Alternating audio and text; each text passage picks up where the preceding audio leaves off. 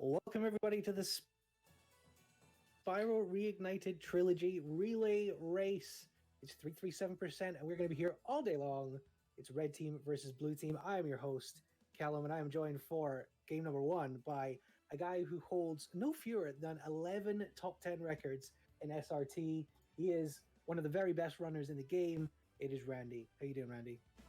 Hi, I'm doing pretty good. Pretty excited for the race. We got Team Caboose versus Team Donut. Pretty excited. Yeah, I mean this is the one for me. We were talking about this beforehand. Obviously, we have the leaders in each of the three categories in this race for Spiral 1, 2, and 3.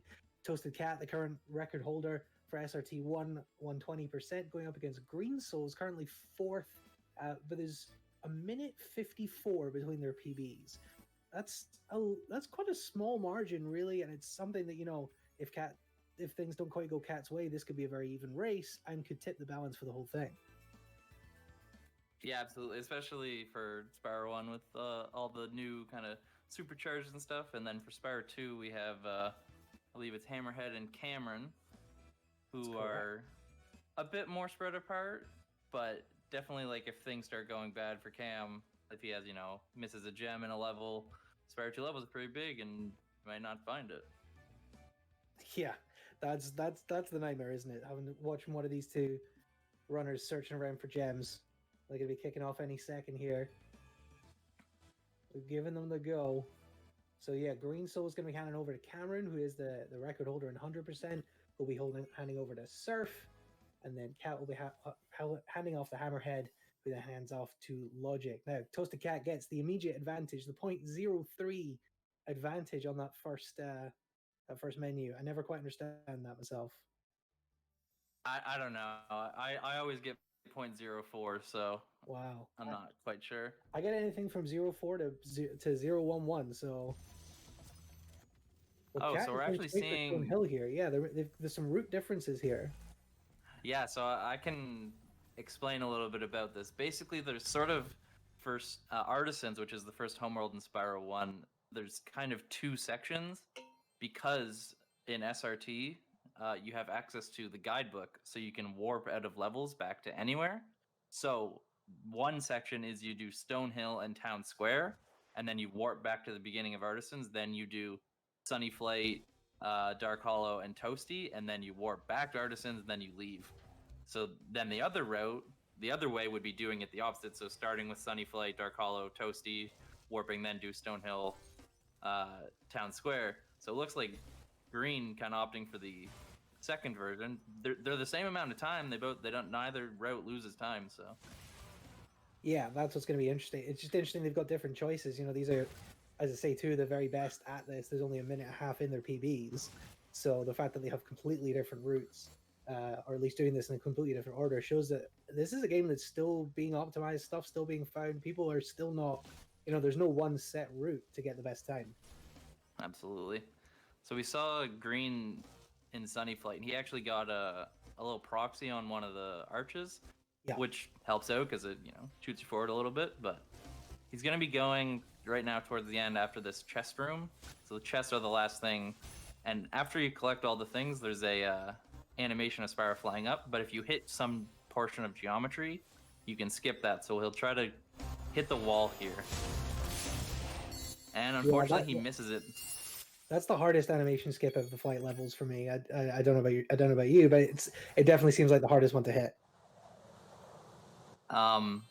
So for me specifically, I go for a pause.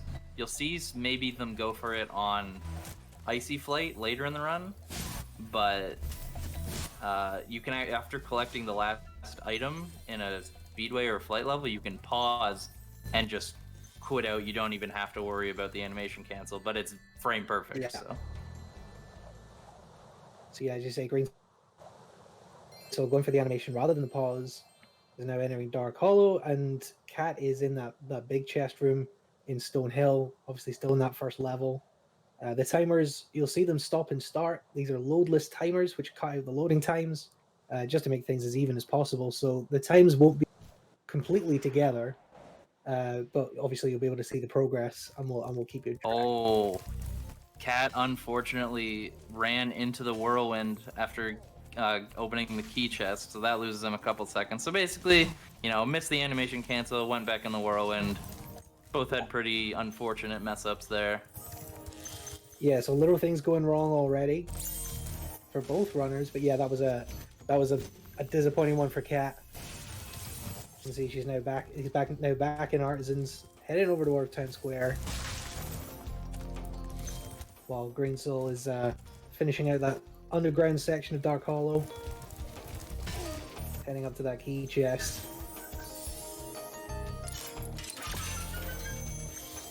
This is the burglar Nork. I don't know exactly what you call that one in the bottom the bottom of Artisans there. Yeah, I guess they're just like the burglars. Steals the worst gems in the game, obviously, because that's what you'd do if you were a burglar. Yeah. So Yeah, Town Square, we're gonna see Cat. Hopefully, there's a cycle he wants to hit to kill one of the bulls, and if he messes up pretty much anything, he misses the cycle. So hopefully, he can not do that and actually get the cycle. Yeah, we'll keep an eye on that for now, as Green Soul's just picking up last couple of gems in Dark Hollow, nearly done with that level. Alright, so let's watch Cat coming into Town Square. Avoids the fodder, because Sparks will chase fodder even when gold, which I believe he doesn't do in OG, if I'm right. I'm not sure, but here's a good segue. Speaking of OG, you saw Green actually leave the vortex from Dark Hollow. That's because, unfortunately, we do not have a toasty skip like in OG, so we have to actually Cat missing a gem there as well. But at least he recognized it, though. Yeah, managed to double back for it. But yeah, so you have to go through at least one vortex in Artisans to be able to get Toasty open. So Toasty, one of the hardest levels might be. It's definitely up there for hardest levels in 120, because these dogs are very, very unforgiving. They often iframe your flames and whatnot. But we're gonna see. Very vicious. We're gonna see a bit of a maybe advanced isn't the right word, but a bit of a tougher tech to nail on each dog. It's a double flame.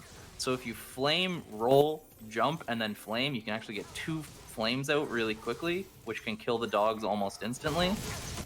Yeah, I mean, then you don't have to wait. If you've ever played Spyro 1, you know that these dogs are some of the most horrible enemies in the entire game.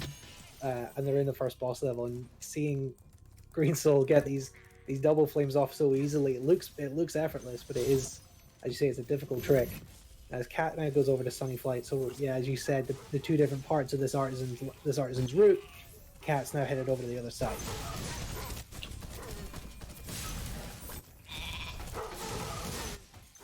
So one thing about these 2 runners specifically that I know Toasted Cat was kind of mentioning to me, because we often like chill in VCs and talk while doing runs and stuff, was that he was actually pretty scared, because if something goes wrong for him, he gets to Green's level, but he's kind of worried because Green is kind of seen as this Mr. Consistent.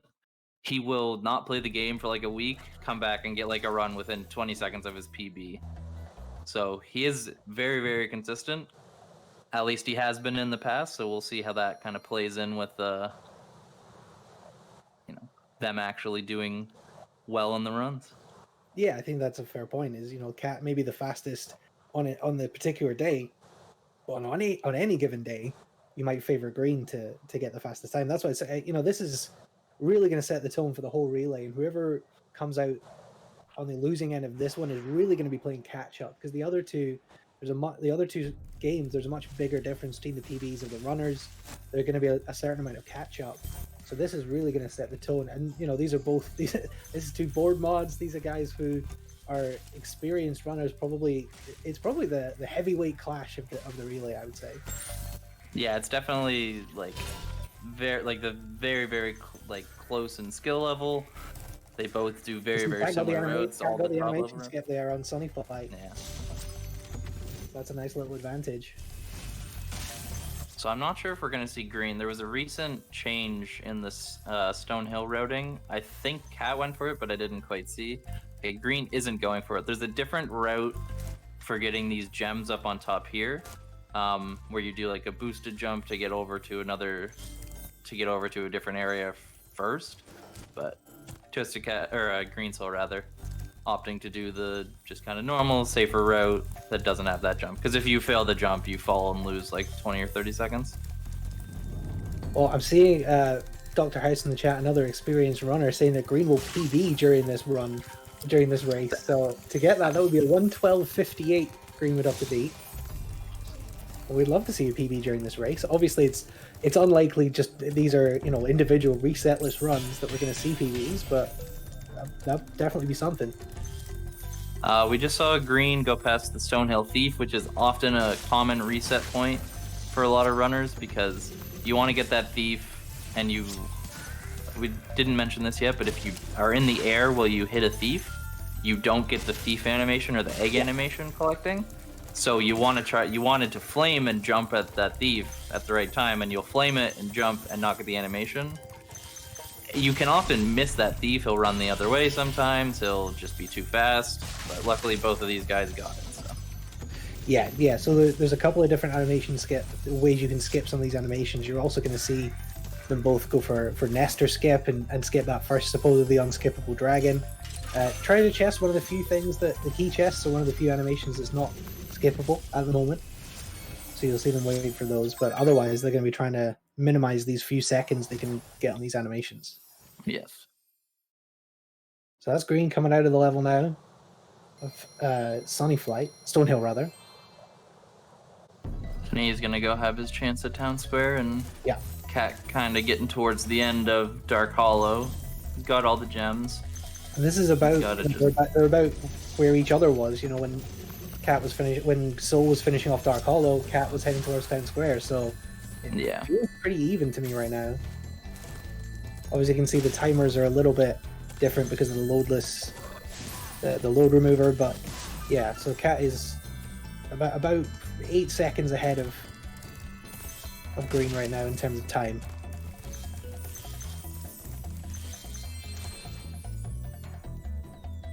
But we're still going to be seeing who's going to get out of Artisans first, who's going to get into Peacekeepers, those worlds are going to be a good indicator of us, a good milestone.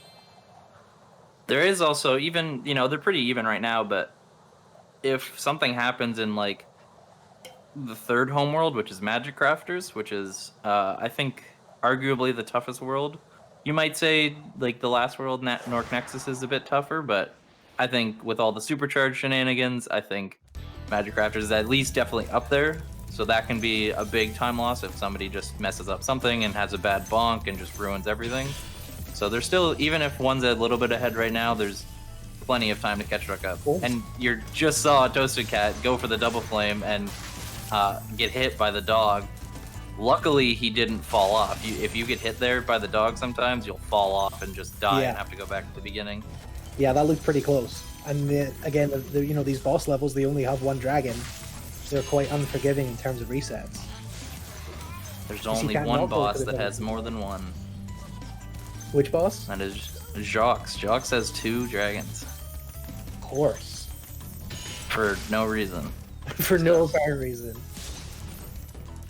Hey, Green getting that thief animation there. You can just wait for him to jump up, and you can, flame and jump and get that thief animation. Keep going. Yeah, that's the dumbest thief in the game.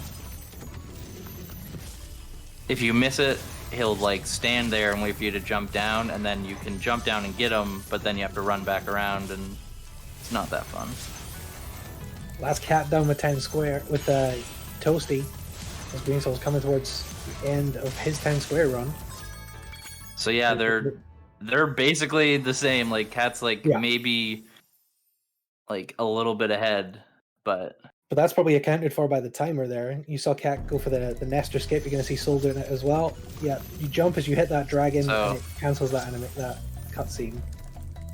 Yeah, it so actually 9:52. Cat heading to Peacekeepers. And Green will get like a 9:50. 9:50. So literally 2 seconds separating these guys. The bigger difference with the RTA is their load times are just different. But like I said, they're literally 2 seconds ahead. So I'll explain slightly about the EBL. So EBL stands for Early Balloonist Load. And when you do that jump, and get the dialogue out of the way before you hit the ground, it actually changes the homeworld in the files to the next one. That's why it stops early. So that, like, instead of waiting for there's running at them, the timer will still go. So if you do that jump, it makes it the next homeworld faster. Yeah, exactly. So that's another little time save they're going to be going for. All these animations and dialogues and things that they're going to be trying to skip. It's a very movement heavy category. There's obviously no major skips, but there's also those little mechanical differences as well. Yeah. Yeah, so 2-second difference coming out, and you can see now it's about a 3-second difference. So slightly faster in Peacekeepers, but again, 3 seconds. This is a 75-minute run. This is nothing right now. Yeah, like Cat, green misses like an enemy, and it's even completely again. Like that's how close we are, kind of right now.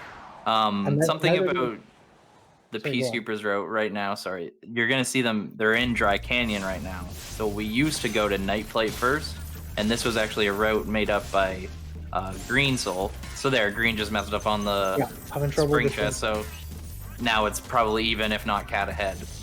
Like that's how close they are. So we used to go to Night Flight first, and we did a jump across like the goo, and it was tough. You needed at least one sparks for it, and you would often lose runs if you just messed it up because the wall was a bit inconsistent.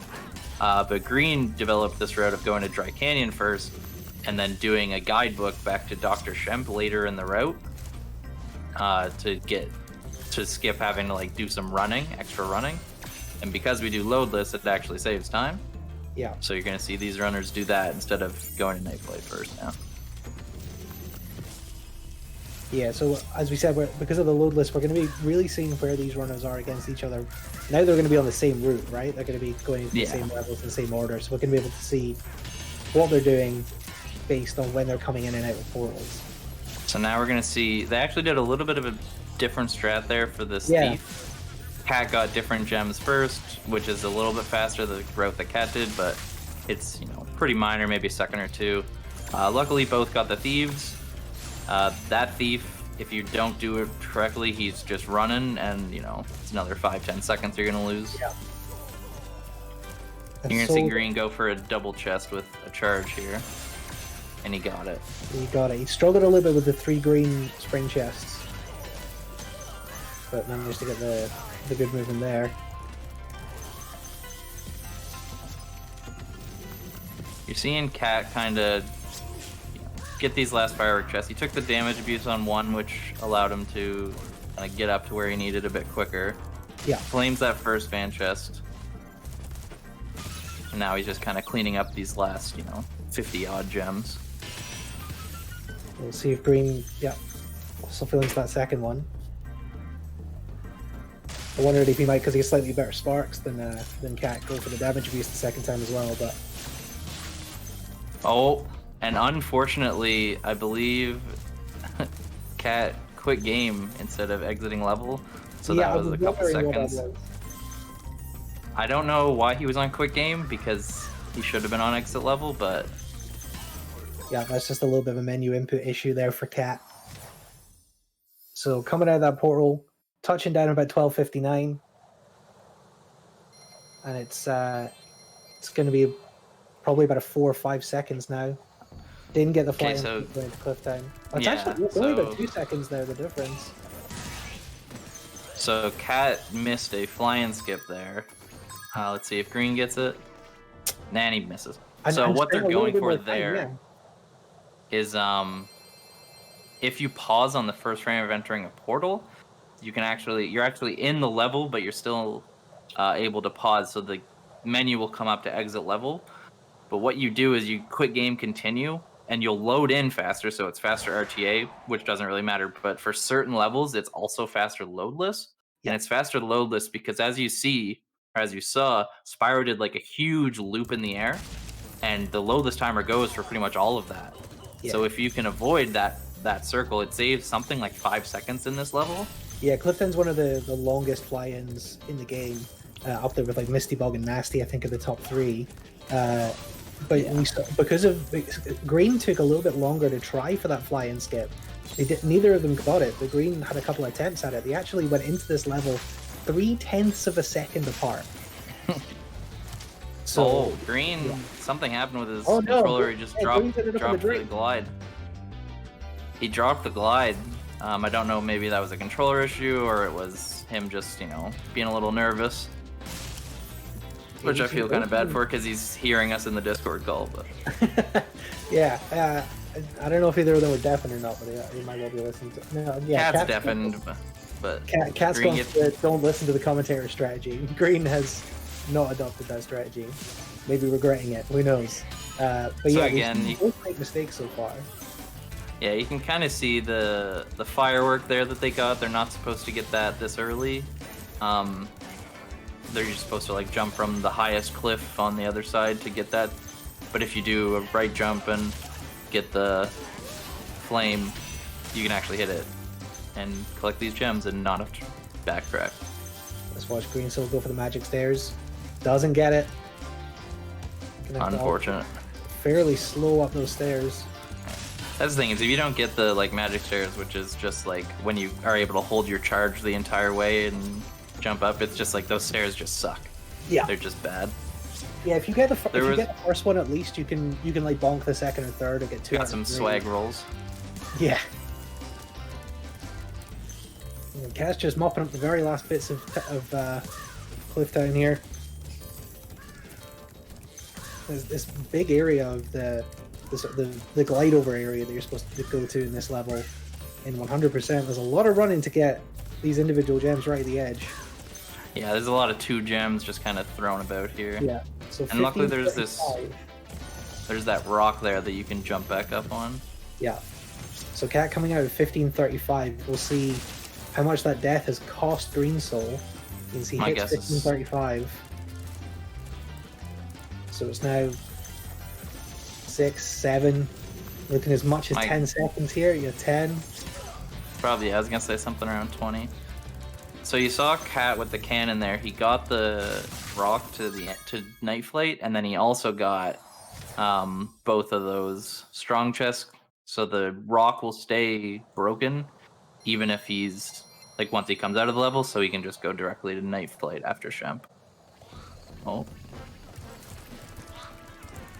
Yeah, so we saw basically taking a hit there. Shemp at the same time as Green Soul left Clifton, but Cat having real trouble with the jump there. Yeah. You can just like that jump isn't too hard, but I think maybe it's the nerves getting to him. You can just directly jump up and get those, get that gem, or the chest rather. Yeah. And it saves like a little bit of time from just running around and running back. I mean, we're probably talking to people who know SRT here, but it's another thing to be aware of in terms of strats between OG and SRT, is you can't pick up gems while jumping in SRT, which is something you could do in OG. That does change how you're able to get gems on ledges and things like that. So you just saw Green get it first try, because Green is kind of nuts at this game. Green's Mr. Consistent, that's what we said. You know, you're not wrong on that, because Green has 12 top 10 records in SRT, which is one more than you, Randy. I did look it up. So him and I are actually tied on the same day for Spyro 300%, and neither of us have done another run of it. Well, if you can be as good as Mr. Consistent, that's a pretty good ranking. So you can see Cat's just finished with the Shemp boss here, where Soul is just about to kick it off. So we'll watch their exit times. Gets the early flame there in the first stage. There is some naked butt. One of a few in the game. It's true, we got a couple. Most of them in Peacekeepers, if not all of them. All about the button Peacekeepers. Yeah. Gets the skill point, obviously crucial. So yeah, now you see Cat going to our second flight level, Night Flight. Cat, insanely good at this flight. He often gets like 101s, 101.8s, or 102s, which are really, really solid times. Green, I think really, really solid as well, but I don't know if he's on the kind of same level. So, a couple seconds here and there on the flights can help. So 1737 into Night Flight for Cat. So we'll watch that for Randy just to see what the gap is right now. Oh, fails to jump up to Night Flight. He's gonna time out. Yeah. So about 12 is the gap right now. These arches again. We saw proxies off them in Sunny Flight. They have the weirdest physics of anything in this game. Also with flights, you want to be trying to fly as close to the water as possible. You go a little bit faster. So you'll often see after certain ones, they'll charge down. And certain ones, they'll just angle down to get close to there. Yeah. See, this routing at the end of Night Flight here, I'm a big fan. It's a bit scary, but it's very that gem that Cat just went by, you can sometimes bonk on it. Yeah. And if you bonk on it, you have like one attempt to get your glide back or your flight. Yeah, so 1 at 2.6. Definitely pretty solid. So is it the animation skip at the end of this is one of, I think, the two easier ones to get. Between this one and Crystal Flight. These are the two you're pretty much guaranteed to get. You just sort of fly inside the lighthouse and skip the animation. So for Cat, we're going to see why we're going to see the benefit of doing Dry Canyon first here. Because he's going to go into the key room, get all the gems, and then just guide back to Dr. Shem. Even though we've already completed it, we can just exit from there, and because we're doing loadless, it's just faster than running all the way. 103.1 for green in Night Flight. Yeah, it's about half a second. Yeah, so as you say, guidebook and back now. 1920 after the guidebook all. We'll see where green is. Gets that thief without any trouble. Picks up Gunner. It's a shame we don't get to see any of the dragons, because the dragon designs in this game are so good. It's true. Very true. Give that to your casual playthroughs. Makes it worth it. So 1935 heading into Ice Cavern for Cat. You can see the guy. So he's about 11 seconds faster. Cat is right now. So 11 seconds. So I mean, it was as much as 20 coming out of Clifftown. So green really has clawed some back. Yeah, definitely. It was just that opening of Dr. Shem for Cat, I believe, was just where it kind of, lost a little bit of time. Yeah, Green had just a really solid Shem, and Cat messed up a little bit at the beginning.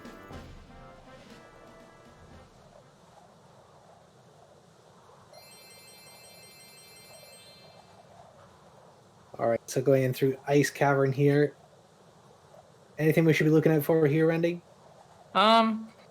I think with Ice Cavern, just a lot of it is just because they're both playing. We should also mention this. They're both going to be playing, or they are playing on 50 FPS. This is due to the fact that gems fall faster at enemies on 50 FPS. So it's just, there's a lot of enemies, a lot of big guys, so you have to jump up and get their gems. Yeah. Just kind of dealing with that. We saw Death Abuse because we have the key. So we're just going to come back, get the key chest. You're going to see them, I believe, Death Abuse in a different spot. I think Cat's maybe done perfectly saves like a tiny bit more, but it's a pretty negligible amount. Because he has to do some extra movement later to get gems that he skipped getting at that point. Oh, Cat takes a hit there as well. That's one of those big enemies. Those are the slow ones you don't want to get hit by. So that's another, probably a second at least. Yeah. So there, like the movement of him doing that Death Abuse a bit earlier. Well, now he's kind of getting caught there for that. Yeah. So there's another bit of magic stairs coming up, I believe. Actually, we're gonna see a slight. I just remembered. Going into the next homeworld, we are gonna see I believe, a slight difference in routing, just because going into Magic Crafters, you do high caves in 2 parts because of some supercharge shenanigans. Yep. And I believe Cat does the harder one first, whereas I believe Green does the easier part first. So you'll see a bit of a difference between doing High Caves 1 and 2. I'll explain more about what the shenanigans are once we get to it, but now that they're in the last level of Peacekeeper, it's just important to mention that they might be doing a slightly different route. Thing also here is if you take a death in the goo here or whatnot, it's, that's a lot of time because you're back before like the magic stairs jump. Yeah, it's a really slow death. These are the things they got to be considering. You see that nice little tech there, getting the second hit on the armored guy with the chest as well. Yeah, because how those guys work is it's not actually, you don't have to hit them 2 times. You just have to change their elevation. Yeah. So if you change their elevation by putting them onto the chest like Green did, and I believe Cat did as well, it triggers that he's dead. So you don't have to hit him twice. Cat getting the EBL, 2241.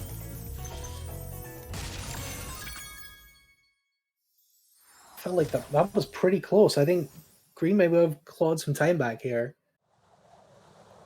Looking at when they came out of Ice Cavern, I think it was 22:31 for Cat, so it may only be a second and a half. Yeah. Again, a lot of the RTA difference is specifically because of the maybe not as much as that. Maybe that was.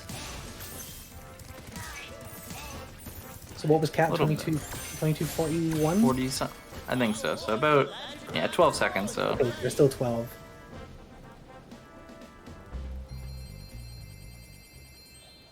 So now we're actually going to see Cat do a bit of a different route. Instead of going Alpine Ridge first, he's going to go to High Caves, and he's just going to run up along and get onto that wall before the guy lifts it. And then you can just jump and get this thief really, really easily. Yep. And then he's just going to run into High Caves. So one of the biggest things that has kind of revolutionized 120% and even some other categories is I don't want to say the discovery, because we always knew that mouse and keyboard runs like existed and were done, but a runner called Blackluster, he kind of found a lot of interesting supercharge things. Yeah. To get, just because you have mouse and keyboard, you can turn with the mouse, which makes your turn so much sharper than a keyboard, or than a controller rather. So you can carry supercharges for so long. Yeah, shout those out when you see them, the keyboard and mouse, because it's not always super obvious on the screen that it's happening unless you see the cursor. But yeah, make sure to call those out. So we're gonna see Cat go for one right now, the harder of the two, I believe. At least he's expressed that. So this is essentially SRT's version of Bite Caves. He's gonna get that first one. He's gonna do a bit of a slowdown. Yeah, so you can slow down your supercharged momentum by sort of rubbing up against the wall. And that obviously allows you to make even tighter movement. And that's a bit unfortunate. Yeah, that actually loses him a lot of time. He's probably gonna take a death here. Yeah, because how you're supposed to do that is you carry the supercharge all through and get all of the spiders or beetles or whatever they are. They're spiders. Or you take the fairy that gives you a kiss and gives you the super flame. But unfortunately, Cat kind of got stuck a bit on the geometry, so he lost a bit of speed, so he couldn't do it. So Green right now, Green is doing the other section, the one that Cat's gonna do later, which involves another lengthy supercharge, which obviously, like I said, it's the easier of the two, but it's still quite difficult. Yeah, like if Cat did it correctly, he would have kept supercharge all the way to here, where he is now. Like, and got Cat forgot. One of those fan chests hits the thief, and he forgot to jump, so we got the animation. So we're gonna see Cat go for this. He's gonna or Green rather. He's gonna jump. He's gonna try to jump and get that thief. Turning in here, getting these sharp turns. Yeah, look how tight this movement is. This is keyboard and mouse. Yeah. So just for anyone that wants to know how hard that is, just go try it once. You see Cat kind of get all of these things. You can actually carry Supercharge out of that room. It's a bit tough. Loses a bit of time, but not too much. So Cat heading into Yeah, Alpine. 25-24. I want to see where green is after this. Because you're going to see green do the same thing of going and getting all these gems that he skipped from going to high caves first. He's actually might be ahead from this, from those 2 deaths. I think Yeah, so. he's ahead. This has changed the complexion of the race. It looks like 6 seconds now. Has Cat put on any extra time going for that difficult half first? I believe it's slightly less optimal to do the difficult half first because, as Lack said in the chat, if you get a fly and skip on that level, because you can also fly and skip high caves, the cycles are a bit better to do the first half or something. Yeah. But it's not too much of a difference between the two, really. But yeah, so we can't the 2 deaths really cost him. Yeah, we can't completely compare where they're at right now. So it'll be once they do the second half of high caves, we'll see really where they are. But it feels like green has made up some ground. He definitely has made up some ground, at least. You're gonna see Cat trying to make this cycle here. This stair cycle is pretty tough to get. Sometimes you get it, sometimes you don't. It looks like he's got it, yeah. Good stuff there from Cat. We're also going to be seeing another strat in this level, again found by Lackluster, kind of finding a bunch of shit in SRT1. This thief used to be a pain in every 120 runner's side. It was just awful. This thief sucked. He was just always too fast. You couldn't get him around the first corner. And Lack found that his cycle, he actually runs and starts his running slower if he's not laughing or taunting you. So if you wait a second, or if you get it on a good cycle where he finishes his laugh as you land, you can just go and get him. But if you're gonna see them, if he's laughing, they're gonna wait until he's not laughing. You see, there was a slight miss on a gem there from green on that big guy, and he did manage to recognize it and go back for it, but he only just caught that cycle on the wizard afterwards. And it doesn't look like it messed him up too much, but that's a bit of a lucky break for green. Yeah. Because this level's so cycle dependent. Yeah, just with all the enemies that lift up. You're also going to see them take a damage abuse. They're both on blue sparks, so they're going to end up on green sparks for the next part of high caves. Nope, green got the sheep there on the way in. Cat got the thief. I didn't see. I think he got it on a pretty good cycle. He didn't look to really wait that long. So we'll watch for green getting that thief. Oh, just after here, okay. Again, have to drop back down for the 10 again. So Cat, because we have the guidebook, he can just take the damage, fall, and doesn't matter that he was gonna fall and die. Yep. Green got so good. they both looked like a good cycle. Both got the good cycle, yeah.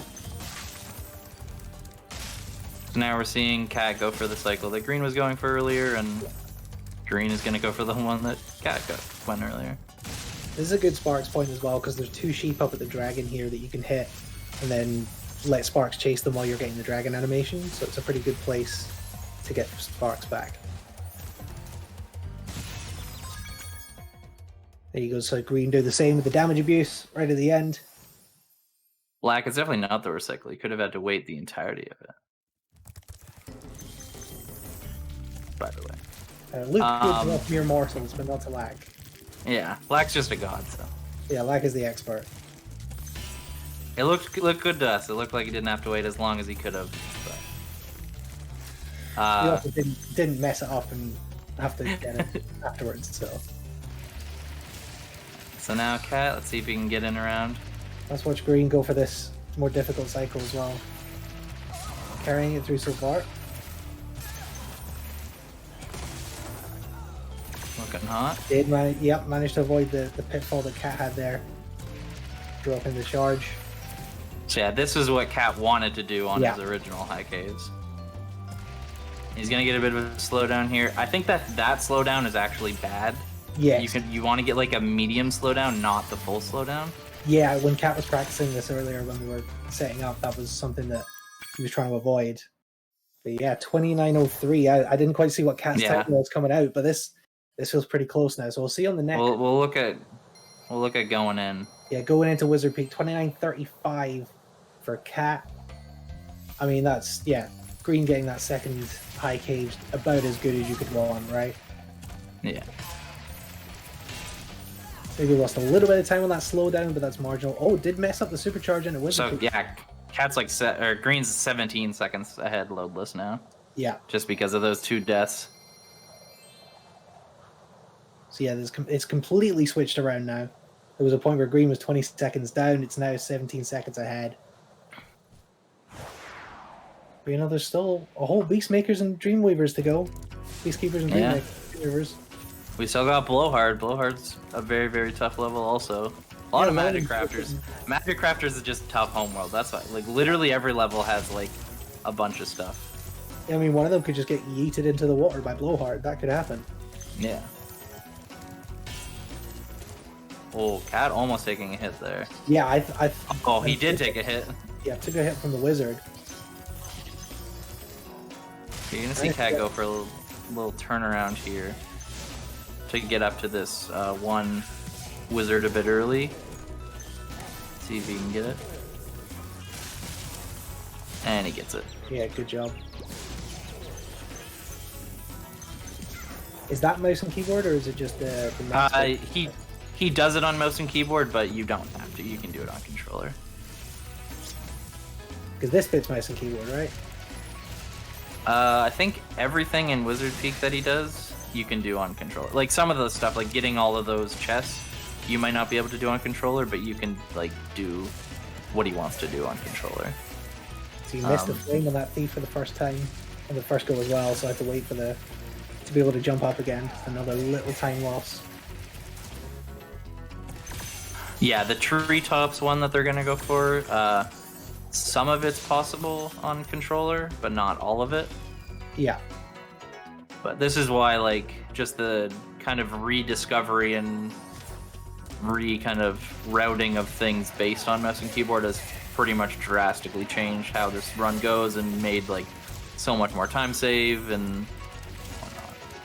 Yeah, I think the community embracing keyboard and mouse really took all these runs to another level. Like, there's a couple runners that do exclusively mouse and keyboard, Lack being kind of the top runner that does it, at least in 120 right now. And there was a couple others. Emily is Slow is one of them. I think there was one more, I can't quite remember. But most people, myself included, like for NBS, I do a mixture of both, where I do the mouse and keyboard strats, and then otherwise I'm playing on controller. Yeah, I mean, I'm still a baby learning all these keyboard and mouse strats. Yeah. So I don't even do half of them yet, but seeing them pulled off, particularly the ones in the home world of Magic Crafters, might be the coolest one. Yeah. 32-7 out of Peak. So yeah, about 15 seconds. So Cat got about 2 seconds back. Yep. We're gonna see into Crystal Flight here for Cat. He's gonna do a 180 as soon as he lands in Crystal Flight, get through the gate and get the planes. Green missing that spring chest for the first time, so another second or two. These are the margins that are gonna matter here. A good double charge on the spring chest though. So you actually see Cat do a slightly slower strat there of getting... Yeah. There's two different ways to get those first couple planes. You either do turn around, get the first arch, and then you get a plane, then you get an arch, then you get a plane, which is the fastest in what the IL does. Or you get the plane. So you see Green going for the arch and then the plane. Yeah. The arch and the plane is sometimes a little bit inconsistent. You might get stuck on the arch and whatnot. Yes. So Cat kind of goes for like the consistency of it, and it's really at the end of the day, it's a very, very minimal time loss that Cat does. Yeah, and you'll see the animation skip at the end here as they go through the arch and go into the wall. Cat gets it no problem. It's less an issue of not getting the animation skip there. It's more an issue of accidentally landing in the water. Yeah. Because if you go through the arch and land in the water at the same time, you have to redo the whole level.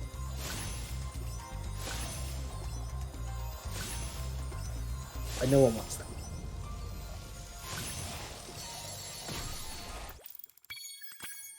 So 51.6 compared to 50.7. So green was about a second behind on the flight.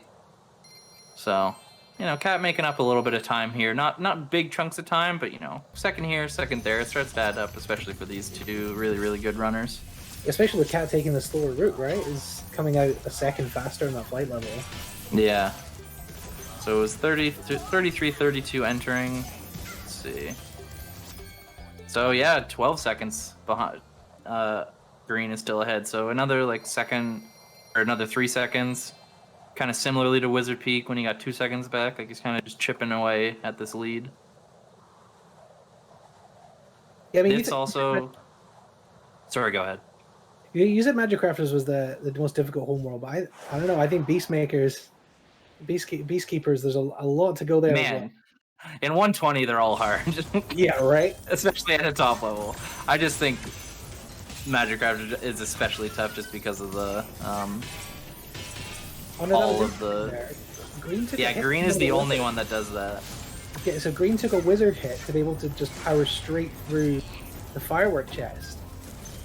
Pretty much everybody else just takes the hit from the firework chest, but it sends you back, so it makes sense that the hit from the wizard would save a little bit of time. Yeah, but obviously it's really timing dependent, right? You have to be able to get it.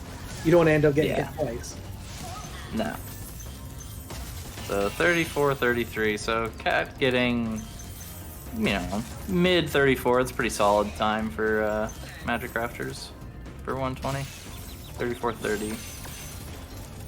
34-40 coming out of the world. We'll see what Green Soul ends up with. Green Soul is to be about 9 seconds ahead. Yeah, something like that. So again, Cat taking some more time out.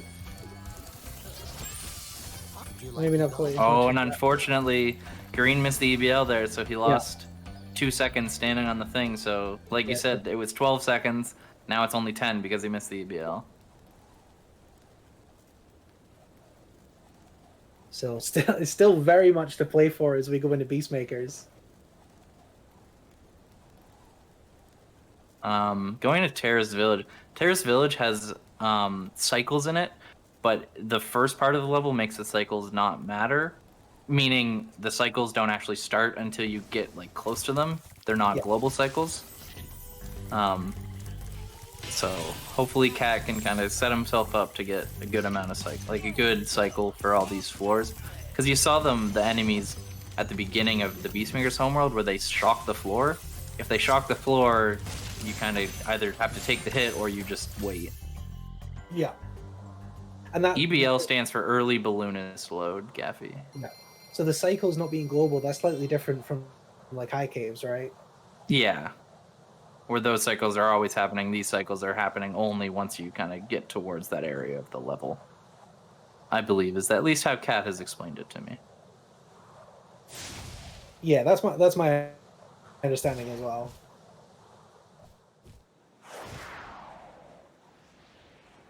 Yeah, so we see Cat's because of just the way these timers work. Cat is quite a bit further ahead in terms of in the game, but is behind in terms of the timing race. I'll check once Green gets that first dragon. We'll see where they are. So now we're seeing Cat make a jump that you're not really supposed to make, but you can make it to kind of get up to this upper area to get the fireworks. So then again, you have to do a bit less backtracking. Swag roll there.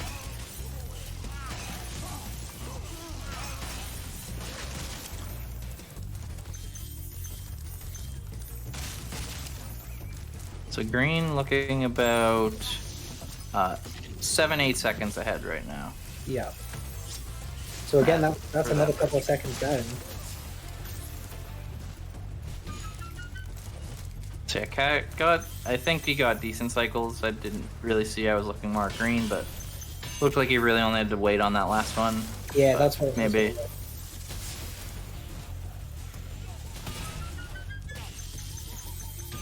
Hopefully Cat can. Yeah, if you're fast enough, you can get that guy before he. Yeah. Shocks the floor. That's a really tight one. Green looking like he's gonna get a decent cycle right now. Rockies look We good. actually might get. Is he gonna go for it? He might go for it. Yeah. Gets it. Really good cycle there for green.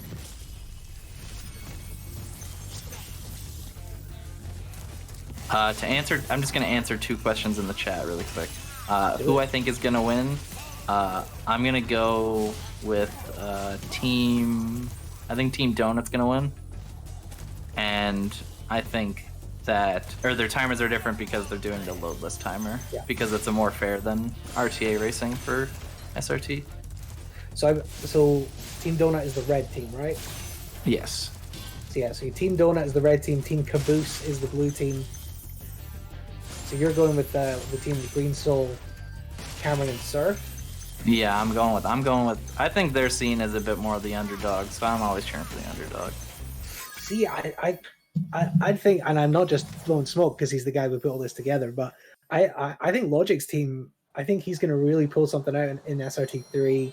It's the toughest game, arguably the longest game. So I'm going for Team Caboose here.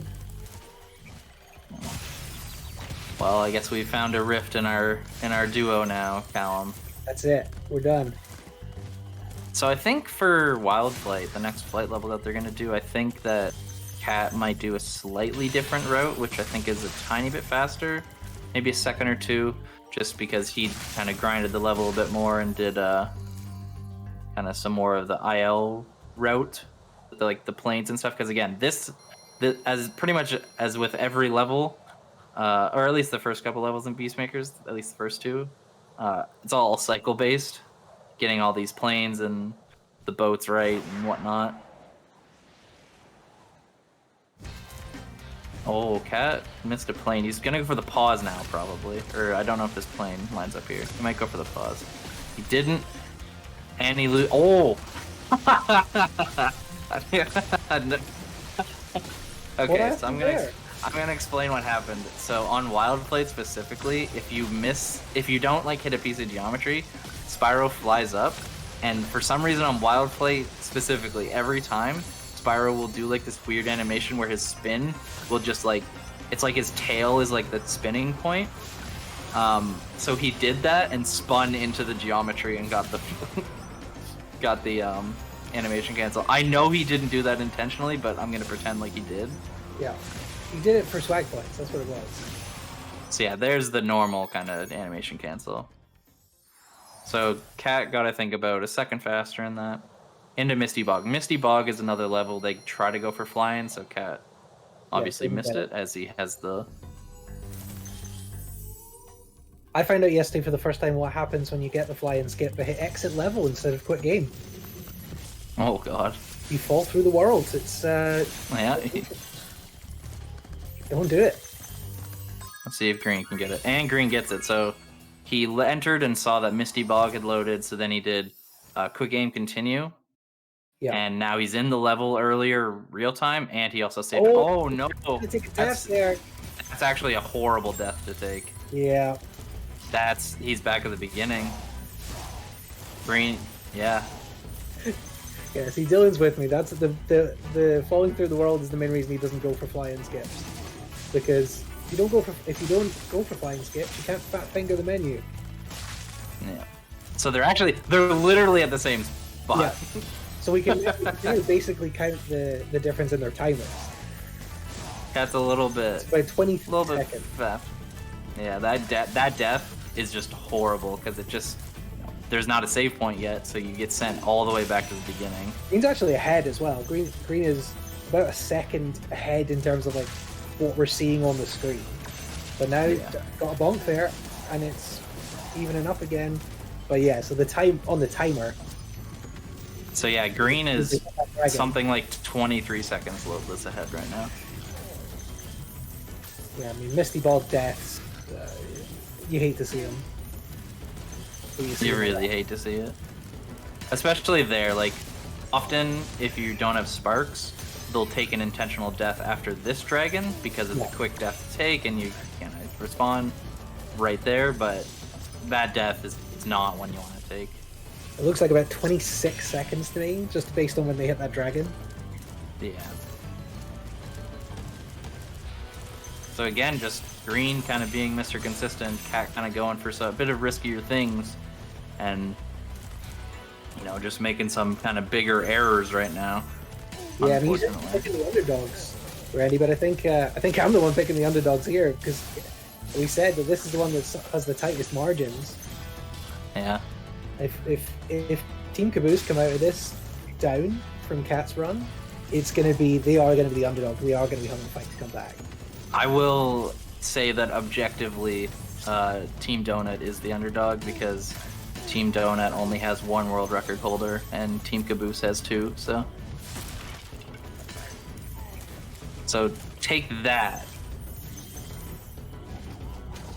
The Team Caboose also is the only runner who's not in the top 4 of their category, so... That's true. So it evens out. That's what I mean. Like, the teams are actually, like, fairly even. Yeah, the teams are very even. There's about a 20-minute difference in the PBs either way in 2 and 3. So it's this gap between Green and Cat that really does make the difference. You saw Cat getting out the level a little bit quicker, but... So, 19 seconds right now is the difference. So Cat did make up a little bit of time at the end of Misty. Yeah, Cat is very, very good at Guanton, and I think Green kind of took it a little bit safer and just kind of finished her out. Now, if you like keyboard and mouse shenanigans, welcome to Treetops.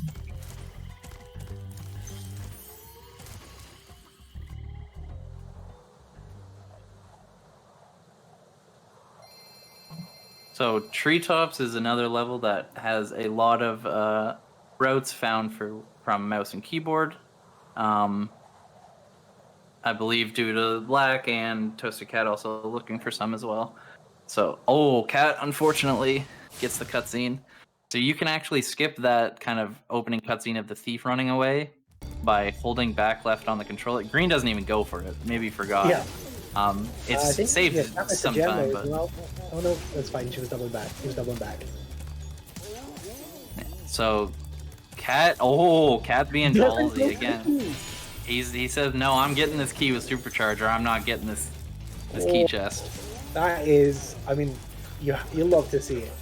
You love to see the confidence. So not going for that key. So again, you're gonna see a lot of Superchargers be held very, very long here because they want to. Like I said, supercharging is faster than normal charging, so they want to keep it for as long as possible. Cat doing a very, very good job on that first kind of section. Green not doing the supercharge there, the full one. Yep. So that'll definitely get some time back. I think they also do a slight bit of difference because Cat is going to actually go to the end of the level. Cat got a bonk. He has to go back to the supercharge. He doesn't have the key. Yep. So that's the confidence. He let's see if he gets this one. Okay, luckily he gets that one. He fell. He has to kill him, Rotis, by the way. So they're actually they're pretty much in the same basically at the same spot again. Okay, so they are gonna do the same route where they actually take a death at the end. I don't know if. Let's see how this goes. Okay, Green doing a good job. Missed the spring chest, unfortunately. So Cat gonna go for a turnaround here, and he's gonna try to hold the supercharger and get like all the fan chests. Yeah. Oh no! No, Cat wasn't on it long enough. He wasn't on long. He has to take the death, and he's gonna do it normally, I think. Yeah, well, Green gets it, but also takes the conservative approach. Doesn't take all the fan chests and the thief with the supercharge, which I think. As I say, Green is in the chat, so Green knows is hearing from us how far ahead he is right now. Yeah. Maybe just taking a more conservative strat. So now, so he took the death, and then he's gonna do a turnaround supercharge here, and then get to this last island. Because normally, if you do this island kind of earlier in the level, you have to take that whirlwind up and glide for a super long time back, and it's a lot of time. Cat also on 0 lives. We're possibly. Are we? We're seeing a game over. We're seeing a game over. That's it. That's a game over. Oh no! So Cat out at 44:30, 0.69 by the way. I mean, this is disaster territory. It's gonna be like a full minute, maybe 2 minutes, maybe like a minute and a half or something. Because he has to get, and it's just that last supercharge. It's like you said to me earlier. You know, Cat was nervous about leading off because it means that it messes up for the rest of the team. Yeah. So yeah, Cat just getting back over. He's about a minute behind right now already, so it's gonna be something like just maybe a minute 10. Well, Cat is gonna need a miracle or something to come down from the heavens and hit green. Yeah, so about a minute 11. Unfortunate, just like all the deaths, the 2 deaths in Magic Crafters and High Caves, and you know, another death here and a death earlier, like the intentional deaths. Like those add up quickly, and all of a sudden you're at 0 lives, and you game over. Yeah, and this is we've seen people talking about this in the chat. You know, Green's handing off to the record holder in this category, Cameron. The best 100% runner right now. And yeah, handing off with potentially a big advantage. A pretty sizable, like a 2-minute lead. Or whatever, a minute something lead. But who knows? Like the underdog of the whole race, Hammerhead. He's only 5th with his PB, 20 minutes behind his PB on Cameron. He's gonna have to We are saying this like Green is invincible. He may be Mr. Consistent, but I have seen him throw runs. So it's not out of the realm of possibility that somebody misses a gem in Twilight Harbor or somebody makes a big mistake in Icy Flight and dies, and then they have to redo the whole flight. Like, who knows? Yeah, and I think that's interesting because we were talking. I said when Green kind of didn't go for the riskier supercharged strat in treetops and trying to get all the fan chests, maybe taking it a bit more conservative because he knows he's got a lead. But it's not just his lead to get to the finish line. That's lead. If he's using up that lead to take a safer strat, he's using it up for the rest of his team as well. Yeah. These are the things you got to think about. Gets slightly slow cycle on this second half of Metalhead as well. Oh, and gets a hit. Gets hit also. That's a bit unfortunate. Yes, there is a way. I don't know the way, but there is a way to like manipulate so you always get a good cycle. I'm unaware of it. It's witchcraft. I don't. Yeah. On a bad cycle. Cat getting really. He's lucky they didn't take another hit from that enemy. Yeah, he's getting a horrible first phase. Yeah, this is horrible. That's 3 different stops he's had. And another one here, just so slow on this. So Green out at 47-19. It's such a shame as well, because that's just the cycle. Cat getting a bad one.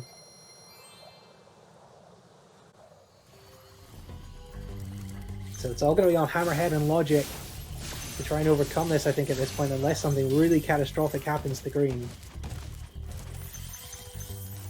Good cycle in the second section, though. Yeah, definitely a really good cycle for Cat. Yeah, much better. That's what Green Soul was wanting to do.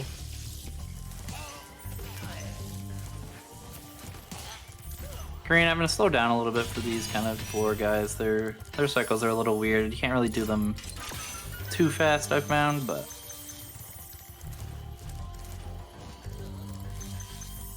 Let's see if he gets the EBL. Misses the EBL, so a couple seconds there. So 4801. 4801 out of Beastmakers. Let's see where Cat ends up. Obviously, we see if it's 27 seconds at least.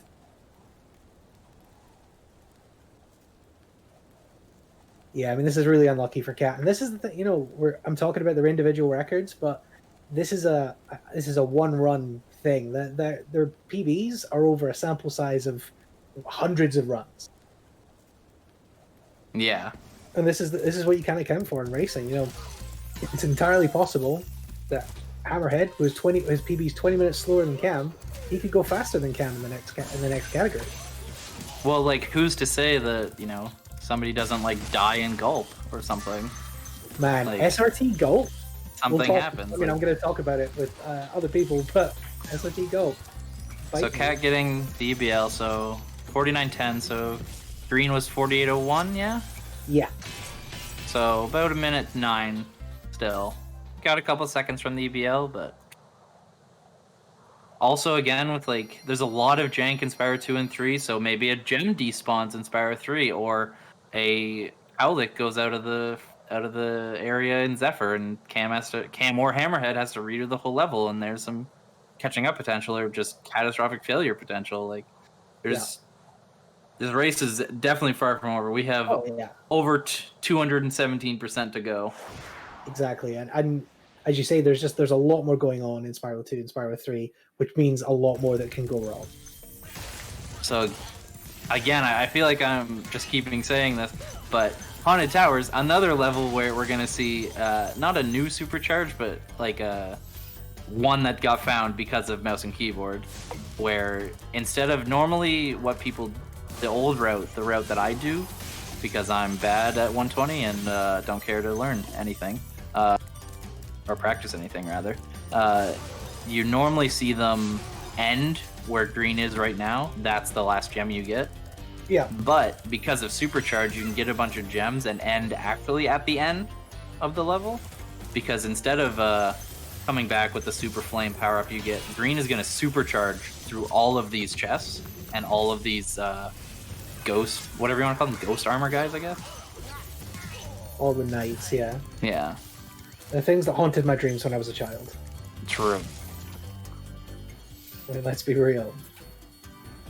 So yeah, it seems slower that green has had to, get the 2 kisses from the fairies, but in the grand scheme of things, being able to only need the super flame for like the last section of this level is just insane. So you're gonna see him go for it now. He's probably gonna switch to mouse and keyboard now. Yeah. That looks like a mouse and keyboard to me. Yeah. So this supercharge is really, really interesting. Really, really cool. He's gonna get to this end strong chest that you normally need super flame for. She's gonna turn back. Gets a fodder at least, so. Yeah, he needed that. It was on green spark. Took it all the way to the whirlwind. And now he's back to controller. Almost certainly. Yeah. Cat, just about time for Cat to go for his supercharge attempt. Cat, fairly consistent at this one. This one, I've been told, it looks a lot harder than it is, but we'll see. Cat also down to green sparks as well. So yeah, just like what Lax said in the chat, like king of mouse and keyboard, as he's the best mouse and keyboard runner. Yeah. This one's one of the easiest, but just because it's easy doesn't mean that there's potential to mess it up. What's the hardest, Lack? Tell us in the chat which one we should really be calling out. You see Cat here with the supercharge, hitting all those knights. Gets the strong chest. Did get some fodder. And yeah, both get it pretty much perfectly. Well, as Cat gets back to gold sparks, my cat Sparks has joined us.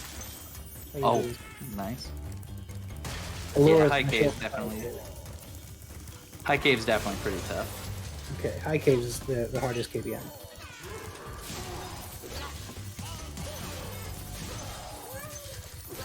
Wow. Sparks making her opinion known. I see. I have two cats. One called Sparks, one called Allura. Allura's going to show up for Spyro 2. Cat got dunked there.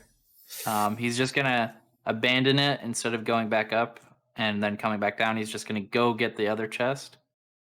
So 51-52 for green. He also guidebooked out of there because we have, like I said, we have access to the guidebook. So he just guidebooked out of Haunted Towers instead of exiting and taking a death like you would in OG.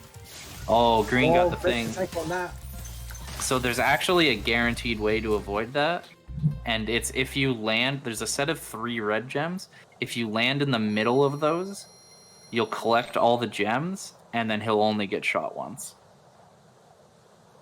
So green, I don't know if he knows that, because he landed in the first one. He didn't land in the middle, and he unfortunately had that.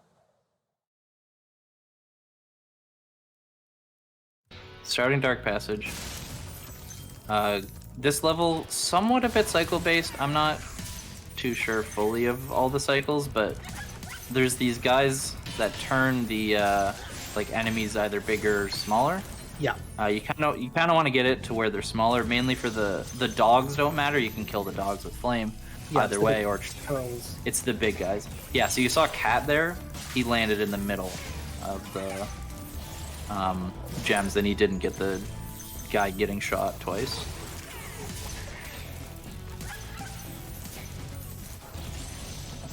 Yeah, if you're too slow, that first turtle in Dark Passage will turn big, and you'll actually bonk on him. Because you have to have the turtle be small to kill them. So Cat's starting out with a swag roll. That's what we like to see.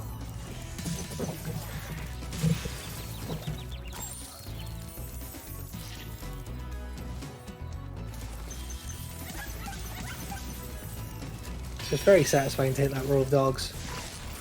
There are certain guys here, jesters they're called, that you actually have to hit to make them change. They're not on a cycle, I believe. So that one just before where green is now was one of them. So we'll see Cat coming up on that in a little bit.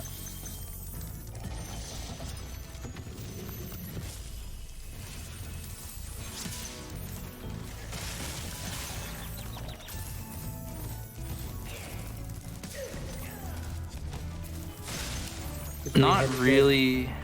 There's not really much to talk about with this level. Like they're kind of just going. Yeah, you kind of just through it. Like it's not. There's not really any supercharges. There's like a bit of like I said, like the cycles, and there's certain like jumps that they're doing because an enemy will shoot them. But for the most part, it's just kind of following these lines that we found to get the best possible like kind of routing through all the gems, because that's really all it. Yeah, it's about the most normal part of the route, isn't it? Because you can just, you could imagine somebody might do this in their casual playthrough. It's just if they get lucky and guess the right way to go. Yeah. There's nothing super technical going on. Like obviously they're still optimizing their movement and collecting the gems as fast as they can, but there's not really much like there was like in treetops or like haunted towers with the mouse and keyboard stuff. Like there's. So 54-49 out for green here. We'll see if Cat's managed to claw back any time. He's in that big enemy in the room now. So we're gonna see green heading to Icy Flight. He's gonna try to do the cannons in Spyro 1 are notably really bad for being slow, but because you can actually do multiple inputs on them, so you can do 2 inputs on a controller, and then also a third and a fourth if you want on a mouse and keyboard. 4 inputs is like insanely fast. Most people just opt for doing 2, maybe 3. Like Cat does 3. Green obviously I think doing 2, just to kill those or to make those guys small to be able to actually get up to Icy Flight. So I think Cat has clawed back a couple of seconds. It was about 1 minute 4 coming out of the passage. The cannons can also jank sometimes if you're like they won't aim properly, so we'll see where we're going. Heading into Icy Flight, I don't know if green will go for the pause. I think Cat will. So the pause, like I said before, if you pause right after getting the last collectible in a flight level, you will see 300 out of 300 at the bottom, and you can just quit. You don't have to wait for the animation, because unfortunately for Icy Flight there's not really a fast animation cancel at all. You could get one, but it would cost you way too much time. It would make it bad to get. Yeah, it doesn't save any time.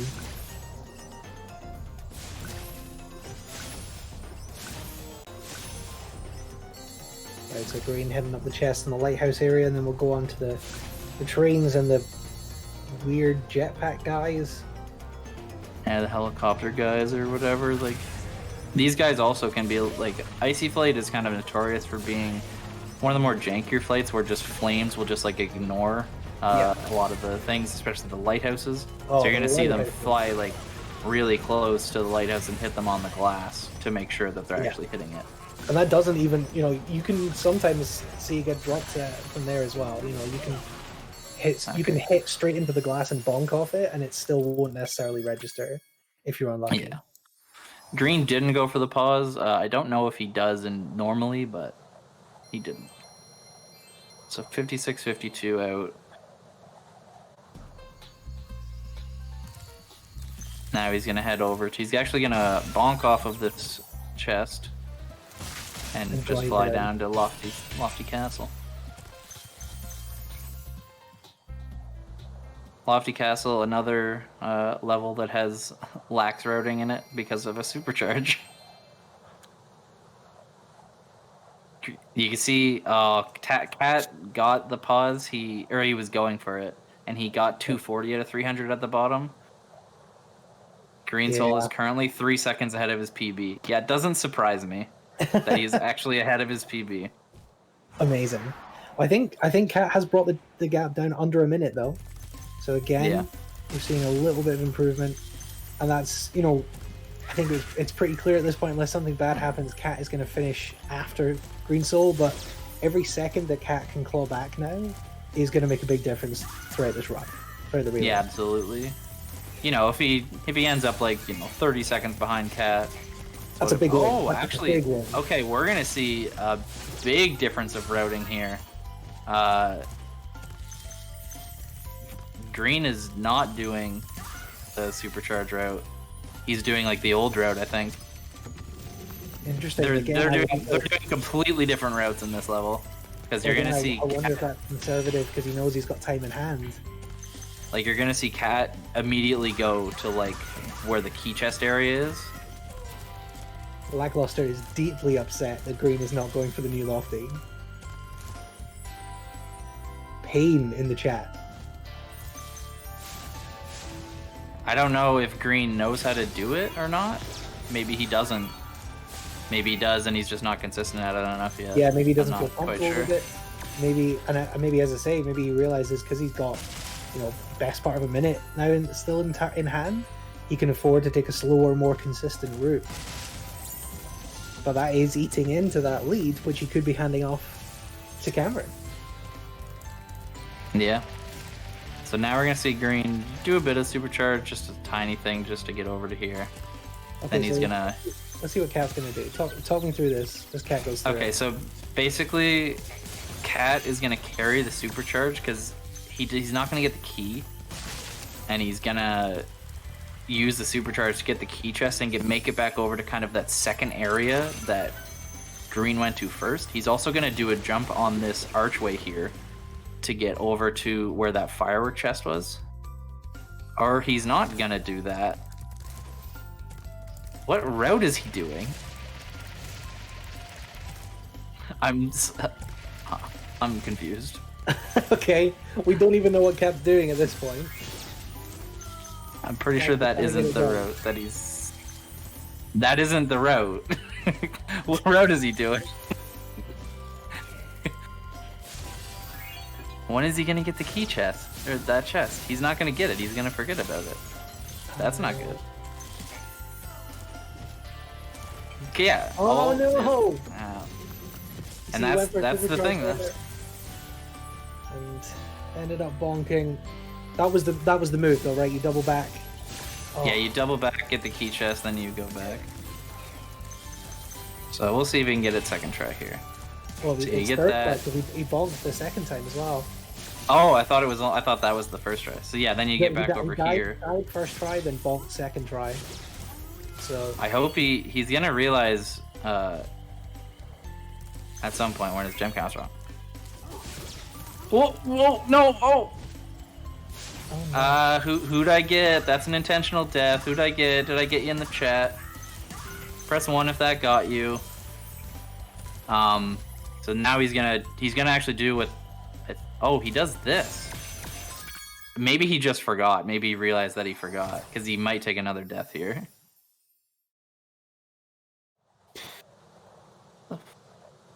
What is he doing?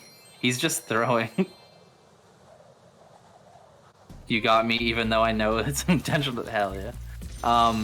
So you're gonna see him now go for, I believe, what's called kind of as the toilet bowl, where he's gonna hold the supercharge all around this area.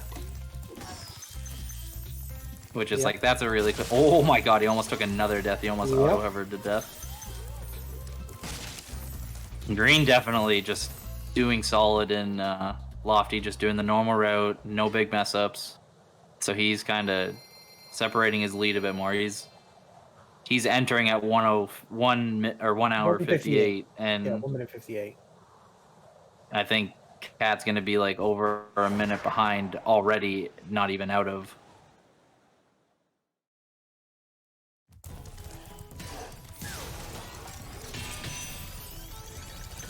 I mean, this is Yeah, I definitely. Okay.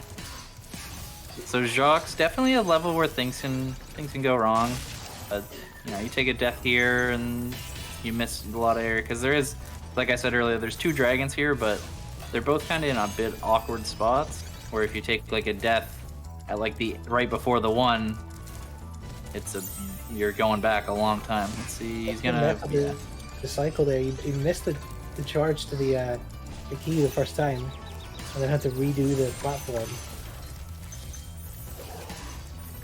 There's a couple seconds. So 1:01:50 or 1 minute 58. So Cat's about a minute 25 behind right now because of that. Minute 25.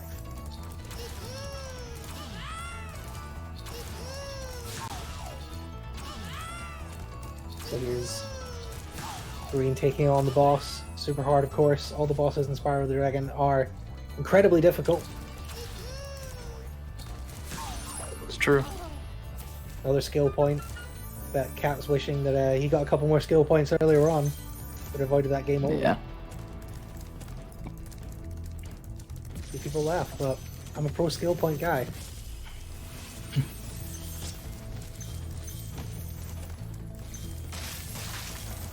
Whoa, just get the hover into there. The Cat getting a really good movement on that platform up to the key chest and then over.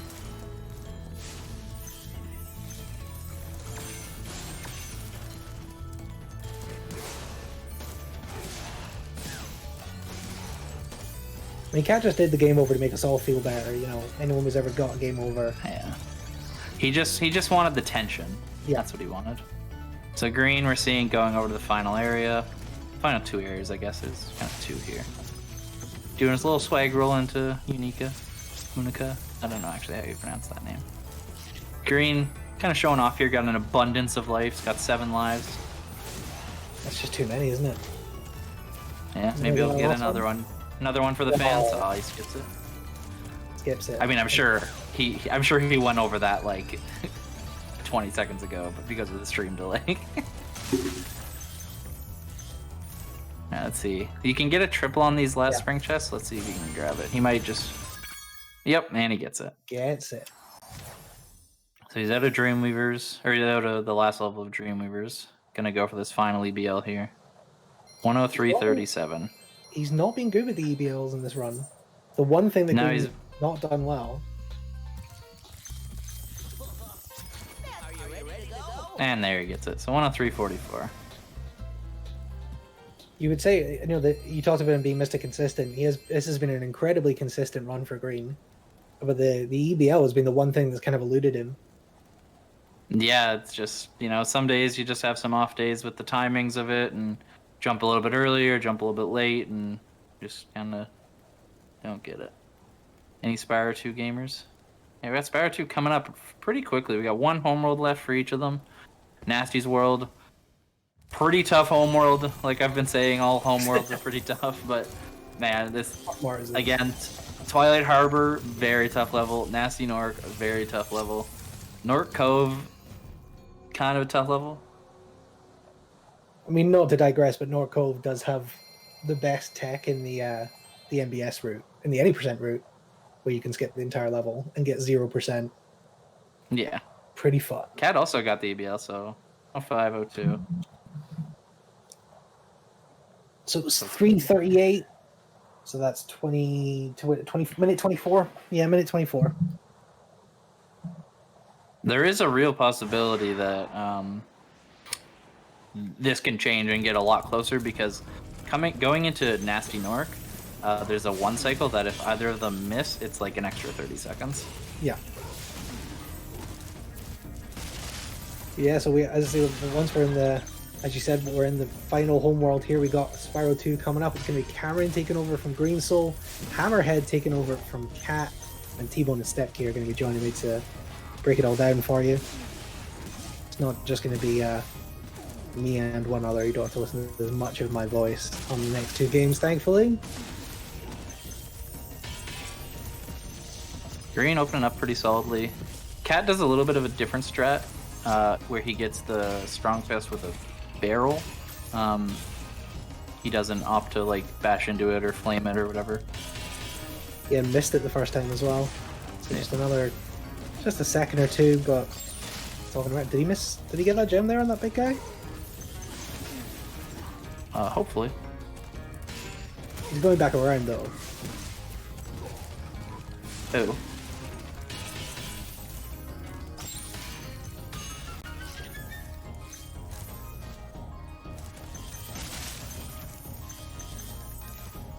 These barrels also can be a little bit obnoxious, where like sometimes you'll charge into them and they'll just like explode. Normally you can avoid it by like waiting, but obviously they don't want to wait, they want to go fast. You gotta go fast. It's true. Green, not missing any gems, so he's good for the first half. I don't know why I consider them halves, it's definitely not two halves, but it feels like two halves. More like thirds. This area can be a little bit obnoxious because it didn't happen to Green, but sometimes that first barrel, it'll only hit one of the guys. I also found it recently when I was doing that. I've been doing some 120 runs recently, and they one barrel for the one guy. There's two like metal guys that you have to hit with a barrel later, like probably 20 seconds from now, and it exploded the one guy, and it's supposed to explode them both, but it made the other guys just like detonate. So then he hit me and I lost like 30 seconds to it.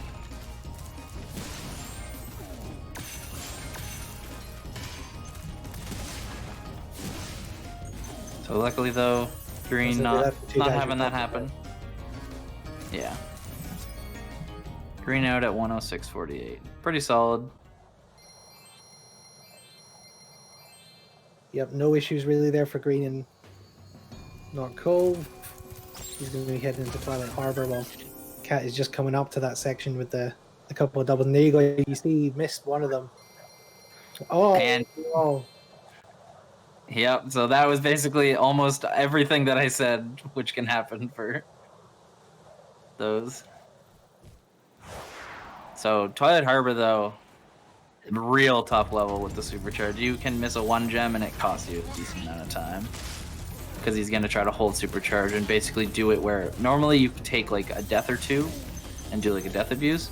He's gonna try to not do a single death abuse and just carry supercharge the whole time. Let's do it.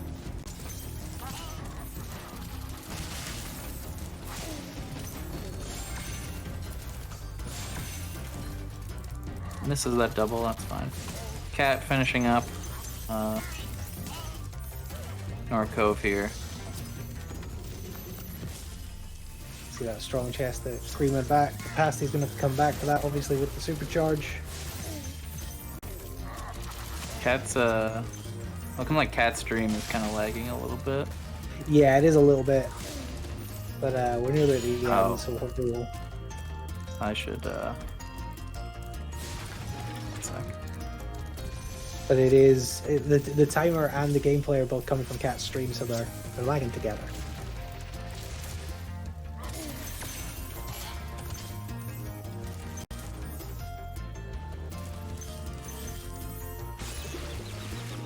Right, Green finishing up here. Takes a death.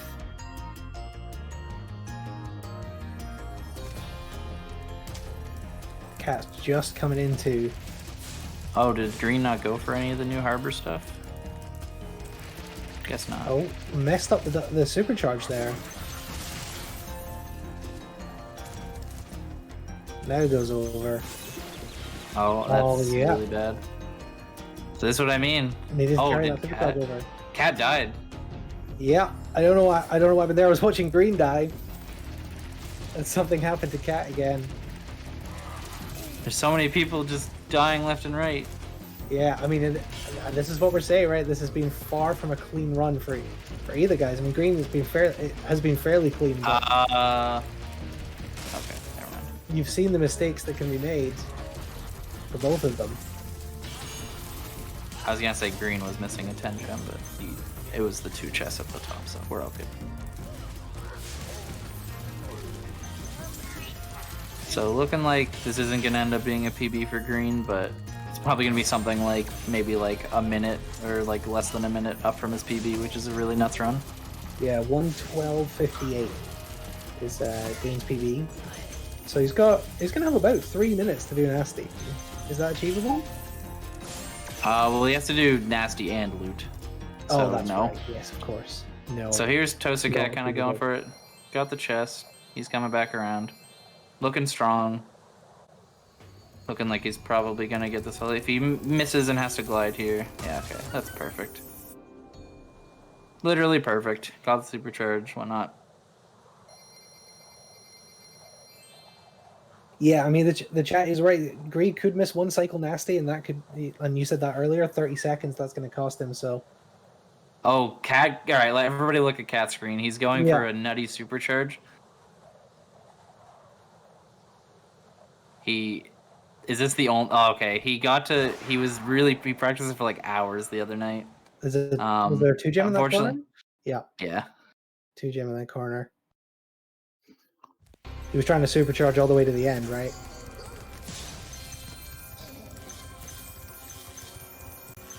That would have been very swag.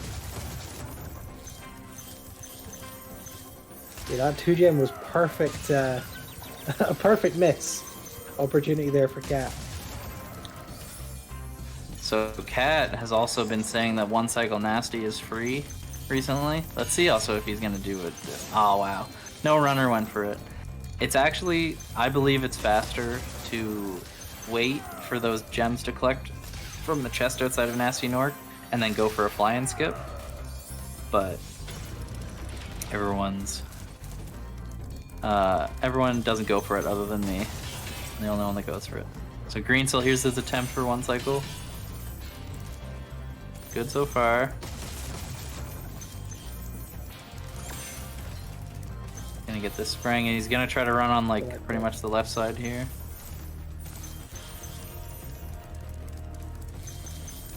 That should get it. I think it's gonna get it, but I'm not that good at telling. He might get it as the turn. Oh, he gets it. Oh, that's got to be like a frame or just 2. Barely got it. That's super close. Alright, now we're going into credit skip.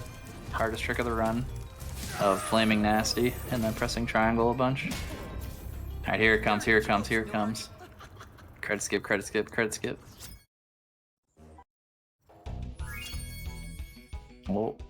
Oh my god, he got it. Big if true.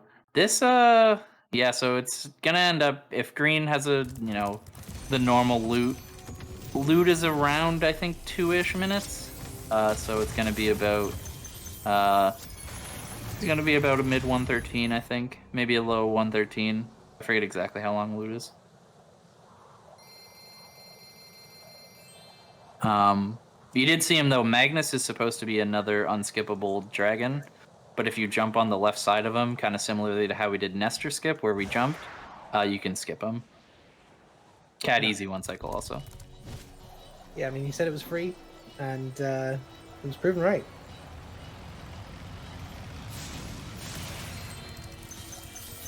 So very easy height cap. So the big difference for how we do loot is I can hear myself. Callum, by the way. You can? I just can now. I think we're good now. Sorry. Okay. If you do a height cap break, which is you basically make the game think that you're flying downwards when you're actually flying upwards, so it doesn't apply the height cap to you. You can fly up to that last thief, that last plane thief, and get his key, and then it opens up the whole area, so you can just fly wherever you want. so we can do everything out of order and do it in a much better order. Basically, green running around getting things as toast as cat just enters nasty.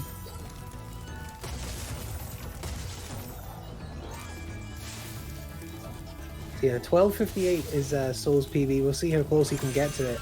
Cat's obviously an 11:04. By cat standards, not a good run. No, He won't bunch be of happy. deaths, game over. Yeah, Be cat tough cat run. won't be happy with this. I think it's fair to say. You know, obviously they're both rock stars for doing this and for being able to do it in any kind of time at all. But you know, cat's not going to be happy with himself. Green coming to the end here. Final fireworks chest room. Trying to frame rate bonk in some. Cat green ends up, like I said, 113.28. Definitely a really solid run. So now I think we're gonna see whoever start. That's a 40 seconds off PB. That's really a lot. You can see Cameron completely ready to take over. So let's bring in T-Bone and Step Key. All You're right, going to be I'll joining just me for quickly SRT2. Randy, thank you so much for your help through all of this, explaining all the tricks and tips for SRT1. It's been a pleasure. All right, yeah, thanks for having me. All right, everybody have a good night. I'll be back in chat, but I have to go to work in an hour, but I'll be back in chat at some point. So, all Enjoy. right, see We'll you still guys. be doing SRT3 when you're finished work. Peace. Hey guys. All right, Gals, so joining us for everyone SRT2, listening. we got T-Bone and Step Key. Hello. They're going to be taking us through what's going on here. Obviously, Cameron on the left just kicking off as we see Cat get a 114.20. Hello? Hello. I don't know what Yep, happens to cats. Cameron heading into Glimmer. Yep. 114.33 for Cat. Now, T-Bone, and there's Hammerhead straight away. The production. We love to see it. Having a little difficulty. Technical difficulties look like. Cameron's timer just disappeared. But you're going to see a lot in Spyro 2. So hi, everyone. I'm T-Bone. I'm live. That's what my name is. As they switch over, Cameron's switching over. Hammerhead just switching over now. He should be starting in just a moment. You're going to see a lot of the routing in Spyro 2 is all about managing the backtracking. So the designers of Spyro 2 intentionally designed levels so that you would have to do a lot of backtracking. In this case, in this first level, Glimmer, actually, you are not meant to finish the level on the first go. In Spyro 2, Spyro gets a number of power-ups. One of the things you'll notice from Spyro 2 that you didn't see in Spyro 1 is Spyro in Spyro 2 and in 3, he can hover. So at the end of his glide, by pressing triangle or whatever the top face button is, the Spyro can do a little hover to get a little extra height. And you'll see throughout the run that both our runners will abuse that fact to get to places they shouldn't get to get to places early, stuff like that, to just get a little extra distance on glides that maybe some are designed, some are not. So yeah. Step Key, welcome in. Yeah. I just don't want to interrupt you.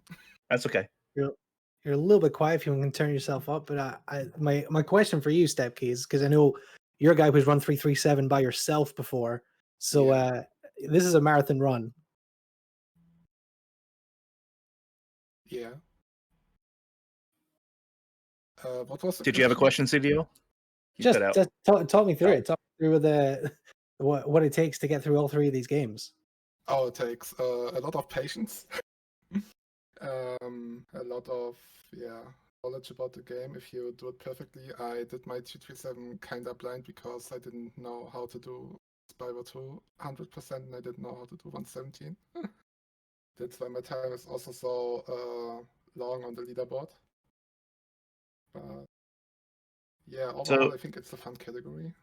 If you're watching Cameron right now, and just had a little trouble here, this is what I mean by the levels were designed to come back later, and we're going to utilize this hover to get to places we're not supposed to get to. You're supposed to come back later with a power-up to climb ladders.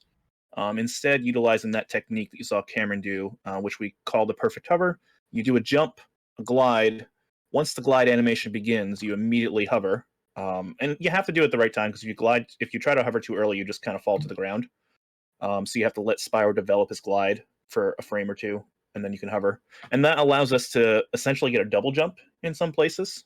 So you saw Cameron jump up on this gem to get up upon this ladder, and we'll see Hammer do it in just a moment as well. You're going to see that utilized a lot throughout this run.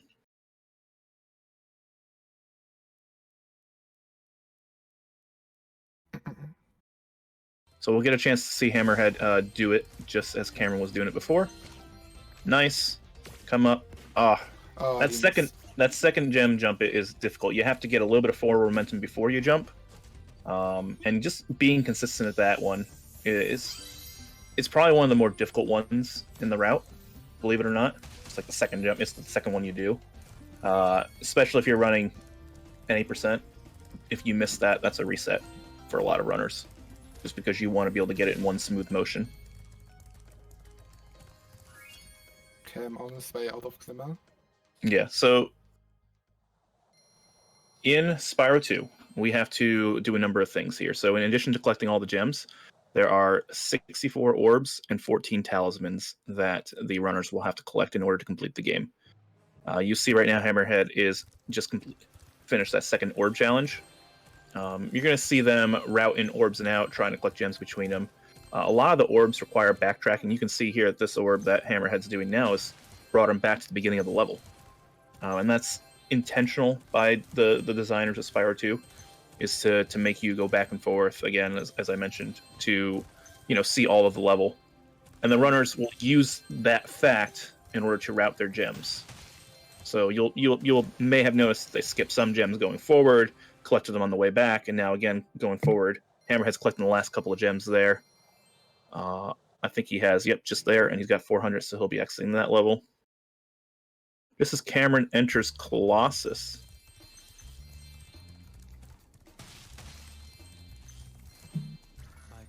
Colossus means it is nearly time for hockey. Yeah, right? It is nearly time for hockey already. Who would have thought? We'd be so blessed. Now, if you watch a lot of Spyro 2 runners, especially any percent, most of them go into Idle Springs first. In the 100% category, you have to go into Colossus first, and the reason for that is because of the way that Idle Springs has swim. And if you complete Glimmer, right, you don't have enough gems to buy swim until you complete the second level. So, again, the designers of Spyro, you see Idle Springs at the second level, you go into it, and then, as a casual player, you discover later, oh, I need to swim, I have to come back later. And that was just kind of another intentional design thing that the creators did. For us, in this 100% category, we go into Colossus first so that we have enough gems. It'll cost 500, which he'll have more than enough because they're getting all the gems. But that is why we go to Colossus first.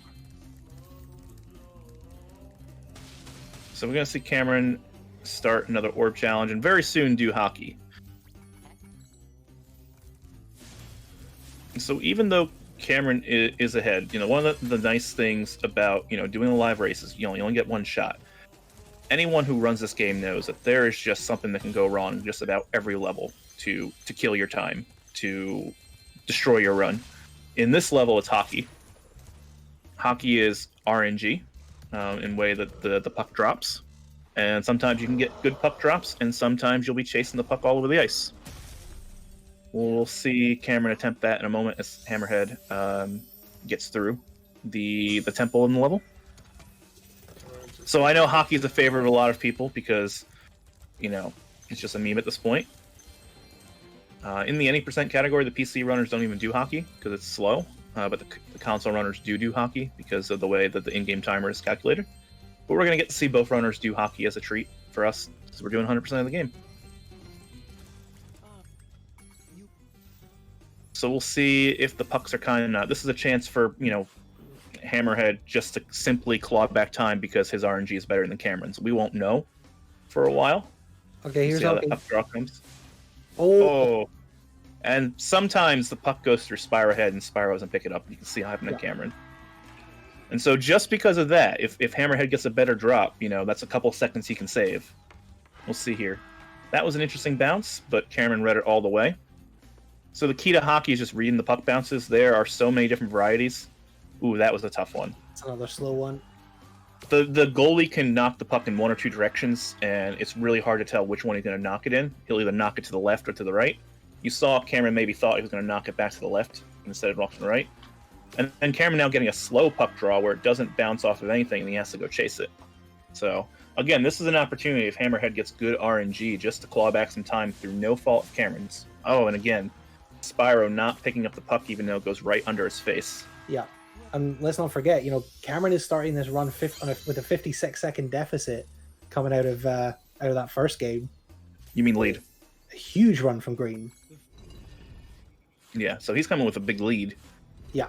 In terms of that, plus Cameron's plus Cameron's PB is about 20 minutes faster than Hammerhead. And that means nothing in this live environment. Yeah, that means a big mountain to climb for Hammerhead. And look at this, Hammerhead getting a nice puck draw. Oh! Goalie got him first. And that's a very risky way he tried to do that first puck, because if you get across that white line, the goalie's going to hit you, or try to hit you. And look at that, the second puck goes right in. So, coming back in, and he's got a great bounce. He's catching up quite a bit. See Cameron clean up the second hockey. Nice work right from That Cameron. first phase of hockey is slower than the second phase. But look, he's just getting great puck draws. Look at this. This is insane. So much better than Cameron's. That's what, 4 really good ones? That was about 4 really good ones. He actually had 5 good ones, but he did make a mistake on the one. Yeah. But still, even just the difference in Hockey 1, he clawed back about 15 seconds. So it's possible that when they leave Colossus, Hammerhead might be ahead on the timer. We'll find out. Yeah, well, this is where we're at with the state of the race. Obviously, Cap being the record holder was the favorite in Spyro 1. Cameron is favored here, so really any time Hammerhead can take out of that 56 seconds before he hands over to Logic for Spyro 3, that's going to be a big deal. Yeah, definitely. Hammerhead's and because this is a race environment, you have to think that both Cameron and Hammerhead are thinking about, what do I got to do? Cameron knows that he is a faster runner at this category than Hammerhead. See, Cameron leaves a 10:34. Does Cameron play it safe, knowing that, hey, I normally have a 20-minute cushion over Hammerhead? Or does, because he's playing it safe, he takes slower strats, he makes mistakes, and suddenly Hammerhead, is just staying with him or getting close to him? Yeah, well, that's what we were talking about that with the last race, right? Is that we were speculating whether or not some of the things that Green was doing that were a little bit slower, a little bit more conservative, were maybe him going for more consistent stuff that maybe loses time because he knew he had that big cushion. Yeah. But that's time he's then not handing over to the rest of his team. So, if he eats up 5 seconds doing a slower strat and then his team loses by 4 seconds, it's a risk. Right. Let's see where Hammerhead comes out at the moment. He might cut it close. We'll see. Cameron enters in. He picked up Swim. He's entered Isle Springs, starting Bud's Orb. Bud has a puzzle where you're supposed to hit those blocks to light them all up, but everyone knows the pattern at this point. Yeah. It's just you jump on the edges of every. Yeah, you just jump on the corners and it lights them all up. Again, talking about RNG, fish here for Cameron. Yeah. Yep. So another spot again where you could be waiting forever if you get a bunch of redfish. So Hammerhead is only 12 seconds down, so he did, I think, gain a little bit of time from the start of Glimmer, just on hockey alone. So again, if RNG is not kind to Cameron, that's more opportunity, if it is kind to Hammerhead, to just pick up time through no fault of anyone's. Yeah, exactly. That's a big time save. There's quite a bit of RNG in some of the orb challenges, so, there's just opportunities for the runners to gain time or lose time through no fault of their own.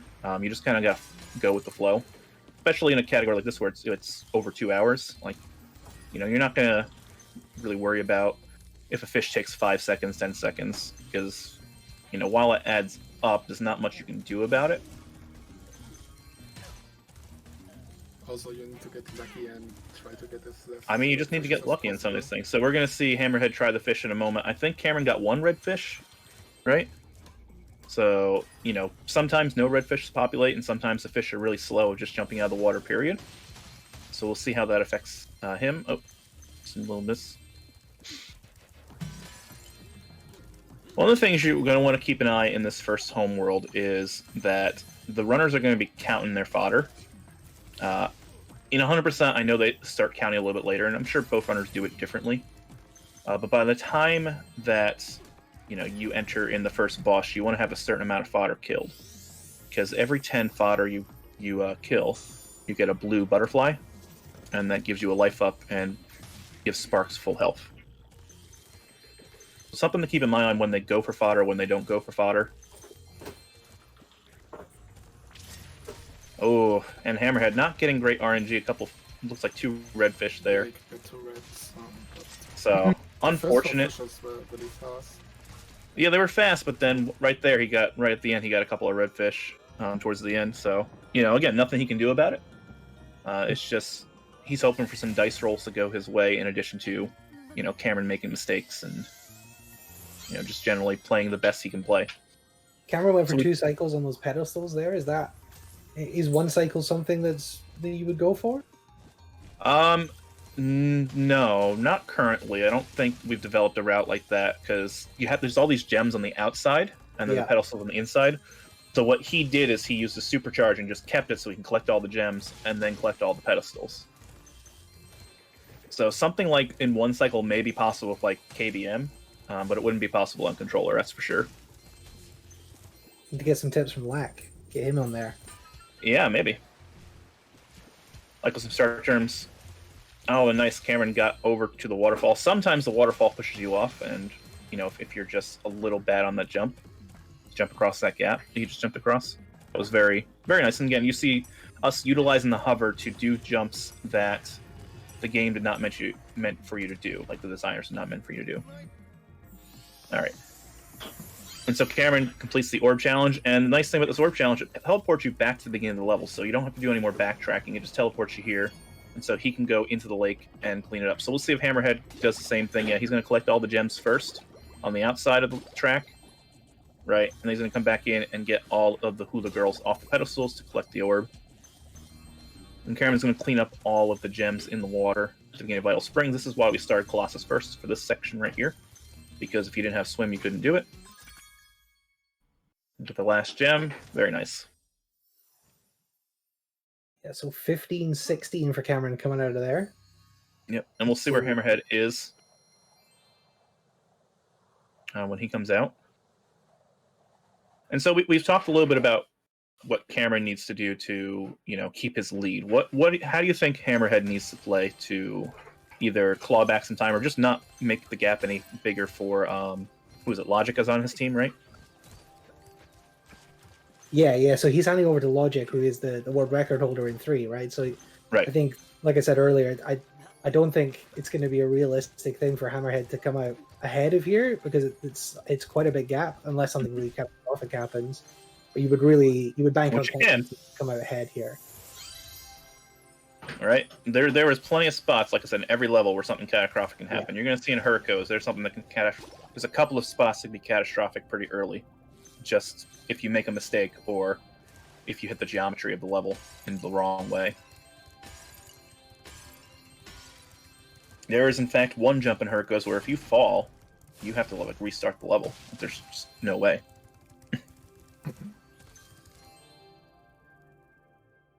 I guess the question as well is, if you're Hammerhead, are there maybe riskier strats you're not as confident with that you could maybe go for and try and save some time, claw some back, or are you just trying to be as consistent as possible?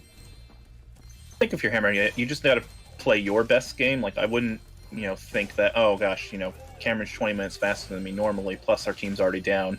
I got to do something that I'm not comfortable with. I think for him, he should let Cameron make mistakes. So Hammerhead should obviously go for the fastest strat. Oh. Cameron takes a death, which is, like I said, Hammerhead needs to wait for Cameron to make mistakes. So Cameron's going to have to restart this level, part of it. You can see it's thrown him off a little bit now. He just bonked on there.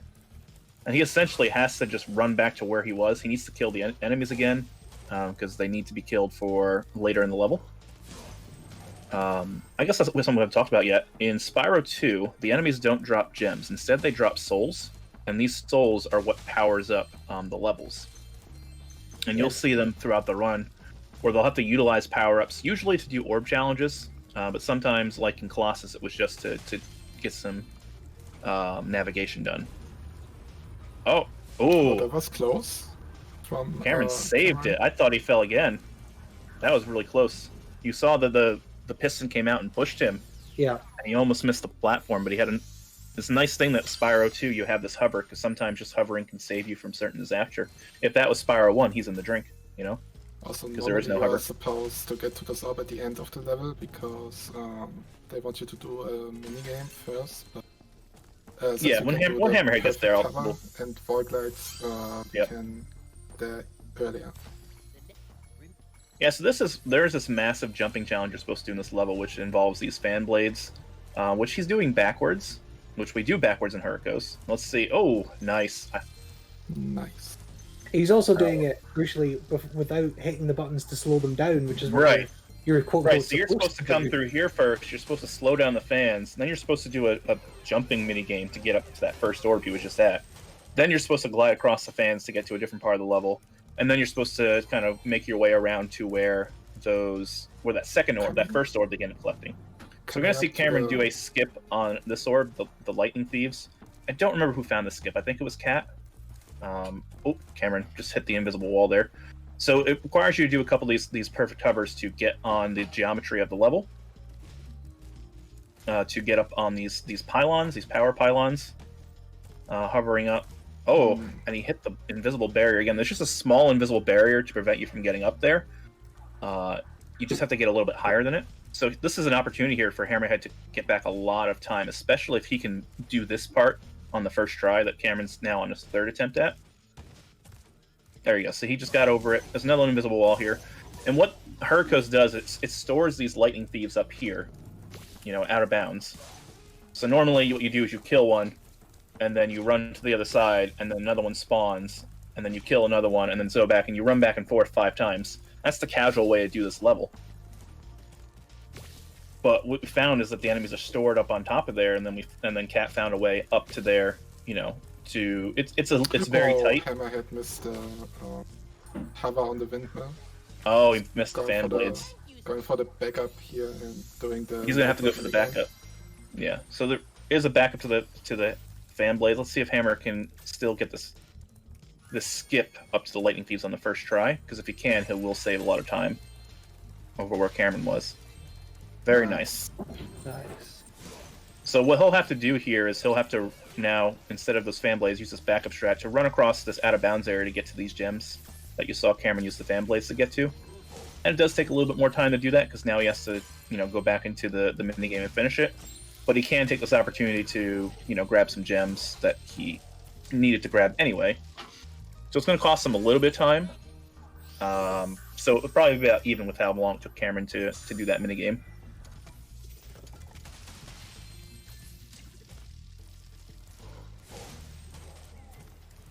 If you like that at the end there, you can see that last gate is not real. You can just manipulate the camera to get past it like Cameron did. So Cameron now is just cleaning up all of the gems in the level. And then we'll get to, the next level very shortly. Hammerhead finishing up the Lightbolt minigame. Yep. And so Cameron got a little bit stuck there. But he should just have a supercharge to go. Well, he's missed one. Hammerhead having to backtrack. Oh, no. Yeah, sometimes that happens too. Unfortunate. Yeah, also sometimes the purple guys steal your light bulbs. Yeah.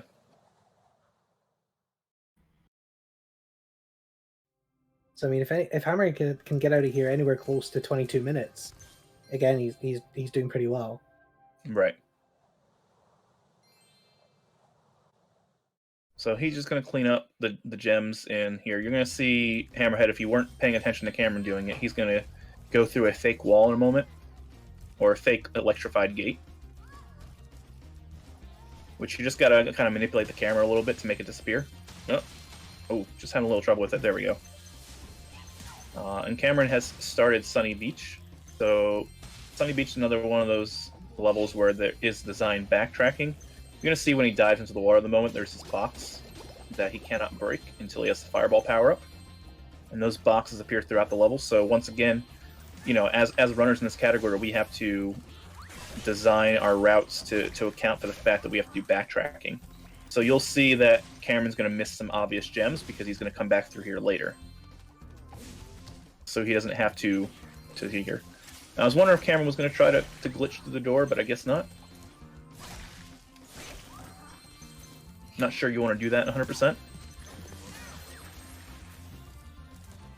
See here, Cameron has made sure he got enough enemies to get the souls necessary for this power-up. 2140 Right. going out of Hurricos for Hammerhead. Yeah, so Hammerhead is only 30 seconds behind. Yeah. Which is really good for him, right? Because as we said, his PB is 20 minutes slower. So if he's under 20 minutes, if he's even closer into that, then you know that he's had a really good run. And he's got a 56-second deficit that he's trying to pick up from the game before. And so he's trying to set up logical, for a chance to win this. And that's his job right now. Like, he's not going to win this part because he's got the 56 deficit, but he needs to set up logic, enough time to come back and win in Spyro 3. And it's certainly possible. Yeah, I mean, there's 20 minutes. About 20 minutes between Logic and Surf, who's going to be taking over from Cameron in their PBs as well. So the gap is about equal between the sort of the PB pace of Cameron and Hammerhead versus Surf and Logic. So it's pretty evenly balanced. It's all going to be about where they're able to shave those extra minutes. And it's a really unique situation because Cat was the world record holder in Spyro 1, and he fell to green by about a minute. So, that's huge if your team can boost. Also, sorry, doing the team donut skip here. Yeah, two attempts to get it. Yep. Oh, Hammerhead just taking some hits. So, luckily there's lots of fodder in this level that he can make up, and hopefully he's counting well because it's going to be very important in 2 levels that he is got the proper count. So yeah, he's gonna wait for the turtle as well. Sometimes turtles walk slow, sometimes they walk fast. It really just depends on where you flame them in their route. You can slow them down by flaming them too much, or not flaming them enough. So Cameron is just finishing up Turtle Soup, where it's a really slow orb, where you just gotta I think it's 10 turtles come out of these things, and they walk very slowly, and you just gotta knock them into the water. So we'll see even Hammerhead catch up a little bit on the screen just by the fact that Cameron's stuck at this minigame, but then Hammerhead will be stuck in this minigame too. Yeah. So Hammerhead's gonna go ahead. Some of these orbs just take time. Some of the orbs take time. So it looks like he's just gonna break some turtle boxes. Also, the Turtle Soup minigame is also a level you're normally not supposed to get on the first visit because you need to climb for it, but we can use the turtle at the end of the level to jump on her back and then hover on the little pipe to get up to the Turtle Soup minigame without revisiting the level. Yeah, we saw Cameron do that. It did take him 2 attempts though, so again, that's another trick that if Hammerhead can get it first time, he's cutting time into Cameron. Right. So we'll get to see at this moment, this turtle is a long escort to the top. Now you can see it turn back a little bit. So Hammerhead's trying to get the right flames. You want to get the turtle doing the surfing animation, which he's not doing so far. Let's see if we can get it. Oh, this turtle just moving very slow. There is a surfing animation this turtle can do, to go up this ramp really fast. And it's just about flaming him in the right spot to get him to do it.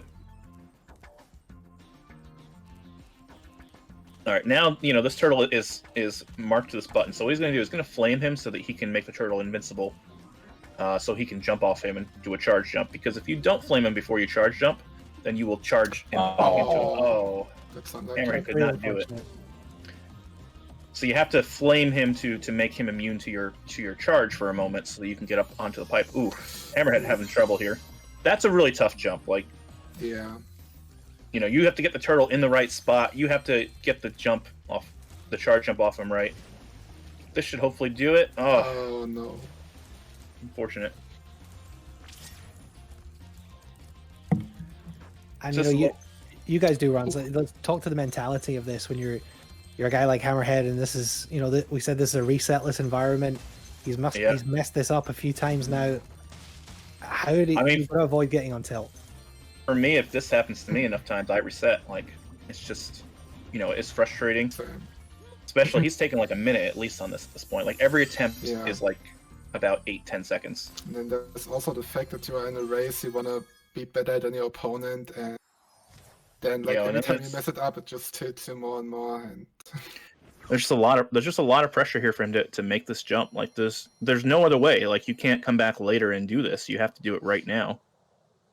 All right, there we go. Hopefully he's got it. No! Oh, just hovered too early. No. Ah, that's And like super every runner unfortunate. knows this. When you start making mistakes, the mistakes just compound.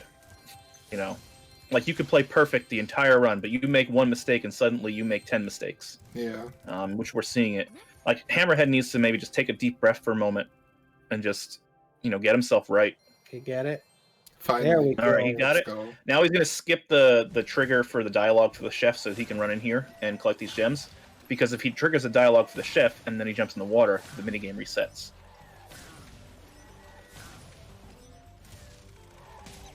All right, Hammerhead's just gonna try and take a deep breath, calm down. Yeah, so we're gonna watch Give attention. Cameron now. He's gonna do something really cool, I think, in terms of like these flight levels after he finishes the time trial. So in Spyro 2, the flight levels have each have two challenges. You have the time trial, which gives you the gems, and then you have an orb game where you take control of Hunter, or you do stuff with Hunter. Sorry, to collect orbs. As every Spyro 2 runner knows, Hunter is the biggest villain in the series. He holds on to a ton of orbs that you need to defeat Ripto for stupid reasons. For example, in the first homeworld, he teaches you how to jump, and he's got an orb in his pocket, and he won't give it to you unless he teaches you how to jump and glide. And then of course Hunter is the final boss as well. So Cameron doing some IS stuff.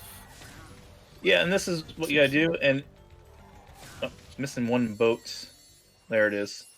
So we're gonna see him now. He's supposed to in this mini game here. First, you have to find the mini game, and so luckily we know where all the mini games are. All right, but if you're a casual player, first time playing, this might not really think. So you come here and you talk to the queen, and she wants you to race Hunter through these rings. And so the way this minigame is designed, you're really supposed to just follow Hunter for the first 19 rings, and then Hunter slows down, you beat him for the 20th.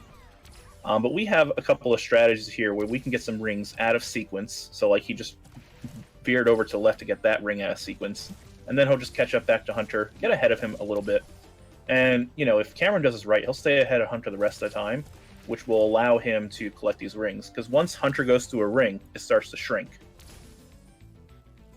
And so the route that was been designed is to get extra rings, out of sequence, and also to make sure that we're not letting Hunter go through rings and making them small, because once they start getting small, it's really a pain to catch up. You talked about the hover already. That one of the other mechanical differences from 1 to 2 is that the supercharging in these flight levels. In Right. SRT1, you're just doing regular charges, and it works a little bit differently to maneuver yourself in the air with the charges. But you'll see you can use the supercharge to kind of weave there and get more momentum. Yeah, definitely. So you see Cameron did a nice job with that minigame, getting it first try, no issues. Now Cameron just has to be very careful. If you pause too early and try to quit game, you will soft lock on Ocean Speedway. You'll get, Spyro will load back into the level and just fly straight, and you have no control over him. And you pretty much have to reset the game. So hopefully, Hammerhead won't have that problem either, because that would be disastrous. So we're just going to watch Cameron clean up the rest of the Summer Forest homeworld and go into Aquaria Towers, which is another favorite of our community. Just for the dialogue. I feel like the thing of Spyro 2 is it has some of the best levels, but also some of the worst levels. Yeah. Spyro 2 is, I think, my favorite of the series. And it's the one I run the most, as a runner. So, for various reasons. One of them is that the 90% category doesn't require any flight levels. The 90%, no major skips, or no level storage anyway. Formerly known as 40 orb. So there's not a lot of tricks in this level because we have to collect gems at 100%. There's nothing really to skip. At least not routed in currently. There is a skip that can be utilized to get to the end of the level without doing all this.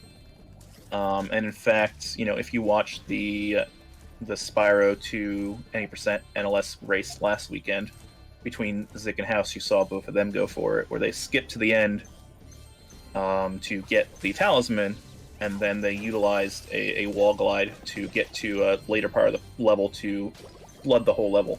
As you can see, Cameron's going through the whole level and flooding it step by step.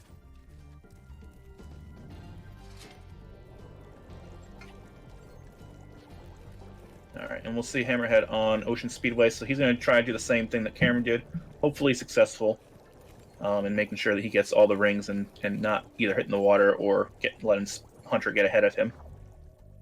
Yeah, Cameron came out of here at 30-10, so we'll see what the gap is going to be. But it is pretty sizable at this point. Yep. You'll see here Cameron is going to flood the last part of the level after he hits that button. And that'll give him access to the entire level and a area where there is a gem challenge. So he's going to come over here, grab some gems, and then make Hoppy say our favorite line of dialogue in Spyro 2. Our world is wet again! Which is hilarious in the any percent category because, in fact, we do not make it wet. You just skip up to the ledge and go. Harsh. It is very harsh. Just murder some seahorses in any percent. You're actually going to find, if you were to actually watch the cutscenes, that Spyro 2 is a very violent game. There's lots of NPC on NPC murder in this game. Oh, yeah. There is, and there's a lot of Spyro doing murders for either side. Yeah. That's also true. Yeah, there's a war between the Breeze Builders and the, what's the name of the other ones? Someone in chat help me, what's the name of the slugs? We'll see when we get there. But 2 minutes 4 seconds is the gap right now. Hammerhead about 2 minutes 4 behind. Yeah. So again, Hammerhead just needs to try to maintain as small a gap as possible. Hope Cameron makes some mistakes. Hope Cameron gets some bad RNG. Yeah. We have also seen like Cameron make small mistakes over the run, so the land blubbers, is that what it is? Thank you. It's not impossible for Hammerhead to catch up again. No, it's definitely not. Like, even on this minigame that Cameron's doing right now, you have to weave in and out to get some gems. Like, Cameron could weave too far trying to get a gem and just miss one of the circle entirely. Like, we've all done it as runners. Trying to just, like, I gotta get this extra gem. And then you accidentally fly under the rings or around the rings. And you just miss it entirely and you have to restart the minigame. So one thing you're seeing Hammerhead doing is before he's flooding the level, he's collecting as much of the gems as possible because you move faster without the water than you do in the water. Just slightly.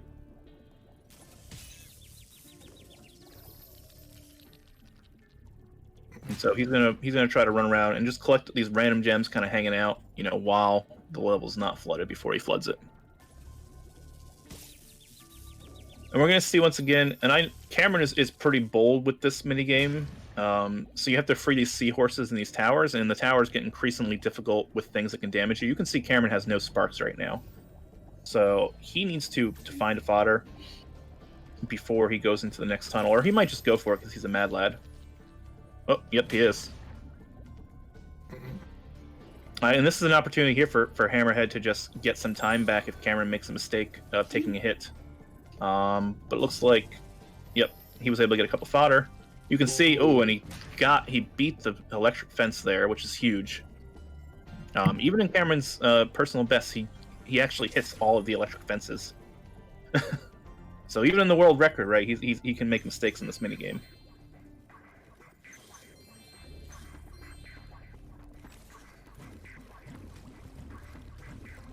So there's another part of this level that is kind of like oft forgotten about, but there's these sharks here that you can use as fireball power up to go ahead and beat up.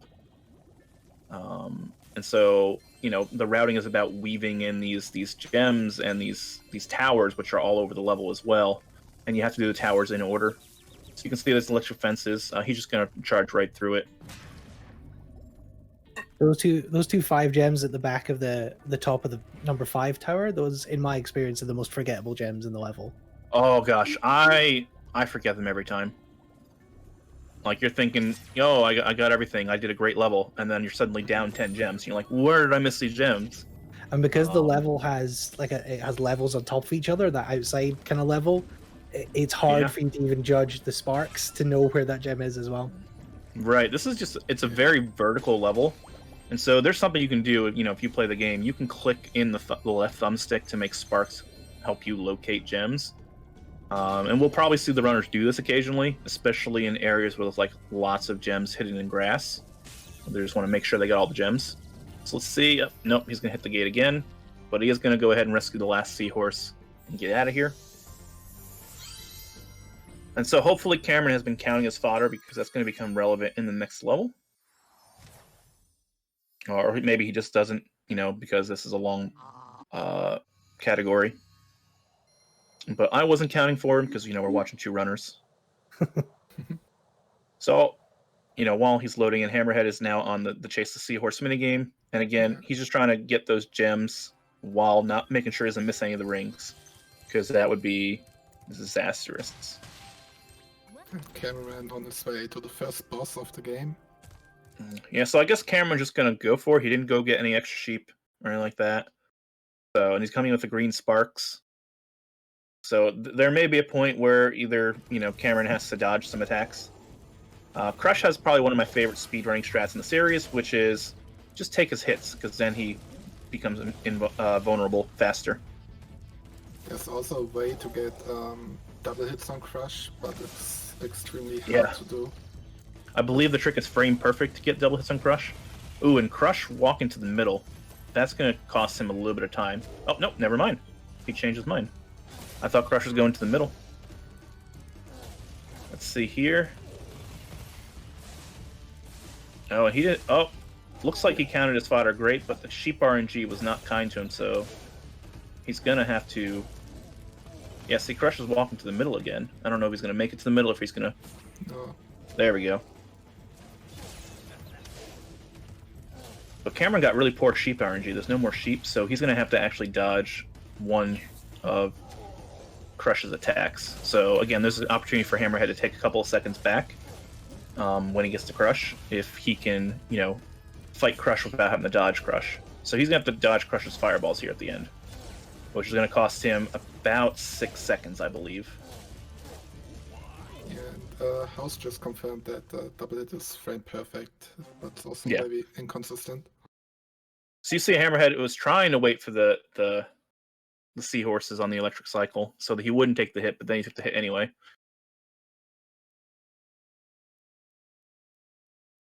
So we'll see. Oh, and he missed the fodder, which is a big miss, right? Because you want Sparks to collect gems for you.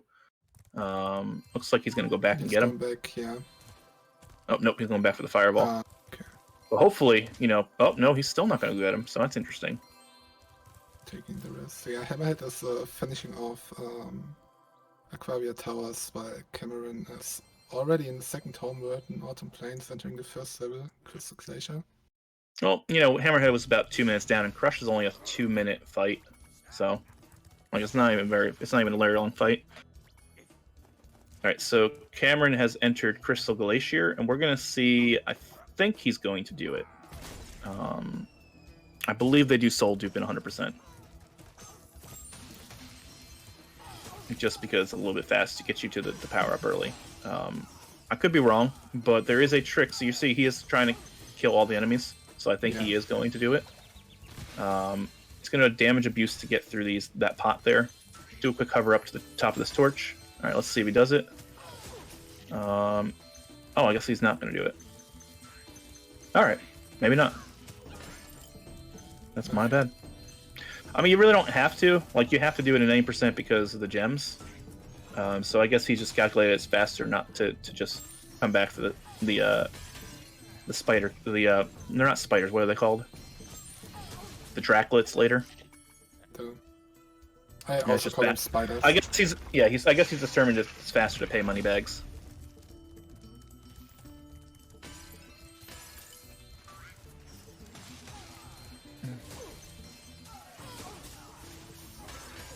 Alright.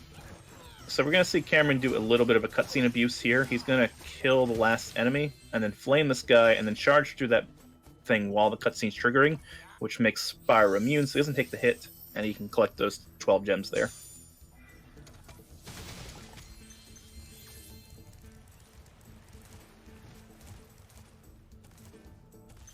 And so now Cameron's going to do one of my favorite minigames, and that is rescuing the always cute George. Look at that thing. So cute. I think so, anyway. Hammerhead just finished Aquaria Towers and is now also heading to Crush. Yeah. So we'll see if Hammerhead can get through Crush without having to dodge one of his attacks, and that'll save him a couple of seconds on Cameron. And every second matters, you know, in a race like this.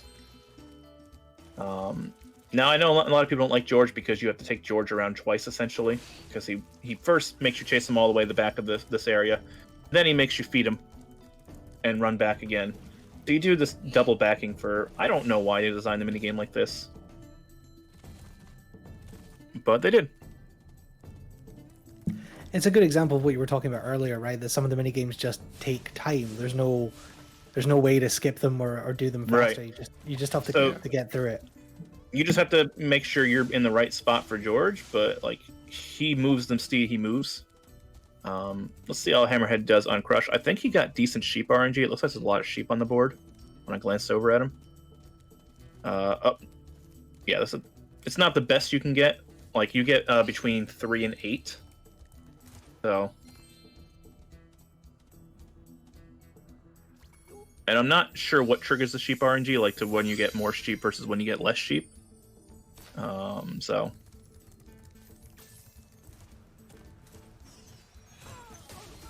we'll see. Yeah, he didn't get good sheep RNG. Oh, and he did not count his fodder correctly out. I mean, he's gonna have to do some dodging for the rest of the. He can only take one more hit from Crush, so he's gonna lose time to Cameron. I don't know if he wasn't counting or if he had to, you know, or if he miscounted coming into the level. But usually you want to come into the level with, ooh, and Cameron misses the Draclet, which is going to cost him because the Draclet's a respawn. But yeah, so unfortunate for Hammerhead because that was his chance to make a time. I don't know if he miscounted, but you want to come into there with having killed 8. I usually try to do it with 7 or 8. That's what I try to do. So it looks like Hammerhead came in with under 7 since it was only 3 sheep. Yeah, Cameron guidebooking back to Autumn Plains. Right, and that'll just put him a little bit closer because if you were to leave Crystal Glaciers, you're just like a couple steps behind where Spyro spawns at the beginning of Autumn Plains. So just saves you maybe a second, if that.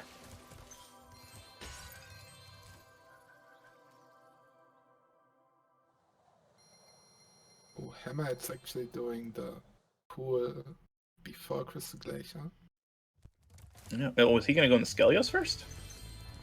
No, Hammerhead's going to go in the first. Skelos first. Okay. A little different routing there. Yeah. I think most people go in the Crystal Glacier first. But I guess maybe if he guides books at the end, he just turns around and runs into Crystal Glacier. So it probably works out nicely. Nice little skill shot from Cameron there. Mm-hmm. Right, so we'll get to see them side by side for a little bit, even though Cameron is an entire level ahead at this point. In addition to being up on the timer, he's just an entire level ahead. We're going to see them both do the Bone Dance Orb, which will give us a great opportunity because I believe that cutscene's unskippable. So this is a very fun category in Spyro 2, is just to complete this orb as fast as you can. So it's a bit of a meme from like OG.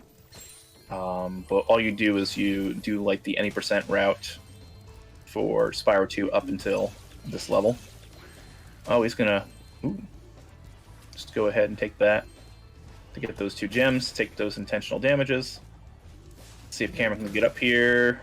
Oh, and Cameron's gonna take a death. So here's again a chance for Hammerhead if he can get through that section without taking a death. Can save just a little bit of time. Also, And that's just a hard area to do that hover because the geometry sometimes pushes you down. And you can see like there's a little bit of a lip that, yep, and this time he's able to get up there. Just a tiny bit of a lip there that sometimes can push you down and not allow you to get enough height. So, again, an opportunity here for Hammerhead if he can do this section perfectly. Ooh, taking an extra point of damage there. That could be a problem if he messes this part up. Let's see what happens. All right, he is able to get through there without taking a death, so he'll claw back just a little bit of time over Cameron.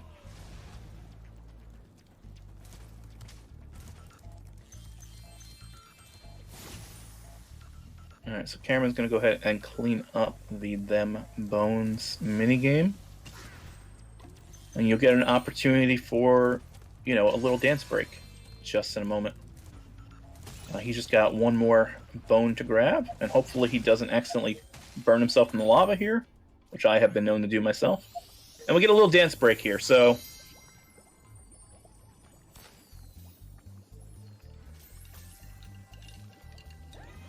Get a little bit of a dance break, so we're just going to enjoy it for a moment. I might have missed the dino for the first time, so I still go another round. Alright, you got it. And if you like that dance, there is an encore going on in Hammerhead's screen right now, so let's get it. Hype in the chat for the bone dance.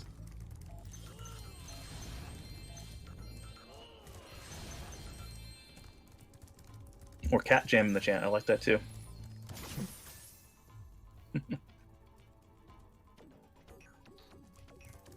Ooh, had to go back and get that gem.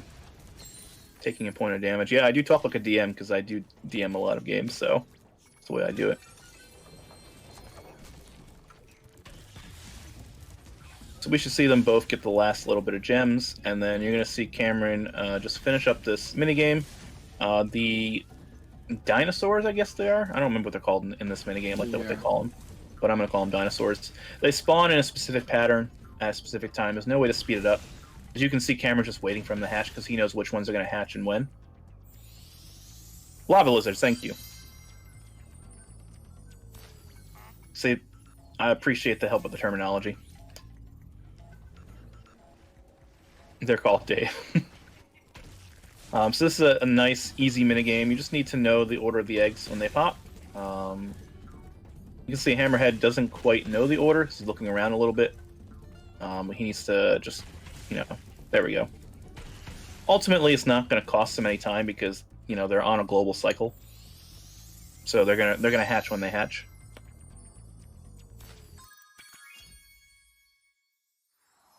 All right, so Cameron is out of there. Cameron done with the second level in Autumn Plains, while Hammerhead is still at the first one. Right, Hammerhead's on the second one right now, but he's still a level behind because he has to do Crystal Glacier. Yeah, I mean the first level for Hammerhead. Yeah. Autumn Plains. So we'll probably see Hammerhead guidebook here back to Autumn Plains so that he can get a little bit closer to the Crystal Glacier's portal. Or not? Okay. Is Hammerhead doing something different where he's not going to do Crystal Glaciers right now? Maybe he does it. Maybe saving it for later? Yeah, maybe he does it later because you gotta fly back later to get the orb on the one isle, and maybe he does it then. Maybe that's when he does it. I don't know. Let's see. Oh no, I think he's... Oh, okay, yeah, he's going to go up to it. Okay, so he's just doing something a little bit different. Wasn't expecting it. Probably a little suboptimal, but it's alright. Alright, so Cameron's over in Scorch now. I think Scorch is probably people's least favorite levels. I kind of like Scorch. I think it's cool. Yeah, Scorch is also one of my favorite levels of Spyro 2. What I like about Scorch is that, you know, in all the levels you go in, people are like, Spyro, please solve our problems. But at least in this level, Hansel and Greta kind of solve their own problems. At least they're willing to fight. Like, they don't... You still have to solve their problems too, but they'll at least kill some enemies in the cutscenes. So, that's what I really appreciate about Hans. I think it's Handel and Greta. Yeah, Hansel and Gretel. In Yeah. German.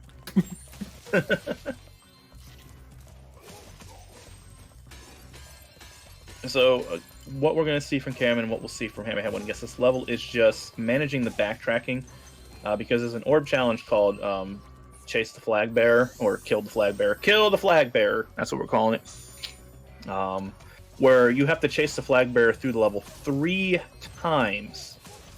And so because of that, they're going to route the gems so they don't have to they're just getting the gems on the way rather than getting the gems and then coming back and doing the orb challenge. So you recall at the beginning of the level, Cameron blew up a bunch of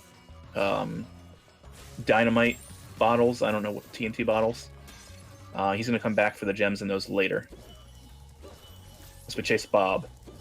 Yeah. Now this can be an annoying minigame because if you hit those bombs, then they don't damage you. But what the flag bearer says is, "Ha, you can't beat me," and you restart the chase. Yeah, but there are some certain way where can't hit you. Yeah. So There's routes you can take so the Bob can't hit you. And we're going to see Hammerhead do the same thing. So if you miss Cameron doing it, try to do the cutscene to trigger to get those 12 gems, and he gets it nicely. So Cameron's just going to go ahead and use the power-up to break some chests. Beat up Bob. Oh, he missed Bob. So now he's waiting for Bob, but luckily he didn't run out of the fire-up Powerball before that happened, because that would set him back a little bit. So now he's just going to make sure he dodges these balls. Sometimes they bounce weird. They're mostly consistent, but especially like around turns and stuff, sometimes they just bounce weird and block your progress. Which again, if Cameron hits one of these bombs, that's something helpful for Hammerhead, because that would be an opportunity for him to save back a little bit of time. Because getting hit by these bombs by Bob is just going to waste a lot of time. So you're going to see Cameron's coming back to the beginning of the level where he blew up all those gems earlier. Fireball. The fodder sacrificed himself for Bob. So he can collect all the gems. Now the nice thing about Bob is he's patient. He's not racing you. He's just trying to get away from you. And so if you just let him get ahead of you a little bit, he'll patiently wait for you to come back, which allows Cameron to go ahead and get the sword over here. So you're going to see Cameron do is try to bait these monkeys into throwing coconuts at him. Because if they throw coconuts at Hunter, Hunter gets all upset and restarts the challenge. He says, "Ow, that hurts." We've seen Spyro take electrified fences to the face and things, but if Hunter gets hit by a coconut, he's done. And you can see, again, Hunter is being the villain that he is. He's walking slow, taking his sweet time. I mean, he's carrying a big bottle full of monkeys, so... Yeah, but he's also keeping an orb from you, and he won't give it to you unless you get the monkeys, so... Yeah, boo, Hunter. That's right. Thank you, chat.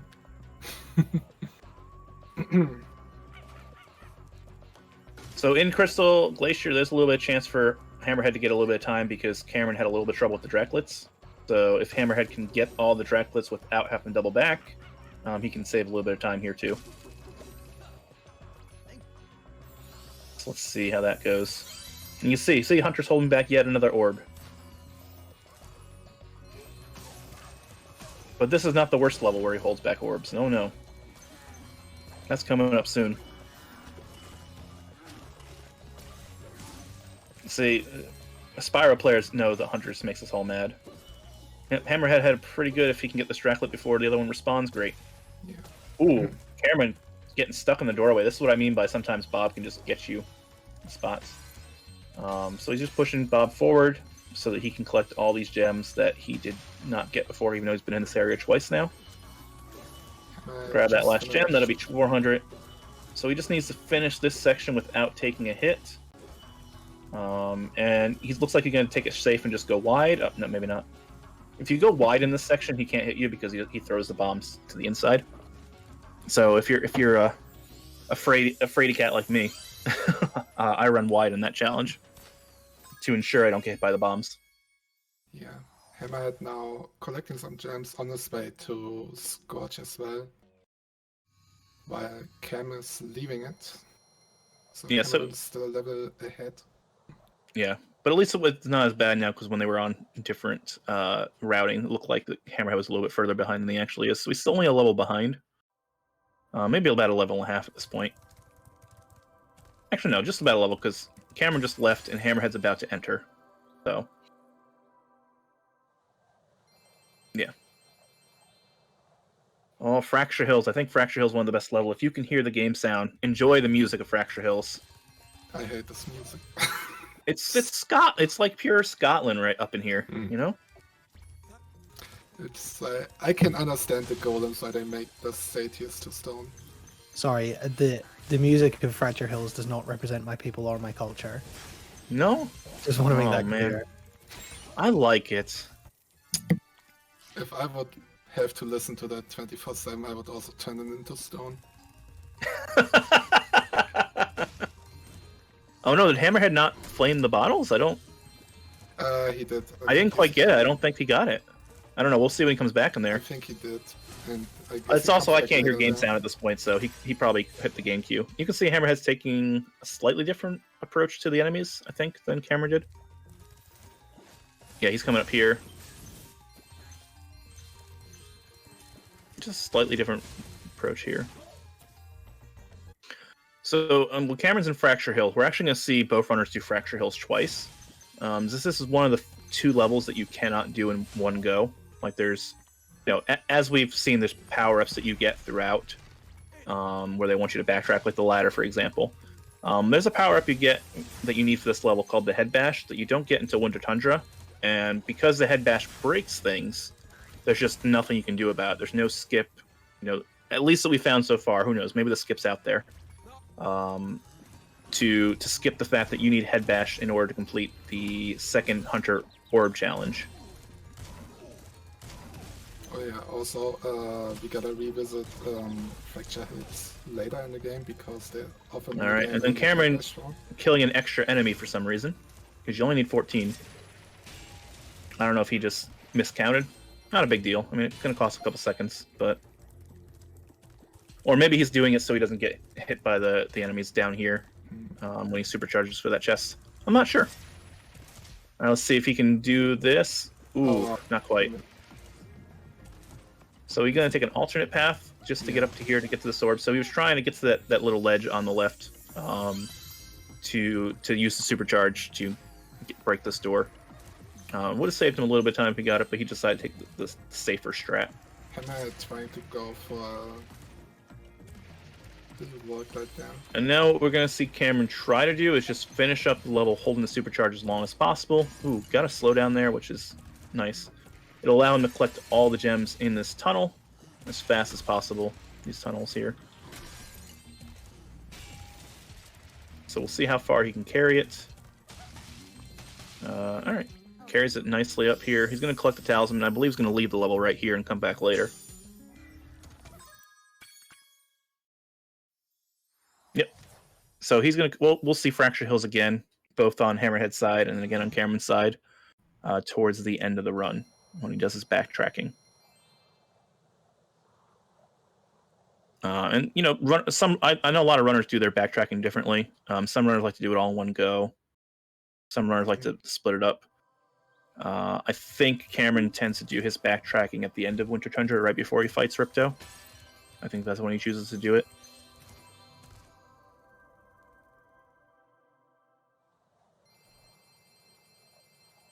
Alright, so Magma Cone for Cameron. As we watch Hammerhead, just make sure he doesn't get hit by these bombs, because that would take some time off, off his clock there. Cool little he's going to do a... hover trick. Going to do a little wall glide there. So that's something we haven't really talked about much, because we haven't really seen it implemented, is this wall glide. On the PC version of the game, for some reason, if Spyro glides against walls, it can kind of push him up and get him more height. At this point, Hammerhead should just run around. Maybe he just wants to show it off at this point, because he's just spending more time trying to get it than he is if he would just run around by now. In for a penny, in for a pound, I guess, right?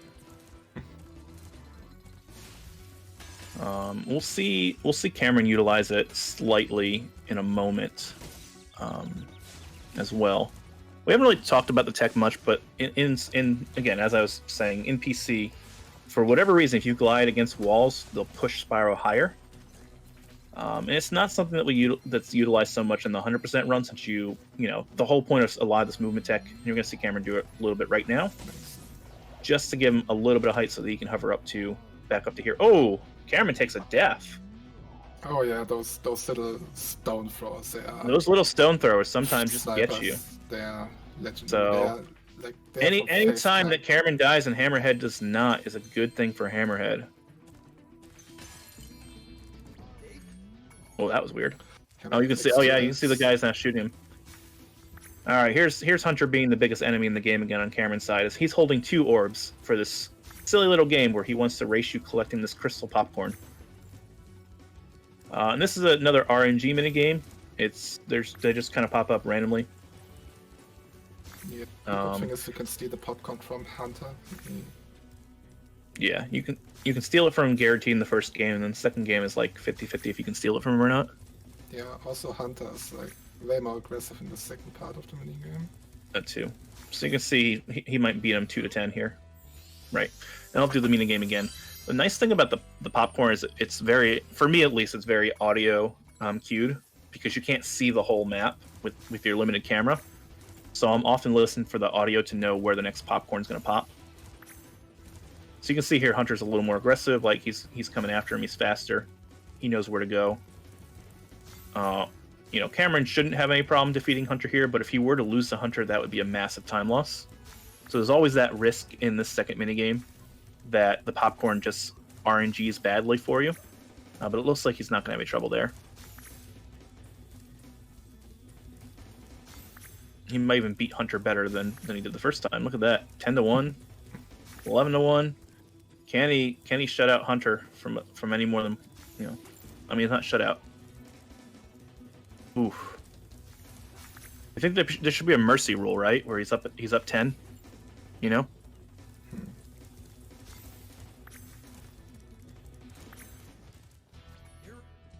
Nice. 15-4.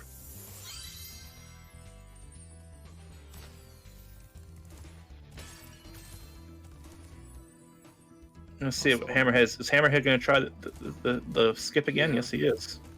Why not, right? Oh no! Takes the hit. And you can see Bob's like, "Yeah, I'm better than you, so we're going to try again." Also, luckily, I thought he got hit again. Luckily, this is a children's game, so there's no way to lose. It's just, you know. Also, as you go away from the beginning of the level back to the end of the level because it's. Yeah, that's a huge bit of time loss.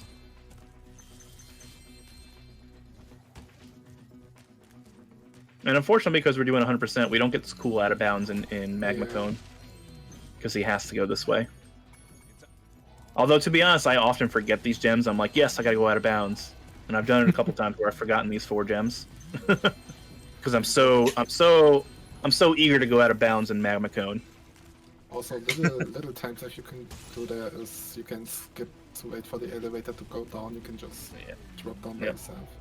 So you see Cameron did a little damage abuse there to get a little bit of height so that he can glide around. You're supposed to, normally in this area, you're supposed to climb around slowly on the ladders around the volcano as these lava rocks come down on you.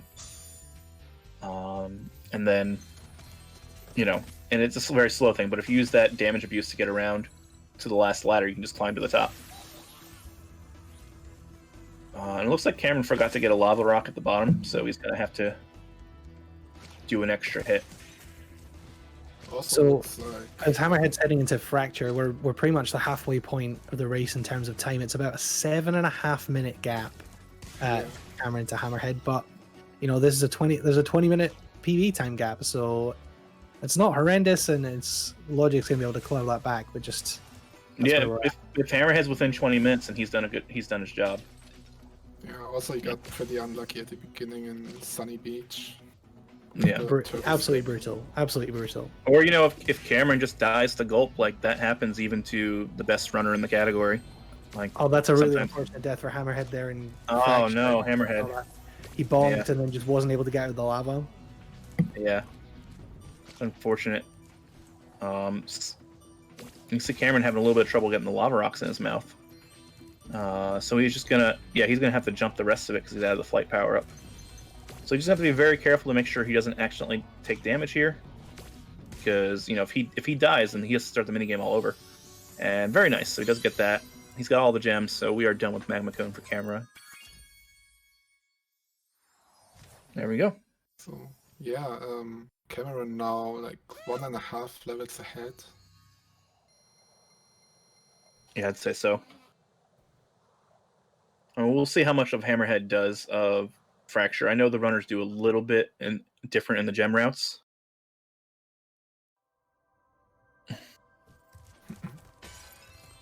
So we'll see how he ends up picking up gems at the end before he leaves the level. And Cameron's going to go into the worst level in Spyro 2. I think everyone agrees it's the worst level. Shady Oasis. And that is Shady Oasis. Who's ready for a pencil hunt? Oh, I mean, I still think Mr. Mark's better than Shady Oasis. Yeah, Right? Shady Because you're not Oasis waiting is- for anyone here.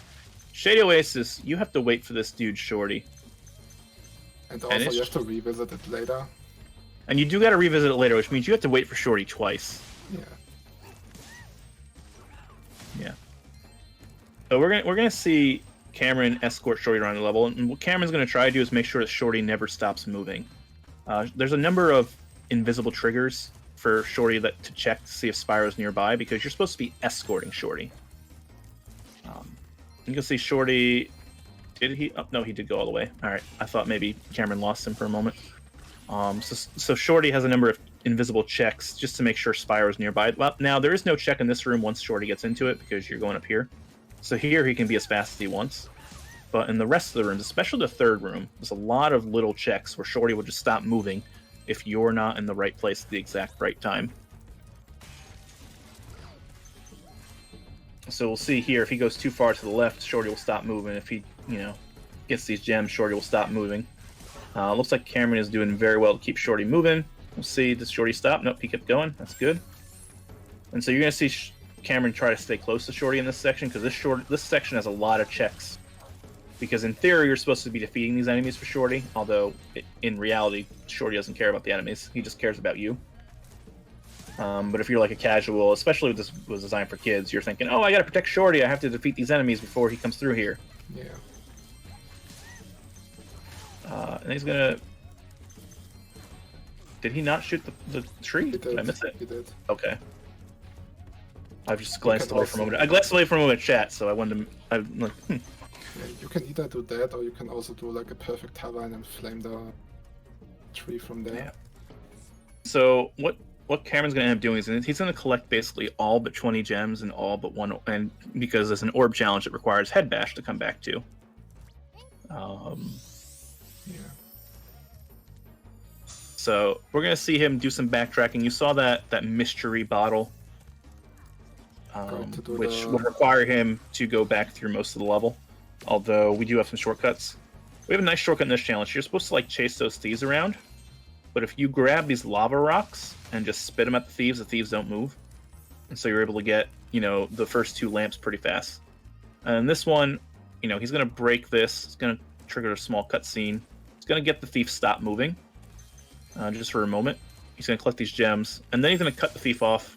I usually gauge it by running through that bottle, yep. And he's going to try to get this rocket flame before the cutscene triggers and get that basket, which he does great. That saves a lot of time. You don't have to do that all again. So we'll watch Cameron clean up the rest of the gems down here in this thief area. So, you would get these gems chasing the thief if you were playing casually. But since we just shot the thief, he's still got to run down here and collect all these gems. So Hammerhead looks like, again, this is an opportunity for him to save a little bit of time if he doesn't take a death here, because, Cameron did. Mm-hmm. Of course, Hammerhead did take a death in Fracture Hill, so kind of evens out. But we'll see Hammerhead use that little wall glide right here to try to skip up, but maybe. Up, didn't quite get it. There we... Oh, no. Close. Hammerhead just having some trouble with these wall glides today. As Cameron finished the level, he's done with Shady.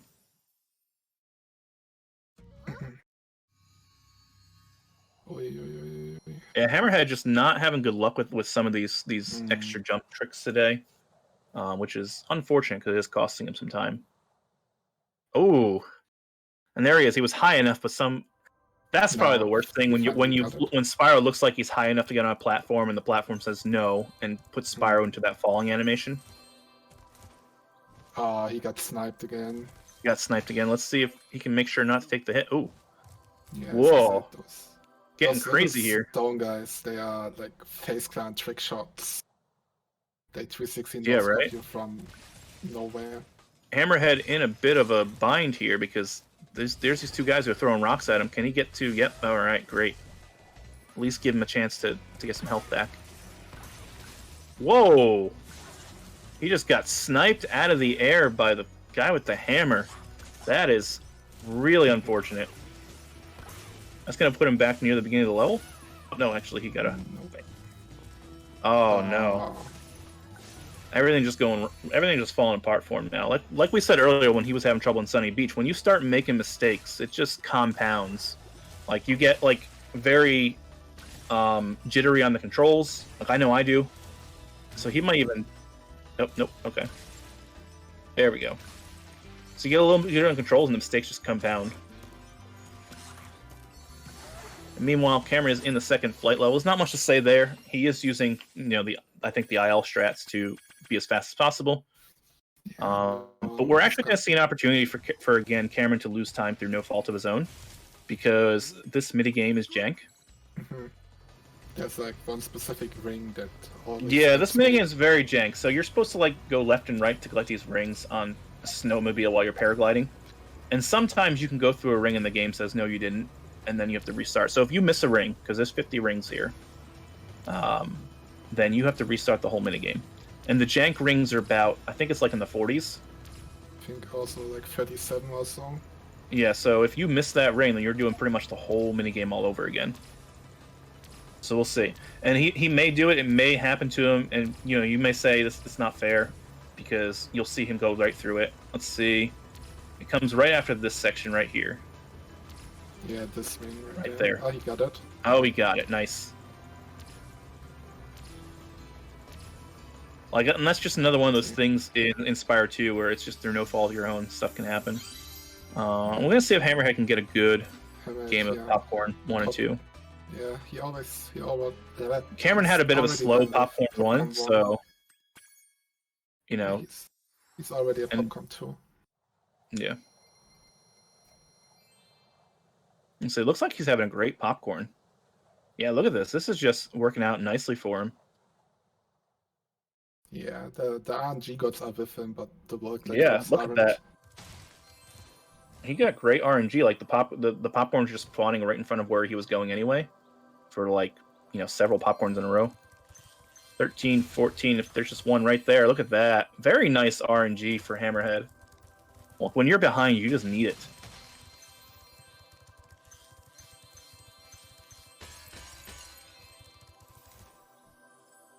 So Cameron's going to do one of my favorite moments in the game.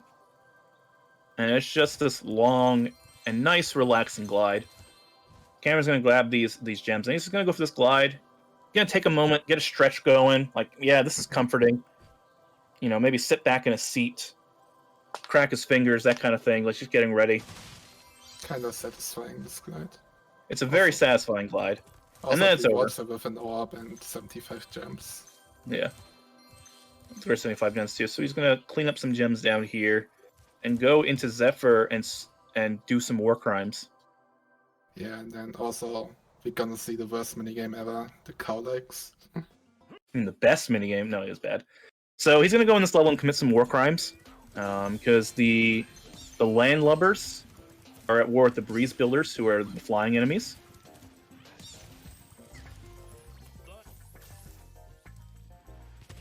And so in this level, you're going to see Spyro killing birds and stuff. Well, killing some of the birds, not all the birds.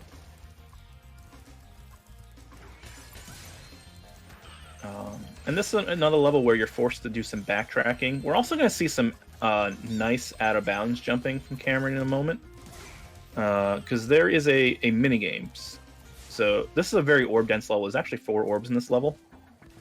Because there's a minigame. Ooh. He's going to have to fly back up. He missed the balloon pot there. So a little opportunity for Hammerhead to get a little bit of time when he comes back to this level. So you can see the pot like hovers up and down. And it looks like, this time Cameron waited for it to come back down. So we're going to see the best example of the wall glide in a moment that I think you do in the 100% NLS run. After he takes care of that chest and this cutscene where he frees Commander Slug. Or Corporal Slug, I think is what it is. Right? Corporal Slug. Let's see if Hammerhead can just finish up Party Hats smoothly. Cameron did have a little bit of trouble with like gliding and grabbing the lava rocks. So again, just a little opportunity for him to do a little bit better in spots that Cameron did. So yeah, he's doing better than Cameron did right here. Maybe? Oh, maybe not. We'll see here. Oh, jeez. Spyro just missing the lava rocks. That's a commentator's curse right there.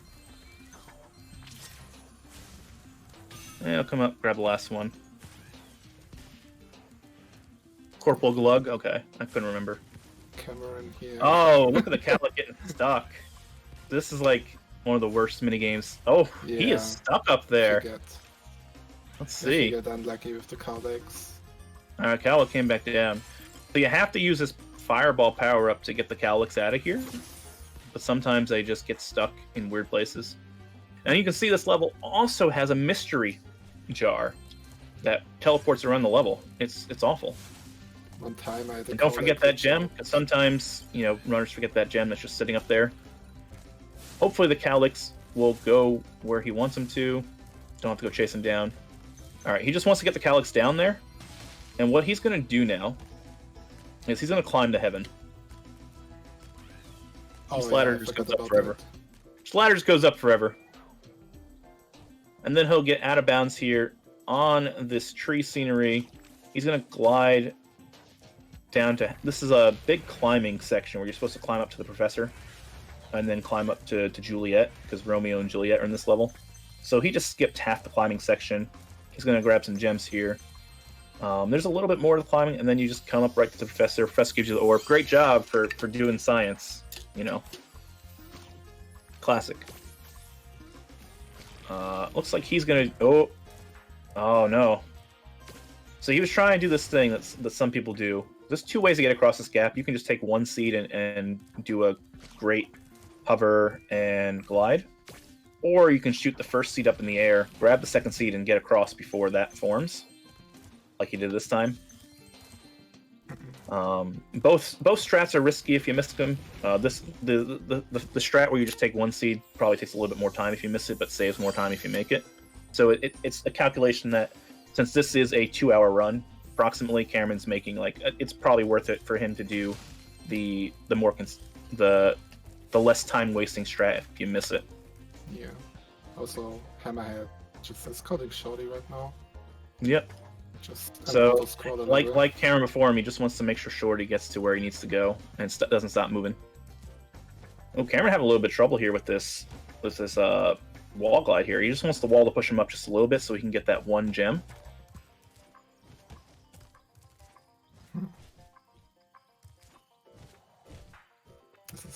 Did this game get Small patched things. or something? Is that what's happened? I don't know. Toys for Bob, we patched the game without telling us. Oh, and this... Yeah, Oh, there's a stuck cowlick. Oh no.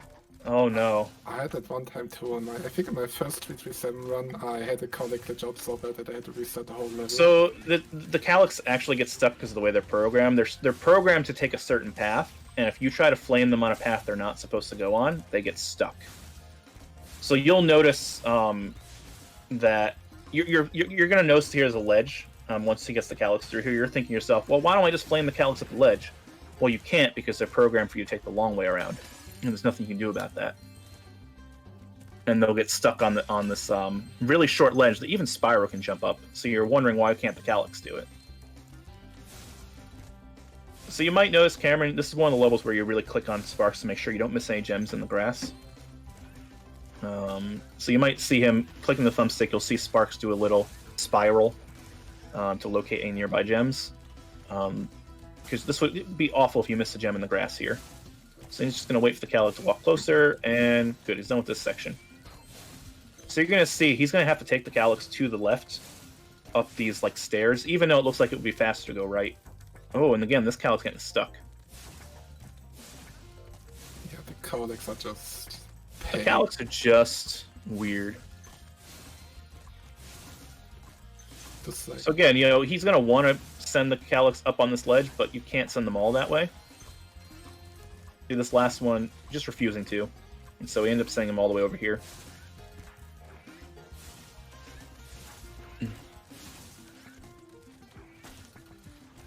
And this Calyx he's going to have to be very careful with. Make sure he doesn't come back with the ledge. I think he got him good. So what he's trying to do now is he's going to try to corral all the Calyx in the same area so that he can get all 7 in one cutscene, rather than potentially having to do the cutscene twice.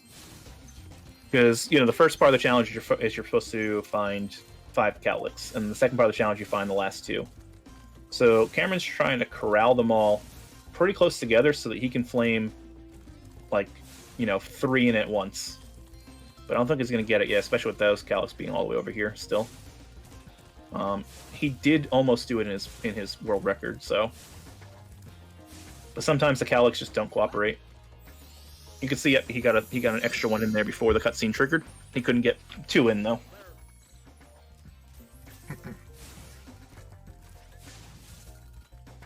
But he'll get that last Calyx in, hopefully, pretty easy. Yeah. And you can see if his splits are up, this level is like a 12-minute level, I think, just because of that.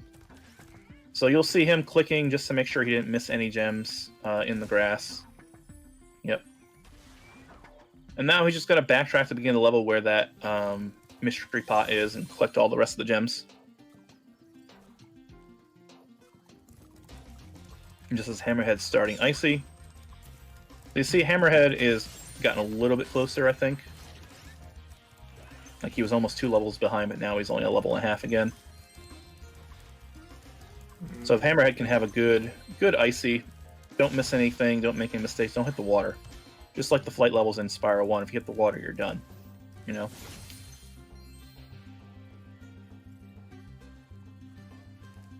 Hey, how are you doing in chat?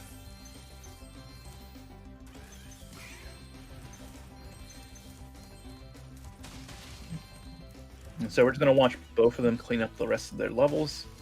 We're going to see Hammerhead just bonk a little bit. We're going to make sure, hopefully, Hammerhead does not have the ring problem that I mentioned when he does Hunter's minigame. And Cameron just finishes Zephyr, so Cameron is going to go ahead, collect a couple gems, and he's going to hop into Metro Speedway in a moment. So that'd be the 3rd Speedway out of 4 that he'll be doing. And Metro Speedway has another jank Hunter minigame, of course, like all the Speedways do. Except for Canyon, ironically. Canyon has a pretty decent minigame, but it's slow. What's your favorite minigame in Spyro 2? My favorite minigame in Spyro 2, is it hockey? Might be hockey.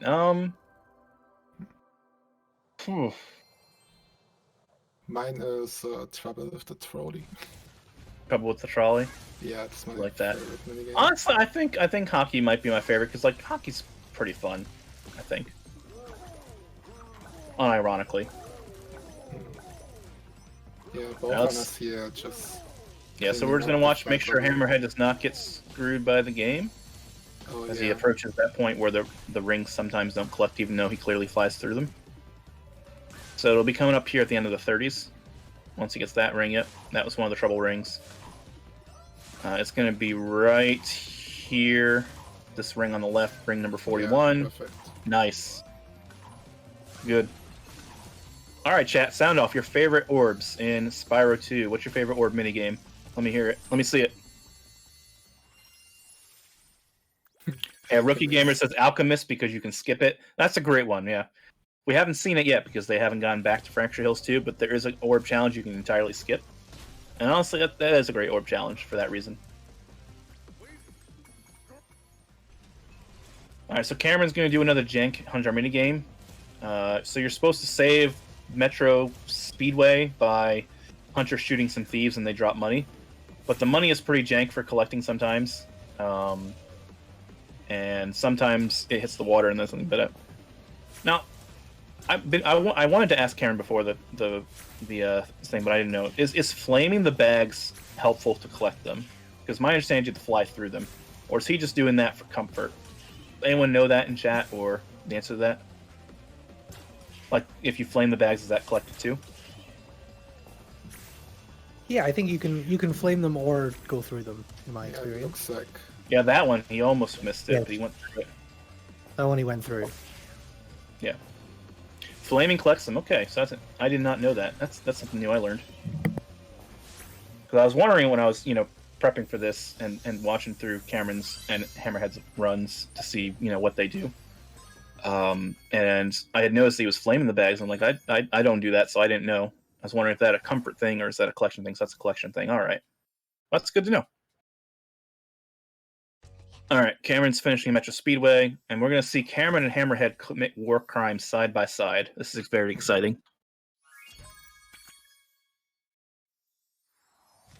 And Cameron's going to make sure he doesn't soft lock when he exits the Speedway, and I think he's okay. So I think what Cameron actually did is he guidebooked over to Scorch and then left Scorch so that he's a little bit closer to the Breeze Harbor portal. Yep, that's what he did. So he'll click the chest here he missed earlier, and he'll use... I think this is actually the intended way to get over here by the designers to find this orb. Which gets him a little bit closer to the Breeze Harbor portal rather than just running across, you know, from Metro to Breeze Harbor. Going to my favorite level now. I think Breeze Harbor is well designed. So you're going to see now that while Hammerhead is committing war crimes against the Breeze builders, Cameron will be committing war crimes against the landlubbers in just a moment.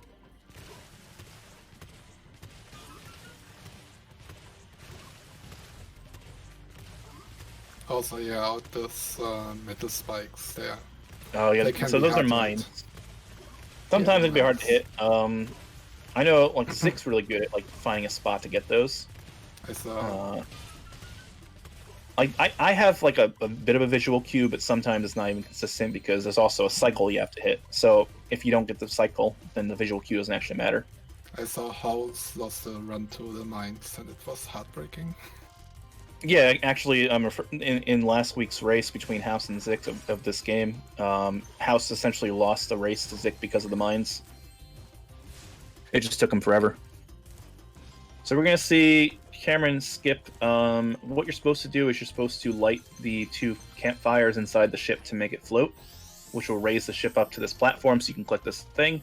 Instead, he's going to utilize some out-of-bounds jumping on the ship and on the pipe, kind of holding up the ship to get here. Then he's just going to go back to the beginning of the level and collect the gems he missed. Well, of course, I'm oversimplifying House. It was one of the big things. Like the mine just took you forever on that race.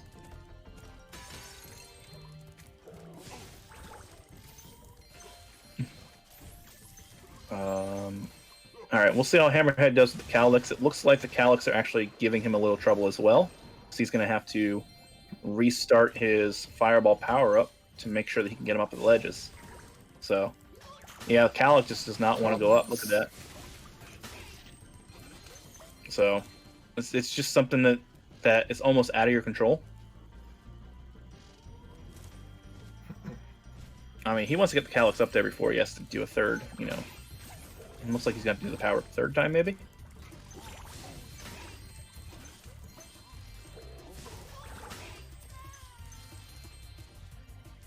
Alright, looks like he's got the Calyx up on the top ledge, so as long as he doesn't accidentally knock him off, which can happen. Especially because they like to watch so close to the ledge. Alright, he's just going to dump him down there and come back for him later. So we're going to see Hammerhead climb to heaven as well. And Cameron doing my favorite minigame. Cameron's having trouble with the trolley. So the trolley, there's a little bit of RNG as well that can mess you up. There are these obstacles that drop either boxes or TNT. TNT you can shoot, but boxes you have to jump over. And there is one spot where if you get a box instead of TNT and you miss your jump, you're going to jump over a gear too. So you see he has to jump over a box here. So he's going to click this gear, it's going to go around again. So we'll see if that happens to Cameron or not. So another box there. I prefer the TNT because it's just easier. So it can happen right here, this box. Oh, and he managed to get it. Yes, nice. So that second one, if it comes a box, sometimes that you will jump over the gear. You know. But he's able to get that, so he should be able to clean up the gears just fine. Go around the track one more time. Yeah. And grab the last couple of gears. It's like Come out of here. Shoot the arrow. No trouble with the trolley. Shoot the last TNT. And there we go, 50 gears. So it looks like Hammerhead is doing the second part of the seed thing the casual way, where he took both seeds up. Yeah. I don't know if it's a lack of confidence or if he's just thinking at this point, you know, I'm behind, let me just not make mistakes at this point. You know, safer strategies, just for the sake of not making mistakes. But you gotta think, you know, even at this point, I don't think Hammerhead's 20 minutes behind. I only think he's about 5 or 6 minutes. We'll have to see at the end of the Yeah, next I've couple. got a time check at the end of Zephyr. He's about right now he's 7 minutes ahead, but it's 7 minutes behind when he comes out of Zephyr. It'll probably be close to 8, which again, as you say, is It's great. nowhere is pretty decent. Yeah. Like, we've seen Cameron make a lot of mistakes. I would say in more spots than Hammerhead has. I mean, Hammerhead has made his share of mistakes too. So it's just opportunities here. Like, if he can get finished within 20 minutes, then he's done a very good job. Oh, no. Calic fell, but luckily. It's okay. Luckily, the Calic's program to once you get it up there, it'll go up. Plot twist was all planned to. So let's see if get he the has trouble with gems this down. gem here, like Cameron did. Oh, he gets it first try. So there's again an opportunity for him to make, you know, a little bit of time up from Cameron, just because Cameron took like over a minute on that one gem. Also, Cameron said earlier he's trying to go for a triple rocket and gulp. So All let's right, see if he can get let's it. see what happens. So the gulp fight is a run killer for a lot of speedrunners. Yeah. There is an element of RNG. There's an element of sometimes gulp just being unfair. Gulp is the Oh, reason I don't run Spyro Gulp. 2. Gulp dodging a barrel there, so that's going to cost Cameron a little bit of time too. They made it a lot harder from OG to SRT, didn't they? I think he's got 2 more dots of health than he had in OG. Is one of the things. His movement is a lot less predictable. He's a lot less predictable. Yeah, I think so. Also, he likes to snipe you a lot with his cannon. Like, he kind of predicts where you are walking. And a lot of Yeah, times it just so walks he's like into his shots. the way his cannon's program is it tries to predict where Spyro's going, so it'll shoot in the direction Spyro's moving. So you'll saw there Cameron did a little dance there, like he moved to the left, and then when he shot, moved to the right, and then when he shot, moved back to the left. Hammerhead having a little bit of difficulty with the Cowlicks. Kind of see where we're at. Oh, he just knocked one off the ledge. Oh, and see, the Calic won't go back up either. He's going to take the Calic the long way around. That's what I was talking about with Cameron earlier, too. Like, even though it's like a short ledge, you think, man, the Calics, like, go up real high. They just, for some reason. I think Cameron just got a double rocket hit. Yeah, he did get a double rocket hit. No triple.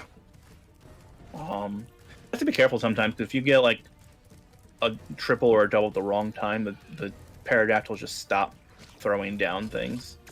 So he's going to pick up a rocket in his mouth. It looks like he's just going to go for a double here. Yep. And a double's a safe way to go. Like, Cameron probably knows he's ahead. So he doesn't want to do anything that's going to cause either himself to take a bunch of unnecessary hits, or, you know, just to make Gulp take extra time for no reason. Yeah. Also, I think level storage should be low just for the gold fight.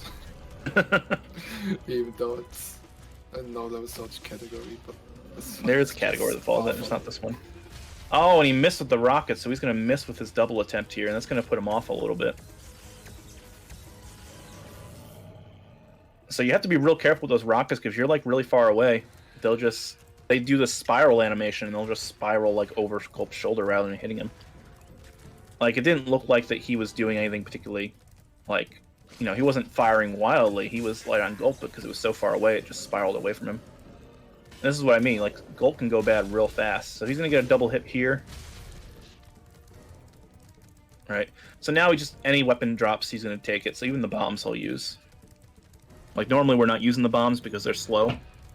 But the next weapon that drops, he's going to take it. So he just has to avoid, you know, not taking damage from Gulp, because if he takes damage from Gulp, then they're going to spawn sheep instead. And he'll go ahead and finish Gulp off just like that. Rocket storage! I wonder if the rocket stays in his mouth.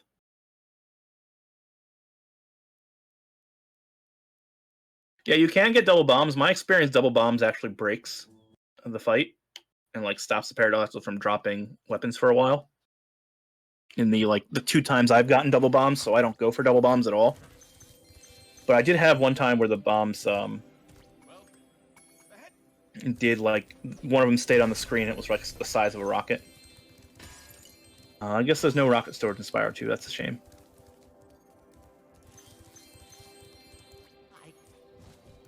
I don't know what you would use it for, but that would be cool if there was. So Cameron just has entered the last homeworld. Yeah, so Cameron's in the back half of this run here. Up Seth here. So I think we're gonna do a time check on Zephyr. So it's about 11 minutes 50. Okay. Is the gap? So again, that's still within the gap that Hammerhead wants, for his team, because, and the better Hammerhead does here, it puts more pressure on Surf, because Surf, absolutely. Is the slower runner between him and Logic. That's not that he's bad, but it just puts more pressure on him, because if Hammerhead is keeping the gap close, then he has to keep the gap close to finish it and win the race. When you combine the 20-minute PB pace gap and the 1 minute disadvantage he had coming in from SRT1, anything under 21 minutes is a win for Hammerhead. Yeah. Well, no, Hammerhead's down the minute, so anything under 19. Sorry, yeah, that's what I'm saying. Hammerhead was down a minute from the first game and is also 20 minute down on PB pace. So anything gap less than 21 is a pretty good setup for Logic. Yeah. Who I picked that team, just for the record. You did pick that team. Like I said, I don't think the pressure's on Logic, because Logic, has the world record in Spyro 3. It's more like because Surf has a big lead to work with, and he's got to be thinking, I don't want to lose this big lead that Cameron's going to gift me, and that Green has also gifted me. So I think really the pressure, depending on where we're at by the time Hammerhead finishes this, might really be on Surf. Yeah, I would say so. I think, especially if, like we say, it's going to be under that 20 minutes. It's going to be a huge lead, but it's going to be potentially a lead that is sort of out of Surf's reach a little bit. Yeah. So we're gonna get to see Logic slowly chase him down over the marathon that is 117. Yeah. So even though Cameron is well ahead right now, it doesn't mean everything, because Spyro 3, it's a long one. I think it's the time combined for the first two, right? 3.5 Pretty hours. much, yeah, it's going to come out to about. It's going to be Logic's PB is 249, Surf's is 309. So it's going to be probably about a 315 conservatively. Yeah. So it's just going to be a long run. Lots of opportunity for mistakes to be made. And that was the point when we put the teams together. We did pick the team. We put the teams kind of even though they're not necessarily even in every game. Over the piece, the teams are actually very evenly matched. Right. So this, if you came into this point and you're thinking, man, this race is over because Cameron's ahead, it's really not. Like, there's still so much that can go wrong from Cameron, even these final levels. And then of course, there's so much that can go wrong for Surf or Logic. So there are definitely opportunities for both of them still. So the teams are on Team Donut, which is the red team. It was Green Soul running Spyro 1, Cameron is currently running Spyro 2, and Surf, who will be running Spyro 3 at the conclusion of Cameron's fight with Ripto. And then Team Caboose is Toasted Cat had run Spyro 1, Hammerheads is currently running it for Spyro 2, and then Logic will be running it for Spyro 3 at the conclusion of Hammerhead's run. If you weren't here earlier, right now, Team Donut has a 56-second lead on Team Caboose after the end of Spyro 1. That lead is going to increase at the end of Spyro 2 just because Cameron's ahead right now. But even though that lead will increase, it's not the end of it because of the runners in Spyro 3 and what their PBs are. So Caboose. Think about this in relay terms. Cameron is he's the Usain Bolt of his team. He's gonna win his leg. It's on the other guys to keep the gap small and be able to hold up their end. Right. So even though when we end this, if Hammerhead, is finished just 20 minutes, even 21, even 22, 23, 24, like it's not over. Even though it looks like a pretty wide gap right now, and it's going to look wide for a long time in Spyro 3 too, until Logic catches up to Surf. Yeah, and we'll keep you updated on that. We'll keep time checking it so you guys know you can see Logic chasing him down. But yeah, absolutely. Even that 20-minute gap, that's we're talking PB. We're talking best out of hundreds of runs. This is on the day. This is a one and done, no reset run. The thing is, there's like for Spyro 3, there's also like a 20-minute gap between Logic and Surf. So Yeah, exactly. Yeah. it's kind of. And it's not even done because when we entered Spyro 1, Toasted Cat's the world record holder. Green Soul is 4th place, but Green Soul won the race. So, and their PB is only like 2 minutes apart. It's been a minute and a half. Yeah, minute and a half. Minute and a half. So it's not like it was a big gap between those two runners, but still, Toasted Cat had a bad day. Green Soul didn't, and so Green Soul, was able to take the lead, despite Toasted Cat being the quote unquote favorite. Yeah, Toasted Cat was the favorite. Cat had a bad run, and Green. There was a point where it very much looked like Green Soul could PB. Yeah, like Green was having a great day where he was on PB pace going into Jax, which was like one of the last couple of levels.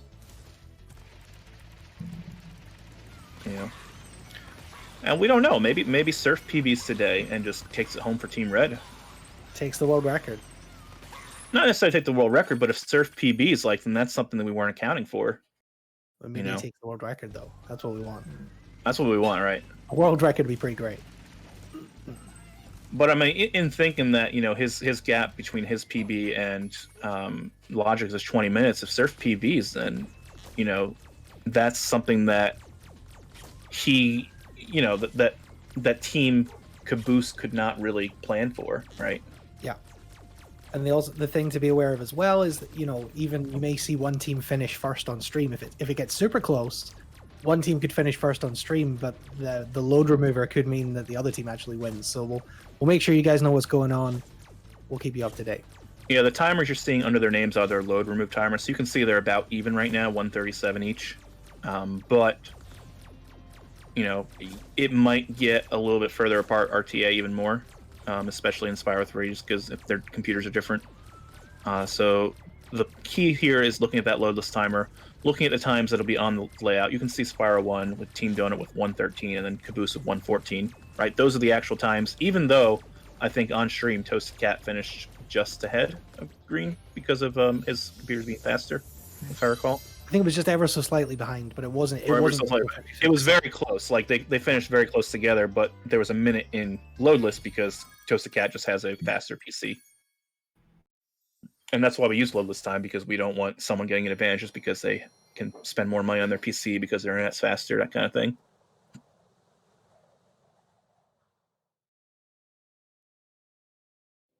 So we just saw Cameron complete the last speedway.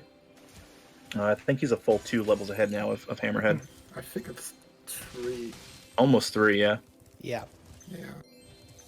I mean, Canyon Speedway is a short level, so even when Hammerhead does it, I think Canyon is the shortest of the 4 speedways, because that minigame, while it's on rails, the Hunter minigame, it's not as long as the other ones are.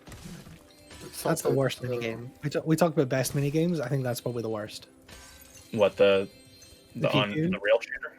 The pew pew. I like the pew pew. It's definitely not jank, which is we can't say for some of the other minigames. Well, that's true. So, Pray for Hammerhead to not have trouble with the trolley, eh? Yeah, I thought Hammerhead was about to crash for a moment because he didn't ship the thing. But I guess he's just gonna take a slightly different route here. He got the bad RNG as well because he got the box where you can miss the gear, but he managed to not miss it. He managed to not miss it. So we're gonna see Cameron is gonna spend a lot of time in Mystic Marsh. I think it's a very long level because you have to do a couple things. You have this trade thing you have to do, which takes you crisscrossing across the level, and then you also have these thieves, these dingoes, I guess they are. I don't remember what they're called in game. Kangaroos, yeah. But there's also 4 thieves in the level that take you all the levels. So casually, you're probably spending a lot of time in this level because you're trying to you collect all the gems, and then you get to the end of the level, and then you realize, oh, there's these thieves to chase down, and the thieves are really hard to chase down casually, and so you're going to see them use a couple tricks to try to make it easier on themselves. Mystic Marsh. And then you realize, oh, the professor lost his pencil, and he's going to make me do this really long minigame that you see Cameron's doing the first part of, where you just got to trade things This level is a good example of what we were talking about in the Spyro 1 run, is that the Spyro 1 run is fairly linear in a lot of ways, whereas Spyro 2 and 3, there is a lot going on in every level. There's so much going on. You're trying to balance getting through the level, getting gems, getting to the end, and these two orb challenges that you're doing them at the same time. Yeah, I would say Mystic March is probably the most complicated thing in keeping track of things. Like, so for Yeah. example, those little things you're picking up, putting in Spyro's mouth, you can lose those, and that forces you to start the minigame over. You're gonna see he's gonna spit that out to get this thief. But if he accidentally spits that into the acid, like, then he has to start the minigame over.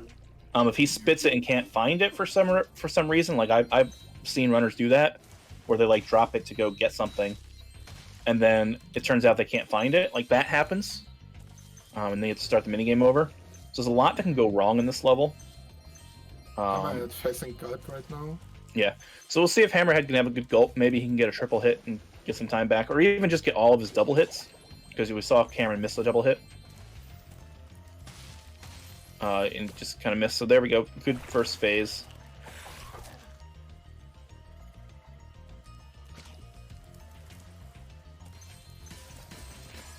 Yeah, and Mystic Marsh is just a really confusing level, I think, overall, in terms of like the gems. Like, now he's gonna have to spit out his duck and get this thief here, who sometimes can juke your flames. Then he has to make sure he finds the duck again. But like, And then in this underwater section, he's gonna go underwater to collect gems. You can actually lose the duck here, trying to spit it up to the surface. It'll just despawn. So I have seen that happen. Hopefully he won't get unlucky there, because he's going to spit it to the surface and break the surface. You can do that wrong and despawn the duck. And I'm not sure what causes it, but it does happen. So I haven't seen it too often. It didn't happen in either of their PB runs, obviously. You see, and those monkeys can snipe you. Those elephants can smash you. It's just a lot can go wrong in this level. So this is, I think, probably both casually and speedrun, this is probably the hardest level, I think, in Spyro 2. From a doing the level standpoint. What I like about this level is that the monkeys throw the Wumpa fruits from Crash Bandicoot at you. Is that what they're throwing, Wumpa fruit? Yeah. Oh. And then, he's gotta hope he flames that kangaroo before he rocks away, because if that kangaroo jumps away, then he's gotta chase him. And then looks like Cameron's having a little frame rate issues. That's okay. And then this last kangaroo, you're gonna see, even though Cameron's a top runner, he's gonna chase the kangaroo around at least once, if not more, through this path in a moment. So first he's gonna collect his gems. He's gonna take the pencil to the professor. Oh, Hammerhead missed the rocket. It was pretty unfortunate. Could have gotten a triple hit there, but apparently he missed the rocket. Yeah, Hammerhead looks like has been having some trouble with Gulp. He's missed a couple of double hits. You're gonna see this thief here that Cameron's chasing. This thief is really hard to catch up to. You have to be perfect, pretty much, to get him in one lap. So you see here, he tried to get him up, didn't quite get him, so he's gonna have to chase him around a little bit again. He's gonna have to cut these corners tightly. This is about usually time where I get him right up here, and good, he gets in there. Which will teleport him to the end of the level, clap the last couple gems, and he's done with Mystic Marsh. We'll see how Hammerhead is doing on Gulp. Hammerhead just lost his rocket because of some... Yeah, I don't know I mean, what happened, but, I don't know what happened either. I just looked and it was gone. I think he so. spit it out his rocket too early, and that's why it exploded or so. And you can see now that because he has green sparks, they're going to start dropping chickens instead. There's a chicken. Oh, maybe not.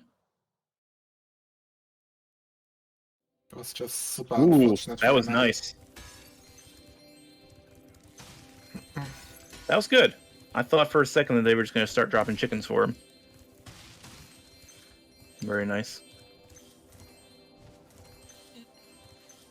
So Cameron is almost to the end. He's got 2 levels left plus his backtracking to do. House, can you maybe explain what happened to the one rocket of Hammerhead that just exploded out of nowhere? He might have accidentally. He might have spit it out accidentally.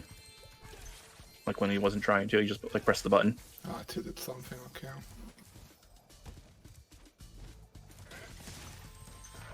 Oh, and we're gonna see that swag trick from Cameron to just land on the floating platforms, get across. Visually, I think is one of my favorite speedrunning tricks we do in Spyro. It can get difficult. Like if you don't get it, you know, you just need to know the cycle, right? And that comes through practice and repetition.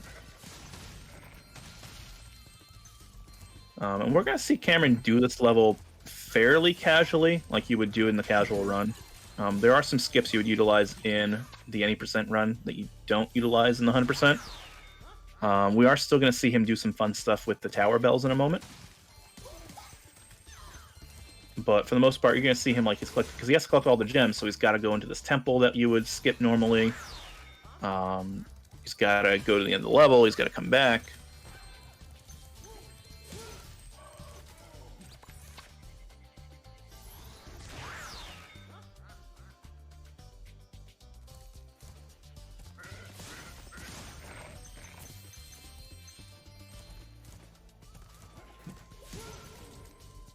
Alright, Hammerhead now working his way through Metropolis as well. Taking another time check for the entry to Clown Temples.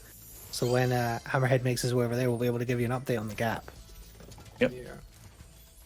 So hopefully Hammerhead's keeping it close. I think he lost a little bit of time in Gulp compared to Cameron. But even if he's only in the 15-minute range, like that's a good solid run for him. He had a difficult time in here in Metropolis as well. He lost Sparks for a little bit, and that just makes the gem collecting so much slower, and just is unfortunate time loss.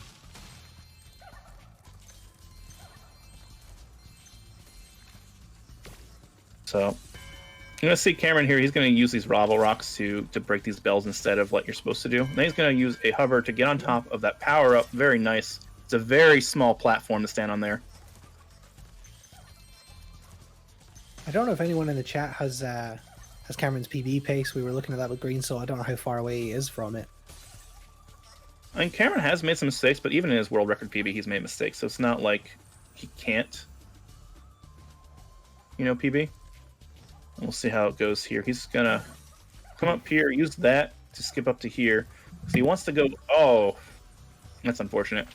He wanted to glide around that to get up here because there's a rocket up here that breaks a strong chest. But you can't flame. You cannot. Oh, did he get pushed down or did he? No, he did that on purpose because he has to get rid of the ice power up because you can't light the rocket while you have the ice power up. So he jumps back down to talk to the NPC to get rid of the ice power up, so he can light that rocket. And then he's gonna go ahead. He's gonna flame. He's gonna once again ice this guy. Use a little perfect hover to get up to the top. Hopefully, there we go. Then he'll flame this guy. Probably flame the last guy. Come on up, and then hit the head. Get the last bell.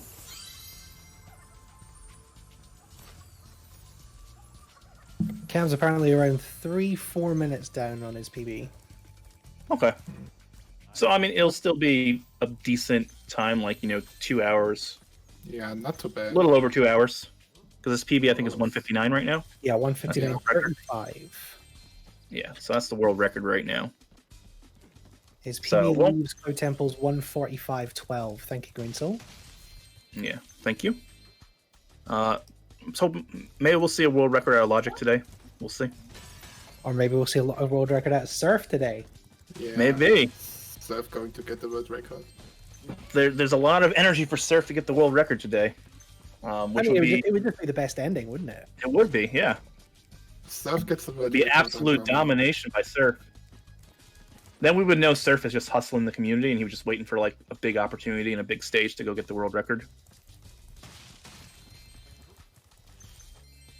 I'd respect it. That's a good strategy. That would be a great play. All right, so we're gonna watch Hammerhead fight the ox, and there's actually like a pattern for the ox, but you can break the pattern. So he's gonna shoot 2 bombs to the center. Then he should shoot 1 bomb to the left. Oh, he shot it to the right. I think it's probably based on Spyro's positioning. He'll shoot another bomb to the center, and then another bomb to the left, and and then 1 more to the center, I think, and that should end it. But Hammerhead missed one of the bombs, so still a good, decent ox fight. Yeah. For Cameron now, as he finished Cloud Temples, he's going to start doing his backtracking now. So here we're back here in the first Homeworld Summer Forest. The reason for that being, he could have gotten this orb earlier because he had the swim power-up, but there's a second orb on top of a ladder. So he wants to get it all in one shot, so he waits until he has both power-ups. And then he's just doing all his backtracking at once. So he's going to grab this orb. He's going to grab these couple of gems he missed on this side of the homeworld. And then he's just going to go ahead and grab the last orb, and you'll see him finally 100% this homeworld.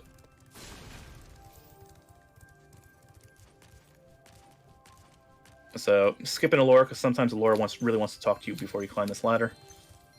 I'll get the last couple gems, get the orb. I think there's 5 more gems over here. And that should give him the 100% of 6 more gems.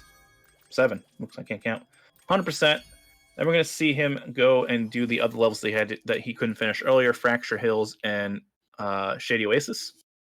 So now we're going to see the second half of Fracture Hills, and you're going to see, I think, probably everyone's favorite orb, or favorite skip, I think, in probably the category. And we do this in both any percent NLS and 100% NLS. So he's going to... Yeah, the first thing he's going to do is he's going to clean up all these gems he missed in this lower section. So if you remember his routing from earlier, he used the supercharge to do all this upper area where all the gems were. He's going to damage abuse to get to here. Very nice. Fortunately, not having sparks means he's not collecting some of these gems. But he will go through that area again because he's going to have to. So we're going to see him collect some gems. Knock this guy out of the way and start the Alchemist's journey. And what he's going to do is he is just going to run away from the Alchemist. And if he can get past this part of the level, past this island over here, before the Alchemist gets to the Earthshapers, that part of the level despawns. So the Alchemist is still like going through his Pathwing. There we go. But the Earthshapers despawn, and he can just walk to the end, which he does.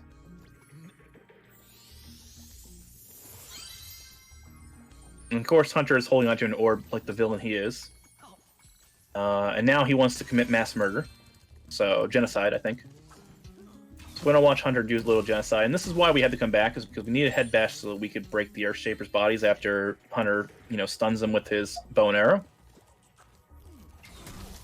And you see, the real evil intentions of Hunter come to fruition in this level, as he genocides these poor Earthshapers who just want to be able to live in Scotland without having to hear bagpipes.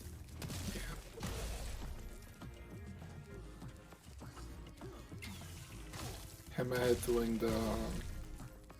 Yeah, so Hammerhead is doing the Canyon auto-scroller. As long as you don't miss the balloons, you're good here. It's an auto-scroller, and you have, like, a number of shots. It's really just making sure you know where the balloons are coming from, you don't miss them. Like, some of them are moving like that one is. You do get a fair amount of time to hit them all. Hammerhead might be the only player I've seen who doesn't just constantly shoot. Yeah, right. I just constantly shoot. Yeah, I do too. That's also one of the mini games I prefer to do with mouse and keyboard. Yeah. Oh, interesting.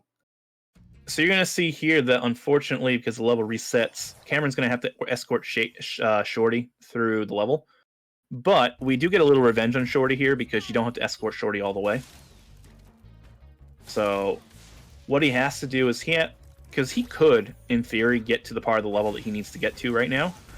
But in order to do the last orb minigame, he also needs to... Why is that chest respawned? Did he not collect all the gems out of it?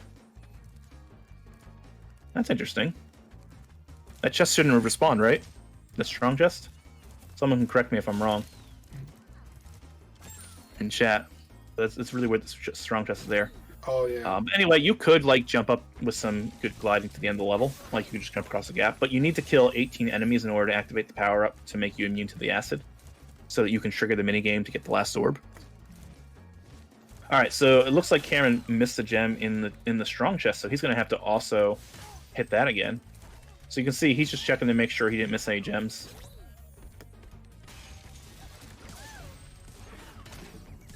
Either that or the game glitch, which is entirely possible because this game is very glitchy. I mean, this game is perfect and has no issues. My bad.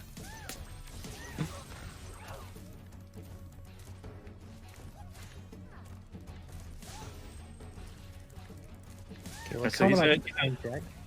Yep. Oh no, we're not. So he's gonna kill his 18th enemy, and he's just gonna go right here. It's the only way to spawn this, to start this minigame, is to have this power up active. Otherwise, he won't give you the minigame. This is just an auto scroller. He's just gotta head bash these hippos coming out of this sewer pipe, because the enemies in the level want to dump them down the drain or something. Not quite sure of the lore. Same. Maybe they got stoned by the stone golems on fracture hills. Whoop. That's okay, you got plenty of time. So just like an auto scroller. So he's got a head bash chest, and I guess he's got to do the strong chest now too. Oh, he's got a couple gems there. Collect. So I thought he got these gems, but maybe that was Hammerhead I was looking at. Yeah, Hammerhead now in. Yeah, Mr. I thought he got Large. those gems earlier. Maybe that was me misremembering who got those gems earlier. So Cameron is coming up to the final non-Ripto level. He's gonna Oh, yeah, clean Water up Guy this farm. homeworld. Get the last bit of gems. Is he gonna go into there first? I think. Oh no, he's not. So he's gonna clean up the homeworld, or yeah, he's gonna clean Yeah. up the homeworld. That's what I thought. I think he's going for the orb and then Yeah. he goes straight into Robotica. He's gonna clean up get there, and then he should jump right to the top of the portal. I think. So the top of the portal, the two side, I guess I don't know, arches are not solid, so he tried to like go through it, which is more of a swag thing than anything else. I think. I don't think it actually. If it saves time, it saves like a millisecond or two. And we're gonna see the last level of Robotica Farm just as Hammerhead is cleaning up here, finishing up Mystic Marsh. He's about halfway through it, I think. You can see him again. He has to keep track of that. I think it's a seed at this point. While he collects all the gems, tries to get all the thieves. Not a lot going on in Robotica Farms. He just got to get the last couple of orbs. There's 3 orb challenges. I mean, 2 of the orb challenges can do some janky things. Although this orb challenge, if he misses, it's entirely his fault, I think. Ooh, Also, the That's bees weird. are. The bees are also, like yeah, the wasps are like snipers, and they're so fast. like the little stone guys in Magma Cone. Yeah, so he's just trying to clear the field of these flies things. Yeah, he gets them all good. We'll also see Cameron do a little bit of fun with the supercharge, I think, towards the end of the level. So for him, he just got to make sure he doesn't take another hit. There are, wasps everywhere, and he's have to slow down next to him. Like that wasp almost got him. And definitely because he has to stop and get gems now rather than having sparks picking up. It is slowing him down quite a bit. So again, when we do the next time check, there's an opportunity here for Hammerhead if he doesn't take those hits, because he could have sparks here. He could save a little bit of time on Cameron, which only bodes well for logic. Also pray for Cameron that he doesn't get hit by B or so, because he's sparks at the moment. Yeah, he could easily end up taking a death here that he really doesn't need. Yeah. Hey, he got a life butterfly, so he's back at yellow sparks now. Yes, that was a nice time on the yellow sparks. I know he didn't plan it; just kind of worked out that way. So he's gonna click this orb here. He's on the final orb, orb number 64, but he does have to collect some gems around the level. There is also this mystery chest, which kind of does weird things. So I think the first thing he'll do, and you can see right there, sometimes this ramp is jank and eats your jumps. You can see he ate his jump there. Especially on these gaps here, sometimes it just eats your jumps and there's nothing you can do about it. Like it eats the input. Did it eat the input here? Or did he just do that? Purpose. No, I think it ate his input. Ooh. I'm not entirely sure what he did. Yeah, I think it ate his input. Yeah, Okay. it looked like a mess up, and he tried to recover it. Yeah. So that's unfortunate. He got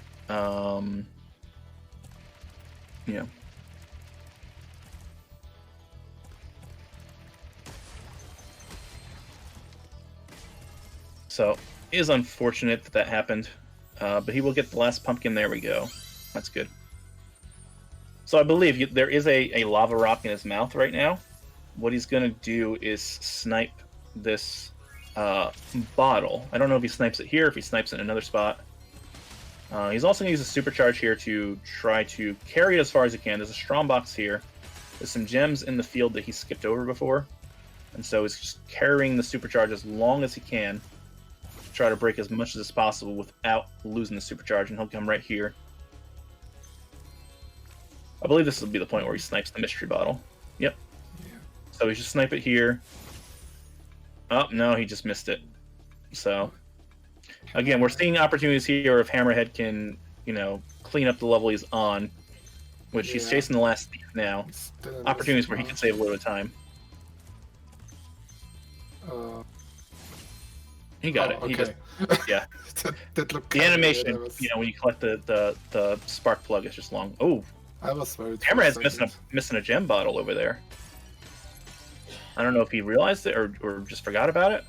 Oh, okay, he did that on purpose. Slightly different gem route than what Cameron used.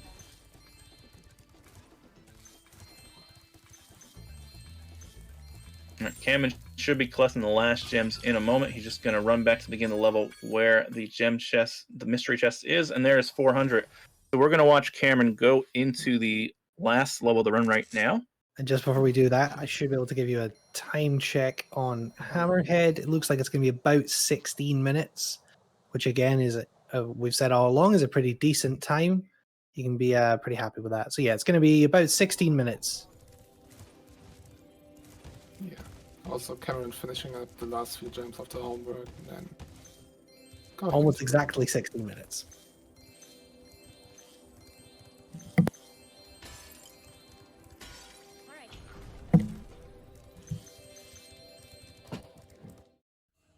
So we're going to watch Cameron go into the Ripto fight. So just keep an eye on it. Timing ends on the last hit of Ripto in the third phase when his health is depleted. And that's what we're looking out for. And then it'll be over to Surf to see if he can tap this one in for Team Donut. Yep.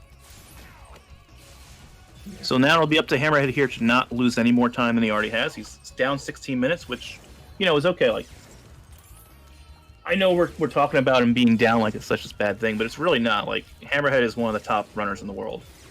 Oh yeah, his pace time, his PB pace time plus the time that he was already down from the handover is 21 minutes. So anything less than that, and Hammerhead has done his job for the team. Okay. So even though we've been talking about like this big gap that Surf will have with Logic and that Hammerhead's having with Cameron, like, there's still some of the top runners in the world. It's just, this is a very hard game. We should watch Logic slowly run that down. Yeah, and that'll be interesting to see here. So Also, he's gonna try to one cycle Ripto. I don't think he got it. I think he missed a couple of fireballs. We'll see here. Yeah, not a very good first phase right now for Cameron. So again, this is opportunity for Hammerhead if he can have a good Ripto fight too. Just claw back some time. It looks like between Hunter not dropping orbs in a great place and him missing, he's just struggling a little with the first phase. I think Ripto paid Hunter because the first 3 orbs he dropped. Like I said, Hunter is. We all know Hunter's the real villain of the game, right? And you can see Hunter in this fight being the villain that he is.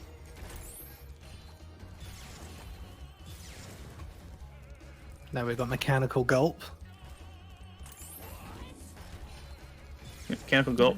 So I think Cameron might try to one cycle him if Hunter drops a blue orb. Yep, let's see. Okay, I thought he was going to bait Gulp over. Let's see if he gets the double hit. I think he got it. Yeah. Oh, he got it. One phase. Second Ripto. Very nice. That is huge for Cameron and Team Donut, because that's not easy to do. That's for sure. Yeah. So this is there's a chance. There's Cameron showing him increasing the lead for Surf. So he's handing Surf off a big lead. Timing will end once Spyro gets the final hit on Ripto for Cameron, and we're going to run right into Spyro 3 very quickly right after. Yep, and then obviously we'll keep with Hammerhead until he's able to finish this out. So we'll be able to see what the gap is that Surf is working with. This looks like a pretty decent third phase of Ripto as well for Cameron. Yeah, very nice. Ripto did not go behind the castle, and as long as he keeps him out of there. Yeah, and Ripto, there we go. That's time for Cameron. 2:03:45. Very nice. 45. It's very good time for Cameron. That's only a few minutes off his PB. His PB's, as I said, 1:59. That's only 4 minutes off PB. That's a very respectable time. So, T-Bone, we're going to hand off of you. Thank you very much for anchoring this run and keeping us all right. All right. Hey, Kat, how are you doing? I'm doing good. How are you? I'm doing good. Have fun. Can't wait to see the Spyro 3 run. Everyone, thank you so much for having me. I really appreciate it. I am out of here. Bye. Bye-bye. Thank you, T-Bone. Kat, welcome in. You're going to be joining us for Spyro 3 as we see Surf kicking off his Spyro 3 run. But I do want to quickly talk to you, Kat, about your Spyro 1 run. It wasn't a great day at the office for you. And you can see, actually, before we do that, Hammerhead not doing the strat that we saw Cameron doing and dropping down to lose the power-up, just standing and waiting. Maybe he doesn't know. Yeah, the enemy... Yeah, the NPC's like talk box is actually a lot harder to like quickly get in and out of than it looks like, so it makes sense that he might not go for it. Okay. The timing's pretty tight on it too. You don't have a lot of time to get the power up removed and then get back up there for the rocket. Yeah. Okay. So as I was saying, let's talk about your Spyro 1 a little bit. Yeah. How do you feel about it? Wasn't a great day at the office for you? No, it was pretty terrible. Yeah, it didn't. It was worse than like any of my practice runs, which it's unfortunate, but runs hard. It happens. Make mistakes. Yeah. Well, I mean, you guys were superstars knocking that out. It was a hell of a battle between you and Green, and you have to take your hat off to Green as well for a very close to PB pace run. Yeah, Green is just known as like the consistent 120 runner. He's always like whenever he's doing attempts, he's always close to his PBs. So I knew even if I was playing well, it was gonna be tough to beat him just because he's always so close. But yeah, I was kind of hoping it'd go in the other direction, but unfortunately, not today. All right, well, we see Hammerhead's finishing up with Cloud Temples. He's going to start doing the backtracking while Surf is kicking off Spyro 3. We're going to see things like side characters in Spyro 3. It's obviously a much longer run than what we've seen with the first two games. Yeah, Spyro 3 117 is, I think, just about as long, maybe even longer than 1 and 2 combined. Yeah, it's pretty much there. I mean, it was like 3.5 pretty much. So yeah, it's maybe about 15-20 minutes shorter than the previous two games combined. Yeah. So strap in, folks. Got a long one. Pour yourself a beer and just enjoy yourselves. Right now cleaning up the summer forest. There are some parts that you can't get in the first time because you need to climb, and so you just come back later there and clean it up at the end of the run. Yeah, so we're going to see the backtrack in Summer Forest here. We're going to see the backtrack in Fracture Hills. What else are we doing, Stepkey? Shady Oasis. Shady Oasis, that's right, for the head bash. Yep. And you can see on the other side in Spyro 3, Surf just did the Sun Seeds. You saw he just was able to flame those. You just got to keep them burning to get into the pot. It's pretty easy. First minigame. He's going into this area now. He's going to have to, the first couple levels, the minigames are pretty simple just to get you into it. He's got to flame all these souls under the bells, and then he's going to pick up a Egg Thief right after. Yeah, it's all about the eggs in Spyro 3, obviously, which are like the dragons, only more acute, I guess, in Spyro 1. Didn't get anything super cute in Spyro 2. The other thing we talked about when we were starting off Spyro 2 was the enemies don't drop gems in Spyro 2. They went back to that for Spyro 3, so you're going to see them have to clear out all the enemies in all the levels. Yeah, and some of the enemies later can cause problems that we'll explain when we get there. But you're going to see right now, Surf is trying to... He lost his flight power-up.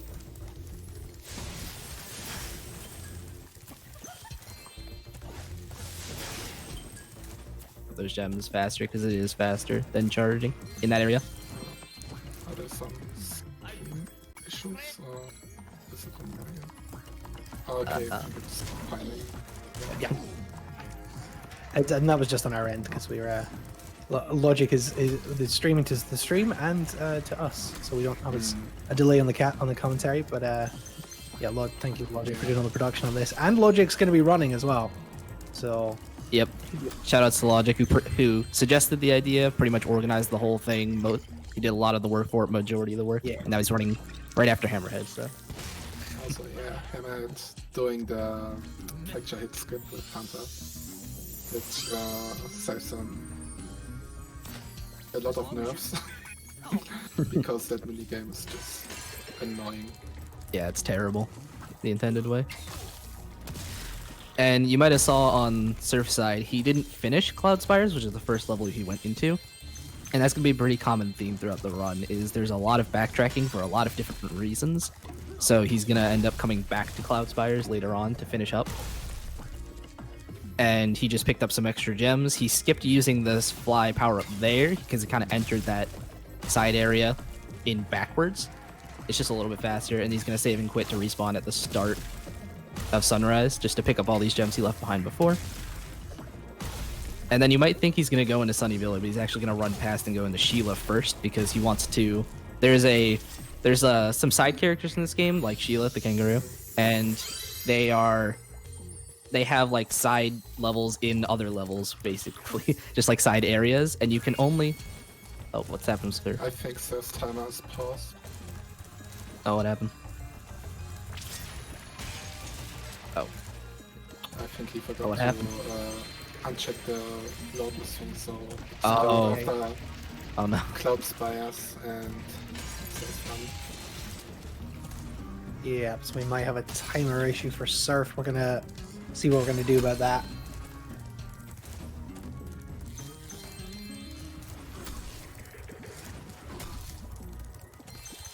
But we'll just keep watching Hammerhead here as he cleans up Yeah. Fracture Hills. Just cleaning up. Got Yep, the and now gems it's just now. going to be Shady Go to Oasis and then on to Shady Ritzel, right? Oasis. Correct. No, after Shady Oasis he has to do, I think, Robotica Farm. And after Robotica he goes into Ripto. Oh, Okay. he guidebooked to Winter Tantra by accident. So that's a bit of time loss there. Cool. Not much. And yeah, but- Surf here is going to be going back from the start, so a little bit of a practice run before he got into the real thing. Yeah, no, No, I he- think has to escort Shorty again. Yep. And I think they mentioned it before, but the reason you have to escort Shorty is because you need the souls for the power-up, and if you don't go through and break all the doors, you don't get enough. Surf had a timer issue. He's restarting. We're just going to take it from the top.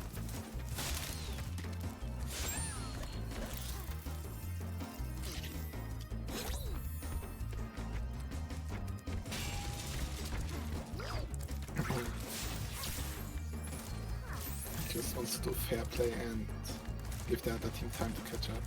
Yeah, exactly. That's the plot twist. He's just giving us some drama. That's it. Yeah. Yeah, this jump Surf struggling with is very difficult. There's actually an invisible wall just above the waterfall. There, you might have seen it. He bumped into it a little bit when he got up, but there's a wall that the devs put there because they don't want you to skip talking to Bianca, so they want you to try and go around and trigger the cutscene. So you kind of have to get that hover in just the right spot so you can get around the wall but still make it up.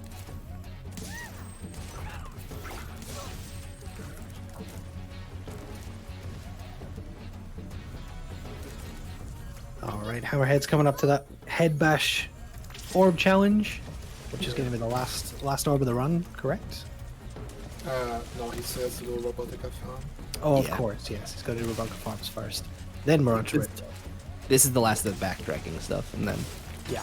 they do new level. But yeah, now you can see again Surf doing sun seeds. You see he's gonna just flame them to keep them hot and burning, or else they burn out and you have to go back and get them again. He also does a little thing you'll see in a second where he's able to he will like hover and be able to flame it over or from like underneath, so he doesn't have to climb up the stairs and follow it, just so he can get some gems a little quicker. So right now flame it here and drop down from some gems. And then he's able to just hover. Yep, hover up and flame it like that.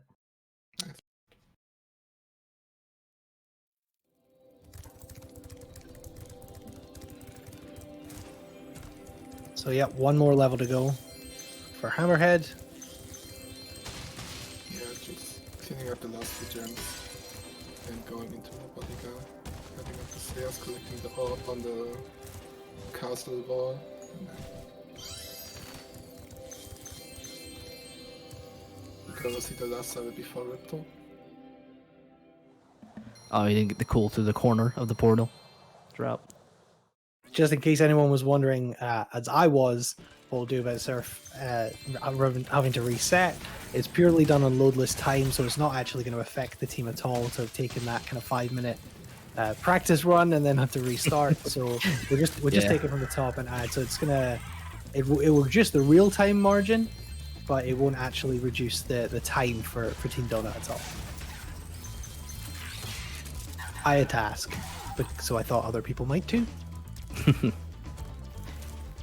Yeah, so that reset didn't advantage or disadvantage anyone. It's all even still. So Hammerhead is currently about 10 minutes behind Cameron's time. Obviously, he's still got a little bit to go. Looking at probably about 15, 16 minutes, which, again, as we talked about all throughout that run, it's perfectly fine for him. He was looking at a 21-minute deficit on pace coming into the race, so to have cut that back is going to be a good achievement for him. Yeah, he's putting up a very good fight against Scam. Yeah, I mean, Cameron, he's one of the best runners out there, the world record holder for the category. Yeah, So at the moment he is the best. I said one of the best, not the best. You never know.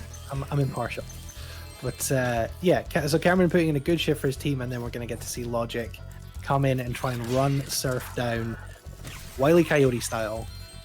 Yeah, it'll be interesting to see because obviously they're on loadless, so even though what you're seeing on the stream isn't exactly accurate, it's still pretty close. So you're gonna have to see Logic kind of like chase Surf and catch up to him, which he can definitely do. Like Hammerhead, we were saying Hammerhead and Surf have pretty like similar differences between their PBs from Cam and Logic. So it's about 20 minutes both of them. PB pace difference. Yeah, so they should end up being pretty close. There is also some stuff that's RNG in Spyro 3, so that could also make the difference. See Surf struggling to get into Sheila here a little bit. Yeah, we didn't mention it before, but there's a trick here that you can get into this invisible little corner he's trying to get to, and if you get a wall glide on it, you can hover on top, and he's really close. It's also pretty hard if you don't have There it is. Yeah, so you can jump up, and that lets you get this waterfall egg early. And this is what I was saying before. He goes into the side area and skips the fly power up just a little faster. I just missed the basket there. Oh no. So I do a second round, missed 2 actually. You shouldn't have to go around the whole track, but it's definitely going to be a time loss. Yeah.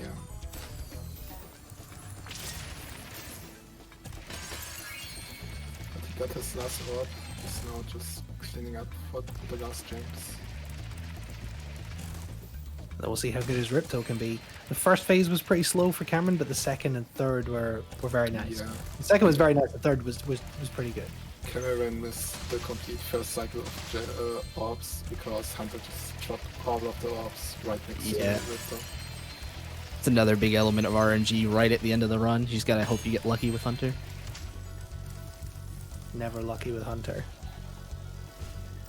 Yep, so you're seeing Surf now go into Sheila, like I was saying before. He's going to go in to do Sheila before Sunny Villa, because there's a side area for Sheila, and you don't unlock the ability to do the side areas of the side characters until you beat their homeworld. So he's going to do that first, so that way he doesn't have to backtrack to Sunny Villa later on. So Hammerhead just dropped the supercharge before getting to that mystery vase, but he managed to do a little perfect hover and get up there. Which is nice to see because he's had a lot of trouble with those through the run. Mm-hmm. I don't know how he feels about the Sunny Beach jump, but I know that it's going to stay with me forever.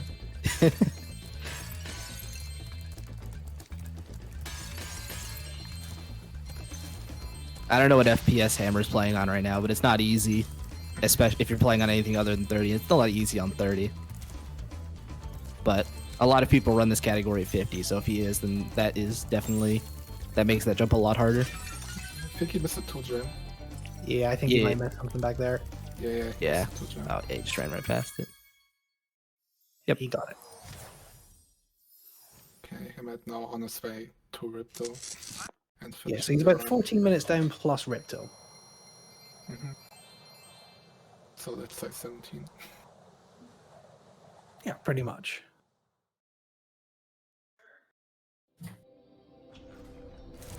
He's surfing this first Sheila level. Sheila, one of the characters that got the biggest transformation from the OG to the Reignited trilogy.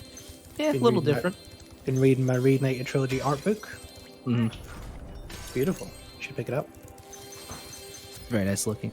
And you can see Surf here is doing a little trick where you're supposed to jump up and head bash these mushroom houses from the top, but he can kind of get just a little bit on the side of them and head bash that, and that'll break them. So he's just picking up all the gems here. The gems in Spyro 3 are a lot more spaced out than in 2 and 1, I feel. So a lot of it is going to be good movement from picking up gems quickly and, going back and forth between the level, getting all of them as quickly as possible. I'm struggling with this first phase a little bit. Yeah, it's kind of hard because of those running away from you constantly, and sometimes the camera is messed up. You can't just see anything. Oh yeah, we didn't say, but this looks like it could be PB pace for Hammerhead. What's his Standing PB? 221.55? Yeah, very doable PB for Hammerhead. And what a stage to do it on. Yeah. I look forward to him having to cut this VOD to submit to speedrun.com.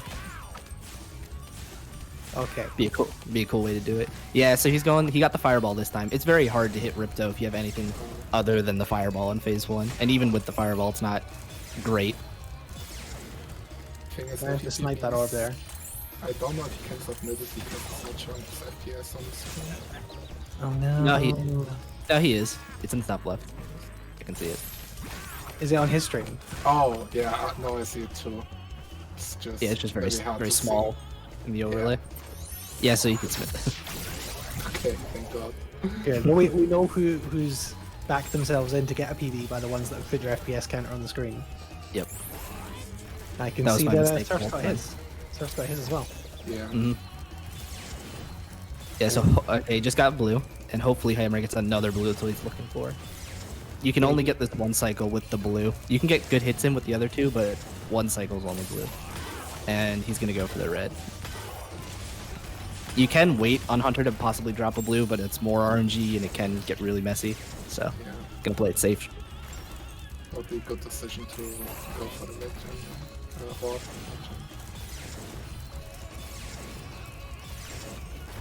Hunter's being a bit mean with these drops. Yeah, it really is. Come on, I mean, I'm really rooting for Hammerhead to get PB here. 21.55. Is that doing Romeo and Juliet in the game? Is that what this is? I never knew that. I never knew that.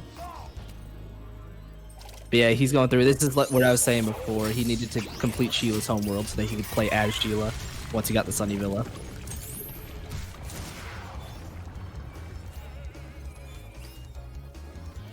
And Hammerhead's going into phase 3 now.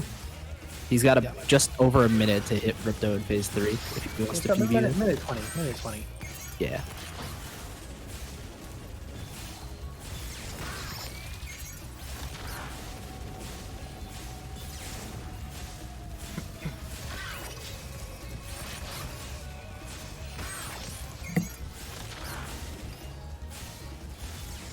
It's about to be done. Yep, time's coming up on Hammer side in just a second. more He's got, hits. two more. Yeah, you see, you have to be very far ahead of Ripto to get him when he's doing this. He's going around the outside. There it is. 21.14, a 41 second PB for GG. Hammerhead. So Perfect. great job for Hammerhead. Putting a great pace in. Yeah, that's especially impressive considering how far he was down after Sunny Beach. Was able to bring it back. Very good showing. And I believe we have a slight delay before Logic goes because he has to set up himself. Mhm. Yeah. Oh, All right. So and quickly, yeah, just to mention, two- Surf just did a really hard jump when he came out of Sheila. I just wanted to point that out. That jump's not easy. all right, Stepkey, thank you so much for joining us for Spyro 2. We really appreciate You're it. welcome. And yeah, thank you for being a part of this. We're going to bring in Zik to bring it home, Zick and Kat, part of the group of us that organized this together. So get you guys in for the end. Zick, welcome in. Just want to say good luck to the runners and have fun commentating. Bye bye. Thank you. Thank you, Stepgeek. All right, hello everybody. It's me, Zick, here to do some commentary. How's things been so far? Things have been good. Yeah, it's pretty Hammerhead intense. PB. So great PB for Hammerhead 221.14, and it looks good. It's about 17 and a half minutes, the gap between Team Donut and Team Caboose. You see, certainly the loadless gap is about 12 minutes, what it looks like right here. So we're going to see Logic try and chase Surf down here. But as we mentioned, Surf has his FPS counter on his stream, so he's going for PB. Logic's got an FPS counter too, so he's might be going for one too. He's going for world record. He did just have a marathon run like the last weekend where he almost got world record there. We're not sure because he didn't have his timer running, but it looked like it could have been. So yeah, there's definitely going to be close here. Like there's definitely a lead for Surf now, but Logic can make it up. Very doable. This is gonna be really interesting because just doing some quick math here, Team Red is ahead by 18 minutes, and their PB difference is about 20. So, Logic pulls it out here pretty strong. We could see maybe a win here. Mm-hmm. It's gonna come down to who can play more consistently, and maybe even who gets better RNG in some spots.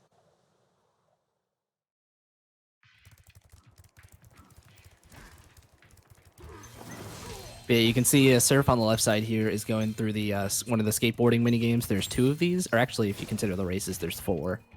But his goal here is he's got to get these lizards for the egg. There's 15, and he also is doing a route so he can go through and pick up all the gems as he makes his way through and gets all the lizards. He's actually going to have to do this minigame twice, once again with a timer after this. So he's kind of spacing it out. So he's going to get half the gems on one egg and then half the gems on the other.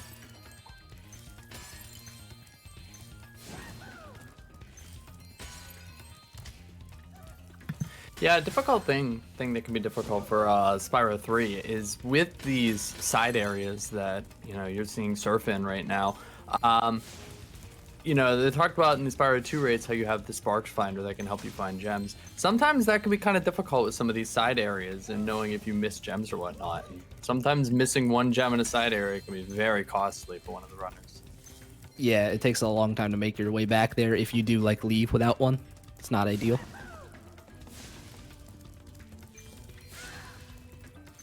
You see, Surf's gonna do a trick. Oh no, he crashed. Oh no, that's really unfortunate. Yeah, that's really bad because on the second egg, it's you have to do it without crashing, so he's gonna have to restart the whole thing now. Unfortunately, we mentioned this earlier when the timer mess up happened with Surf having to reset, but don't worry, that's not going to disadvantage his team at all because it's all done on loadless time, so that real world time doesn't count. It just his contribution to the total team time just started again when he reset. So don't panic, Yes. Green Toll. I saw you in chat.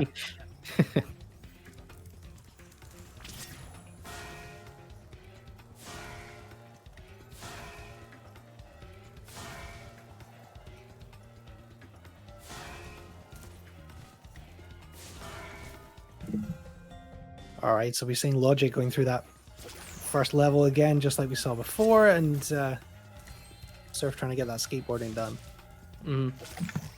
Yeah, it's kind of nice that if you were watching Hammerhead clutch out that last run and you missed some of what Surf did at the beginning, Logic's going to get to show all that off for you now.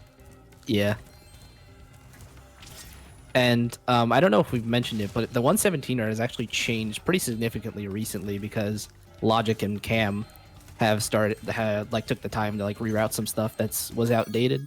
So I believe Logic and Surf are going to be doing pretty much the same route, but there could be some differences. We'll have to wait and see. Yeah, it'll be interesting to see since 117 is just such a long, expansive run. There's so much room for just little runner preferences. Yeah, exactly.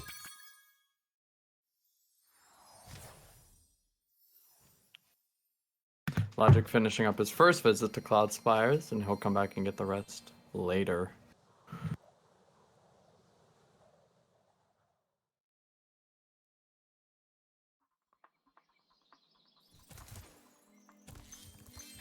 Yeah, it's kind of neat how this is going to work out. That we get to watch Logic clot back here, and eventually, at some point in this run, our runners are going to be neck and neck in the same level. Yeah, that's what I was saying before. It'll be cool that we can see the fight. It's not just an even race, or it's not one that we know someone's going to win. It's really close at the moment. Yeah, for sure. Hammerhead really killed it at Spyro 2. It was a really good run for him.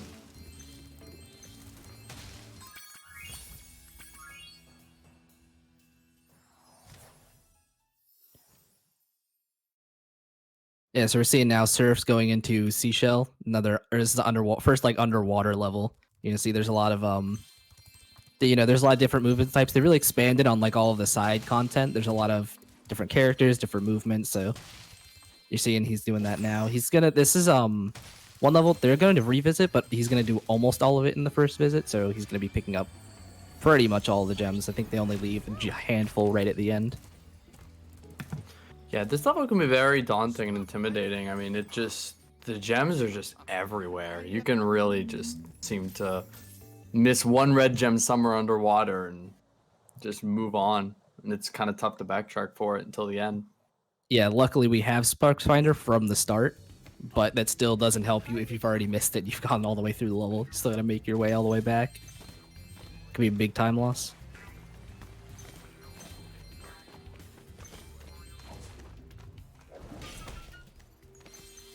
Logic here is going in on Sheila's homeworld. We didn't mention it before when Surf was doing it, but there are the Riptocs that are kind of like, they kind of act as like checkpoints where when one dies, that's what triggers the Billy Goats to move on. So you want to kill them usually as soon as possible before you go collect stuff so that they start moving. And then you can clean up while they're moving to their next location.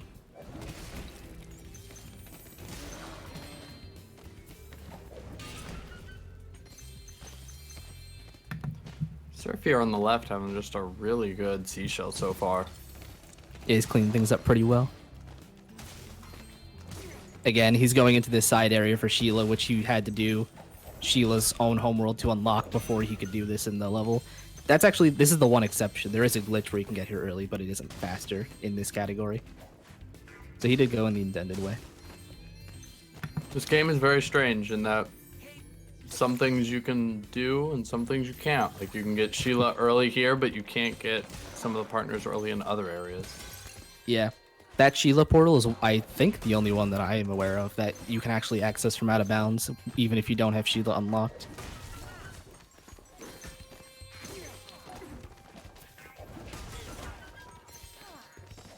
Yeah, Logic going for the slightly safer strat of actually going all the way up and slamming onto the top of the mushrooms. It's very easy. I am a big fan of that. Yeah, it's very easy to like slip and not get the thing that Surf is going for, where you bash them on the side. So he's just opting to take the small time loss, do it a little safer. I mean, to be fair, if you're Logic right now, you're pretty confident that you're going to be able to catch this time up. So for him, he might just be going for consistency over speed. Yeah, and that's kind of what's going to matter in this race. Like, whoever can just go without a lot of time lost is who's going to come out on top, really. In a category this long, you got to take being consistent over, every single optimization you can. Absolutely. And Spyro 3 has its ways.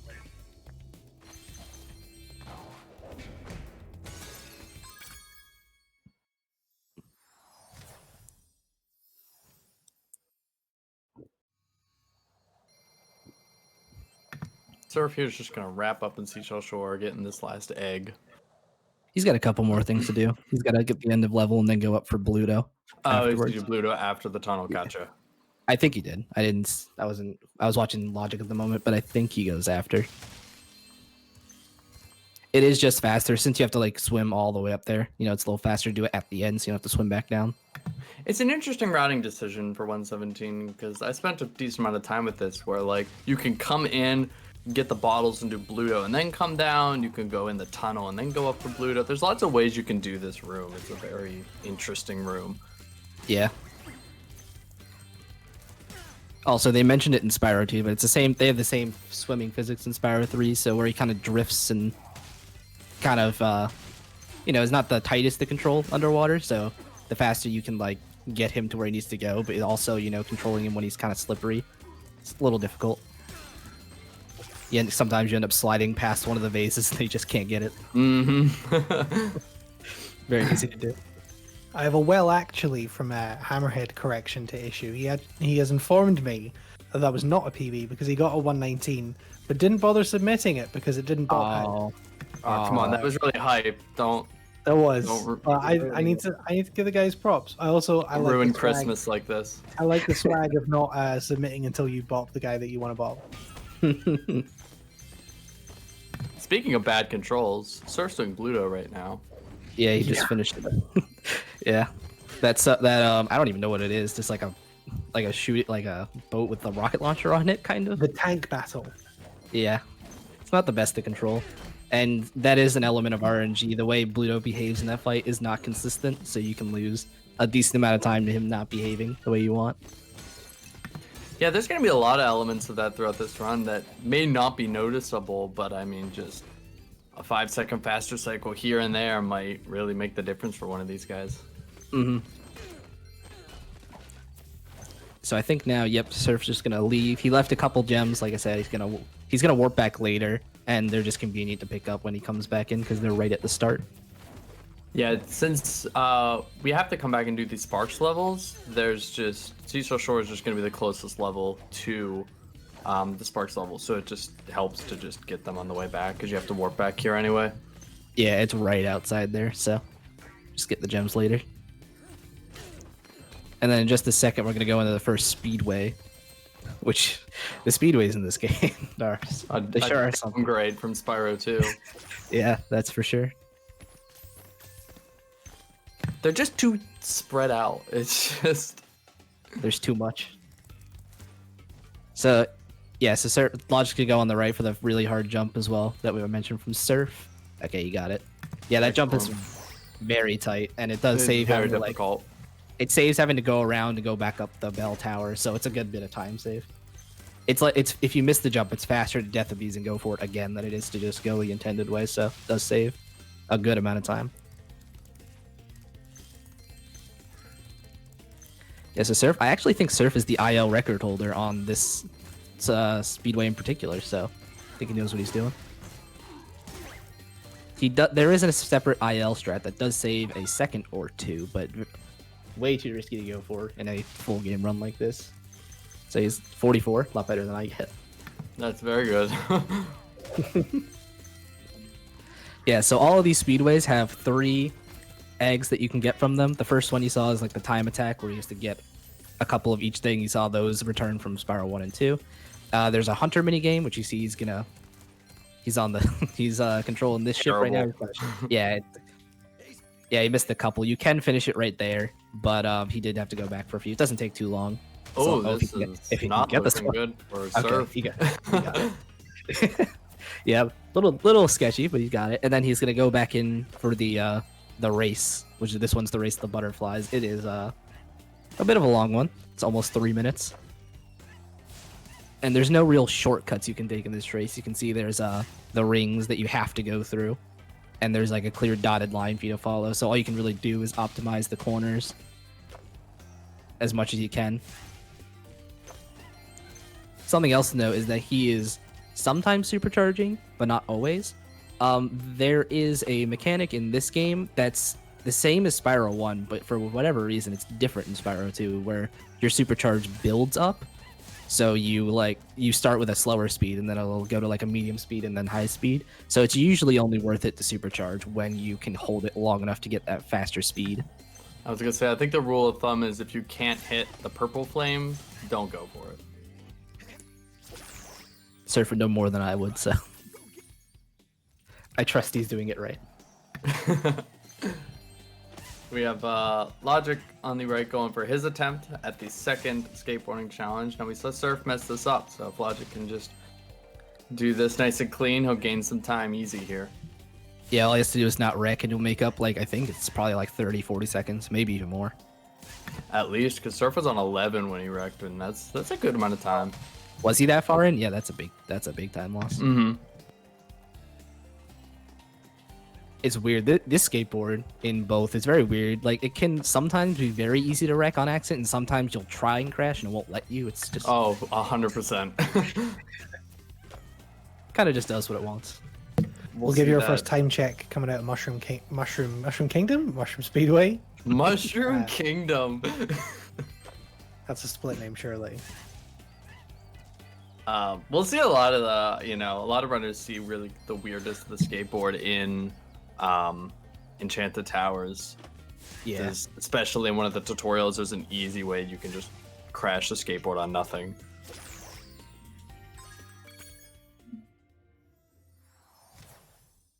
Yep, so Logic finished that with no issues. There was something I forgot to mention, just a little nice little thing, is there's a little tunnel in there, and if you go into the start of the tunnel, where the lizards are, they'll immediately just start running out the back, so you can turn around and get those. It's a nice little trick.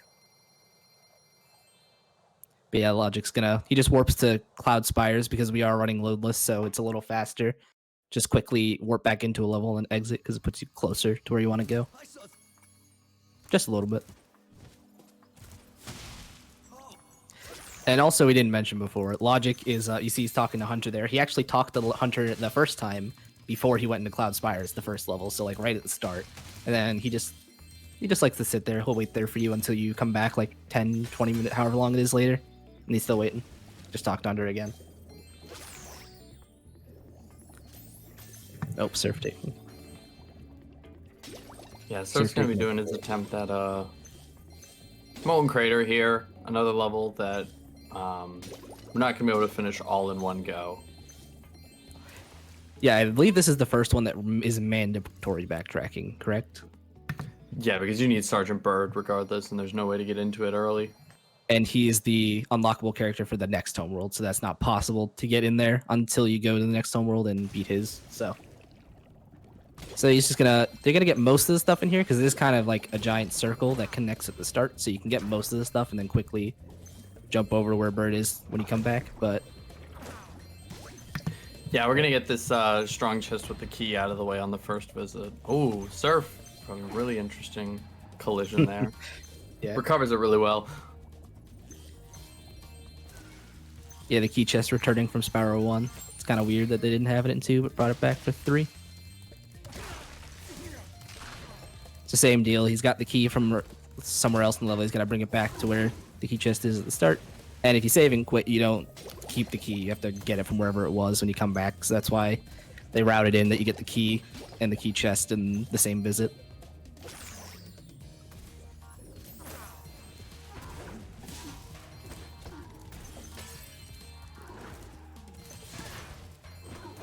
Yeah, House brings up a good point. Is a lot of these side areas you get warped to, they are always loaded somewhere else in the level, and you can get to them if you have like level storage. I don't know if they mentioned that later or earlier, but it's just like a flight glitch that you can use, or if you have the flight mod, and you can get over to them, but they don't load anything in really until you have the side character go through the A lot of so them are not, just empty.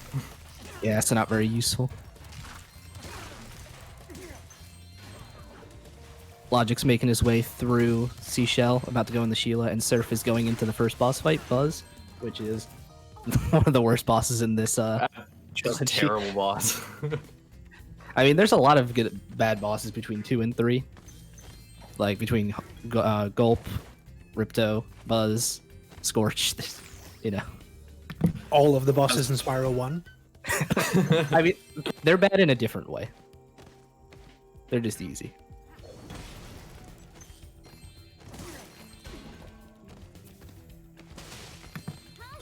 There's a lot of potential issues that can happen here with, especially with Buzz. Buzz definitely has a tendency to cause issues, so hopefully both runners make it through just fine. Yeah, you'll see your Surf standing near the edge. Oh, he's gonna go for the Logic thing. Oh, he didn't get it. So you want to stand near the edge to bait Buzz into stopping his roll early. And there's another trick that you can do where if you head bash right in front of him, while you have iframes, he will just stop rolling almost immediately. But it's pretty hard to get the positioning and the timing right. So it also does the quicker thing if you take the damage, but you prefer not to. Yeah, and you can see that this fight can be very risky. That to make the cycles as fast as possible, the runners are going to be damage abusing on the fire so that they can hit him immediately, which, I mean, you can see Surf has no sparks right now. Yeah, there was a fodder there, and he's opting to play it risky. He wants the time save. Oh, he wanted that sheep. He's not gonna be able to get it now. He's gonna go into midday with no sparks. That's not too big of a deal. Made it through the boss without dying. That's pretty good for Buzz. Very easy to just get hit in the lava and take 4 hits instantly and not have to restart the fight. 1 second off from an even 30. Very close. He's also 100th of a second off an even 30:01.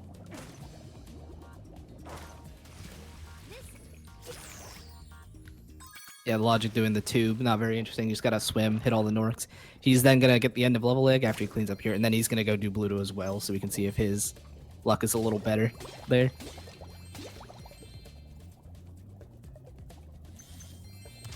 Right, also Surf is gonna go back, like I said, he's gonna clean up Seashell right here. He's just a couple gems that are behind this gate. So you just come, that gate opens once you get the end of level egg, so he's gonna come back and just get those now.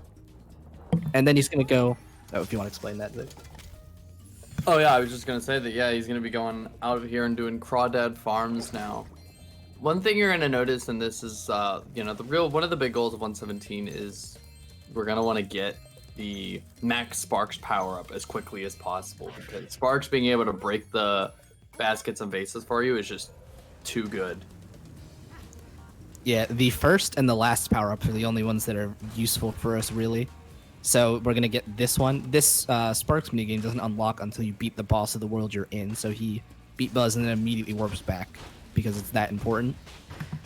Small thing there, Surf did change his FPS right now. The Sparks levels operate, they're interesting. Sparks fires like faster on a higher frame rates. So a lot of runners opt to up their frame rate just for the Sparks levels and then bring it back down because they like it on 30 for the jumps when they're playing as Spyro. He's also doing this with keyboard and mouse. Yes, that's also a thing. It's kind of like, it's a lot easier. A lot of people, or I agree, to aim, you know, point and click with the mouse rather than like aim with the controller. So it's not. Yeah, you know, can see at points he's just flicking the mouse around and spray shotting everywhere. Yeah, he needs to pick up all these gems, but none of these enemies, you know, have to die. So he's kind of just gonna bait them all out and then go around them as best he can. He's gonna not waste his time killing them. There are a couple enemies that do drop gems, but these little crabs or lobsters, whatever they are, they don't. Before we get too far into this run, I want to push you guys for a prediction. Which team do you think is going to clutch this out? It's very close at the moment. You got to pick one. It is very close, but I'm gonna pick Donut. Oh yeah, gonna go against me. I think Logic can take this. I think he can claw it back. Yeah, I picked Logic's team way back in game 1, so I'm sticking with that. Okay, you know what? I'm a believer here. Come on, Surf.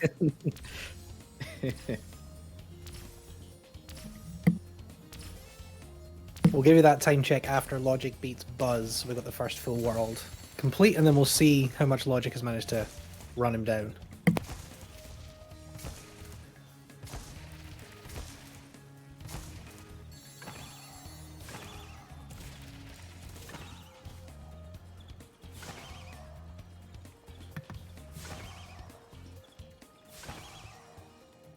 Yeah, Logic doing the same pathing as Surf. Like I said, there is a faster IL route, but not safe enough for this full game run, so he's going to do the same thing. Yeah, what did he say? Surf got a 44. We'll see what Logic gets at the end of his. 44.1, I believe. Okay. 46.4 is, yeah. Wow, that's a significantly difference. Yeah. Surf knows what he's doing. I was gonna say, you can see the mastery of Mushroom Kingdom by Surf. Unfortunately, 2.5 or 2.3, whatever it was, over the whole run isn't that much of a difference, but you know, shows he can definitely take a little bit of time back on these flights, because there's a lot of, you know, the time attack and the races that you do in this run significant. If they win by 2.3 seconds.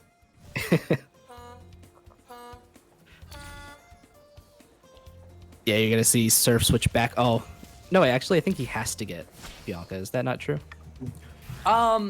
You can work around Bianca, but you have to come back to this area a couple times, and I mean,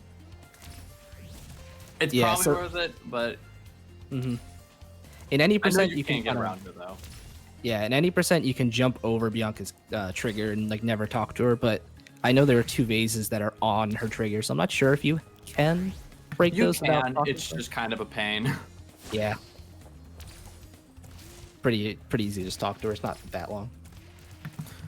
One thing I don't, if you were watching the right side of the screen, Logic had almost the fastest sheep UFO cycle you can get. So that Yeah. 2.3 he lost in the Speedway, he sure made up more than that in the UFOs. Yeah. Those UFOs, can you lose you a lot of time even if you don't fail them, and then it's pretty easy to get shot if you miss one. Those sheep are kind of lasers with their whatever energy shot they have.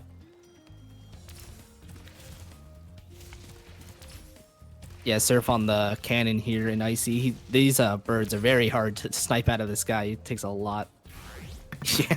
You can see him wiggling there. Yeah, you gotta kind of, shoot a little bit in front of them so they go into it, but they're so small and it's so hard to aim the cannon precisely, and not always easy to get those shots. And there's a lot of birds in this level and a few others that you have to hit, so can lose a lot of time with that. Worse version of this later in Lost Fleet. Oh yeah.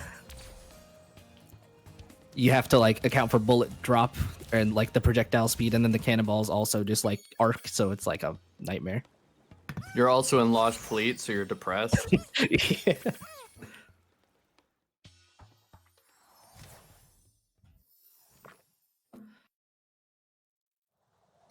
Logic leaving. I believe he's about 2 minutes ahead of where Surf was at this point, so he's already catching up some time. Making it back. Yeah, I'll be really curious to see where he is coming out of Buzz. He seems to be flying right now. Yeah. I mean, this is this is Logic's jam. This is his category, so if anyone's feeling, it's gonna be him. Gonna get on the cannon. There's a couple of cannons in this level. There's, I think, 3 or 4, something like that. But there's always ice balls to break and birds to share this guy. And you can see this bird being... Oh, there, he got him. That was actually pretty quick. Oh, he forgot one of them all. Gotta go back. They're small mistakes, but these mistakes might be just enough adding up. Mm-hmm.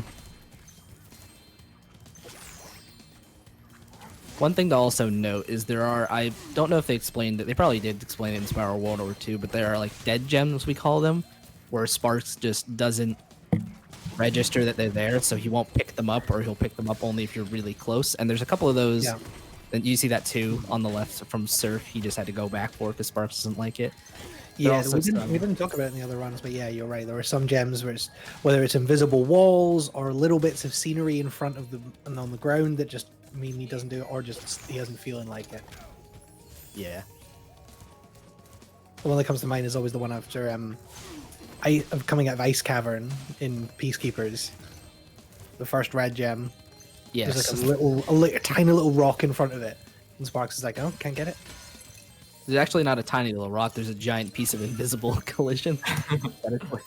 So Man, these birds are bullying Surf today. yeah.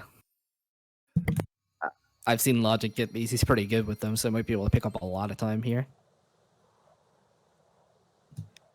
It is very difficult to do. I can't stress that enough. Those birds are not easy to hit. Takes practice to get them really well.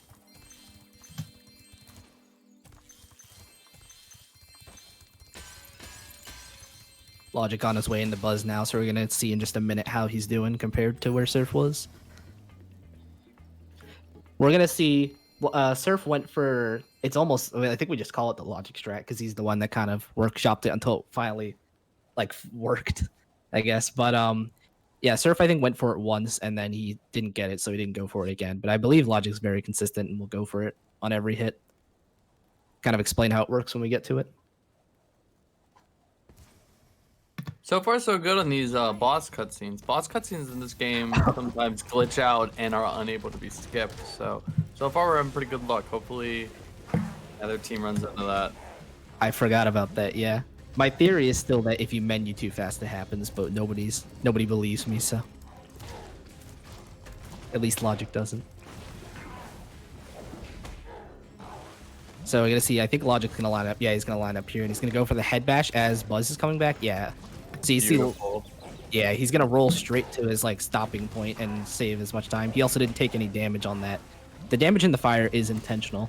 I don't know if we mentioned that during Surf's fight, but you do want to jump into the fire to get rid of it as quickly as possible. Surf finishing with the Nancy auto scroller. Very uneventful. Yeah, Logic's in a boss fight while Surf is doing some ice dancing. Welcome to Spyro 3. Yep. Just more instances of Spyro where you have to pay to do some of the worst levels in mini games. Yeah. Gotta pay 700 gems to do cat hockey later on. That's a lose-lose. Hey, that's a good one. No, that's a good one. We said that a Surf... nice wall glide there. Oh yeah, I should have mentioned that. All right, let me Just give you a little- time check. 3 minutes Wow. and 40 seconds? I think it was. I think we said it was 2 30:01, right? 30:01, it'd be yeah, 2 minutes. 30:01. So th- 2 sorry, minutes 36 seconds. 2 minutes Yeah, 30, sorry, my that's- bad. 31. That's a 2 lot. minutes, 2 minutes 30. in the first home roll.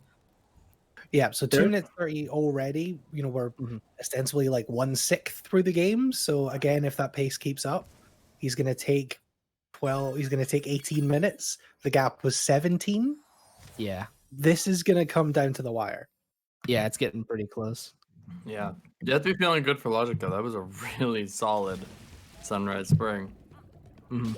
Also to note, we do a lot more backtracking in this run than we do in 1 or 2 by a lot. So being done with the first homeworld doesn't mean we're a quarter of the way done, even though there's 4 homeworlds where you have a lot more to go. A lot of run left. Yeah, I mean, yeah, as I mentioned it before, since the name of the game is getting that, getting the Sparks power-ups as quickly as possible, you want to try and save a lot of your backtracking if you can until after that, because you can move a lot faster through the levels. yeah. I don't know if we actually explained it, but the Sparks power up you get the first time is actually extended Sparks. So you'll notice that they have like Sparks will pick up gems from a lot farther than you would have before. And then the very last power up is Sparks will actually break vases and baskets for you automatically and collect the gems. So the Sparks upgrades aren't particularly good in between. So we're just gonna like get the first power up as soon as we beat Buzz, and then we're gonna book it, get 100 eggs as fast as possible. Because once you beat Sorceress, which is 100 eggs, that's when you unlock the last Sparks level to get that upgrade. So the route kind of revolves around how little can you do while getting to that upgrade, so that you can have the best Sparks to get everything later on.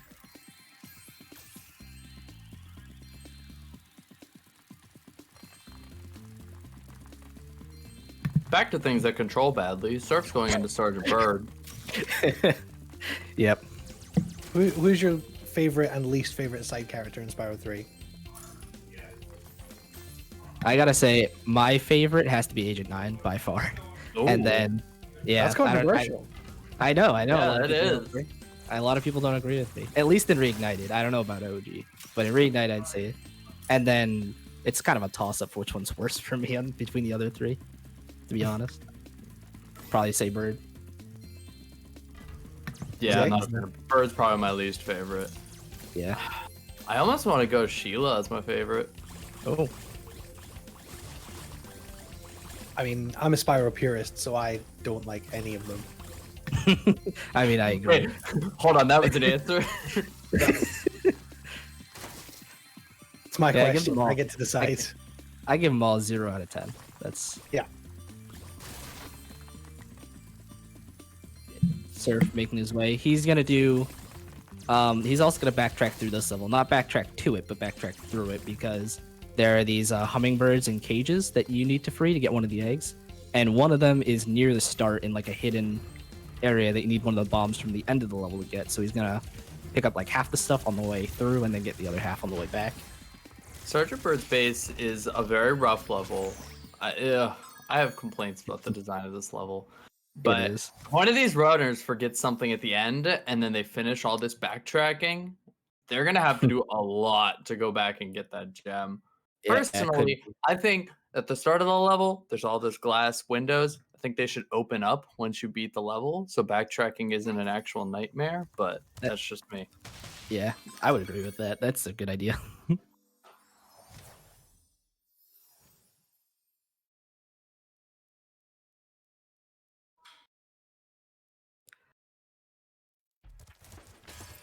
Side characters are all the wrong color as well for this purpose, so get them out. Yeah, CC Surf's got one of the like rocket bombs that you can drop straight down. He's gonna use that to get a couple things here.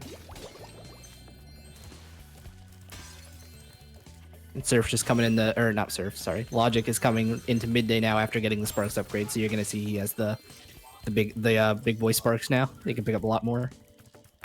Looks like he has left his FPS high at the moment. I'm curious when he decides to switch that back. I think he actually switches it right around this corner, if I'm not mistaken. Yes, right now. So he goes right before he goes into Icy.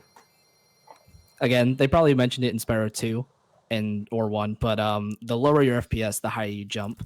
So that's the reason they like to switch back to 30. It makes the jumps a lot easier than they would be otherwise. And then, like we said, Sparks levels are better on higher FPS. There's a lot of switching in this run. You don't really see that in the other two.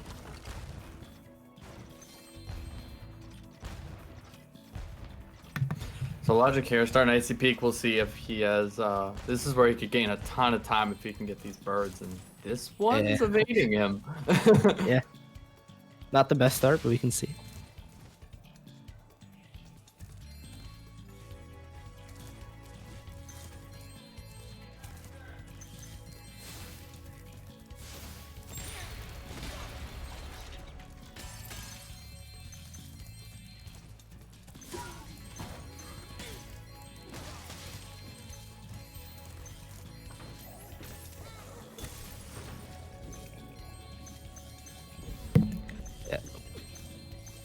Also, a nice skip to note is Logic was able to like glide over the ice right there and then hover and head bash it instead of going up to like a secret intended area that you were supposed to be able to head bash it from.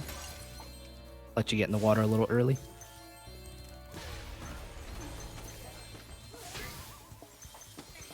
Yeah, as a Spyro 2, Spyro 3 also has that hover mechanic, and it just opens up just a world of possibilities of skips you can do throughout these levels. Yeah.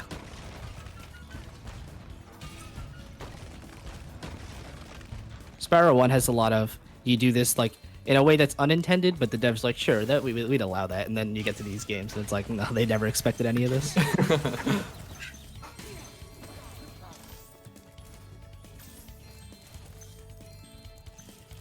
See, I think, yep, Surf got the last hummingbird there. I don't know if he ends here. Yeah, he does. Okay.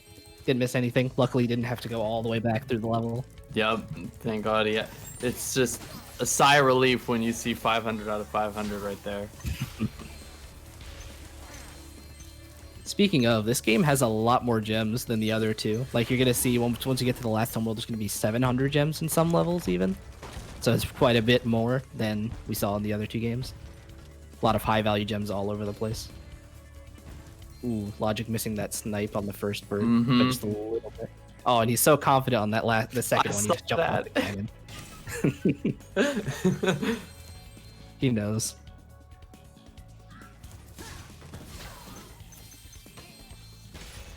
See if Surf. Oh.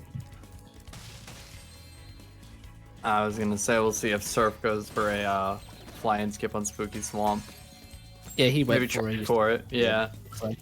Yeah, so there's a, at the start of Spooky Swamp, there is a, hold on, sorry.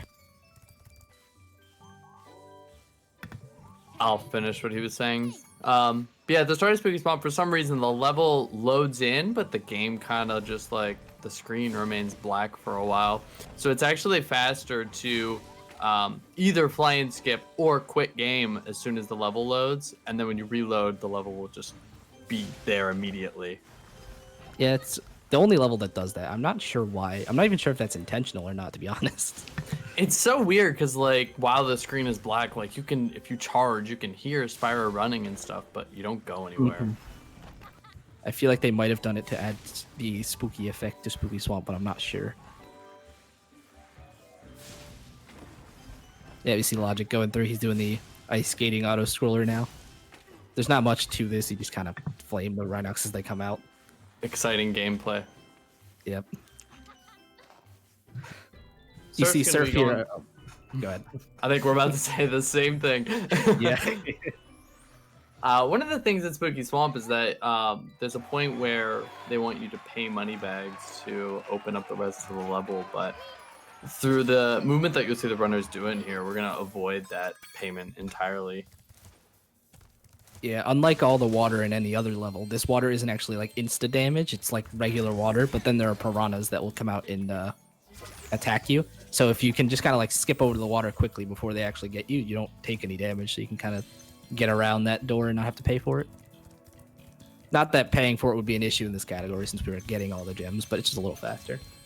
Yeah. Spooky Swamp also is home to most people's favorite egg challenge, the Escort the Bomb guys. Oh, I love that one. Favorite. I don't know if he's gonna do. I don't know which one's first, Sleepyhead or that. So we'll have to see. I believe you do Sleepyhead first. That would make sense. Yeah, we also skipped over it on Surf side, but look, logic right now. He's gonna slow down against this wall so that he can get into this. To get that, there was a metal chest behind there. Yeah, you couldn't really see it, but there is a strong chest there that you have to supercharge. So by slowing down against the wall, he was able to go in like the opposite way of where you're really supposed to. And then he's able to get the thief because again, he's going backwards, so the thief goes right into him. Pretty slick. And yep, Surf going straight into Sleepyhead first.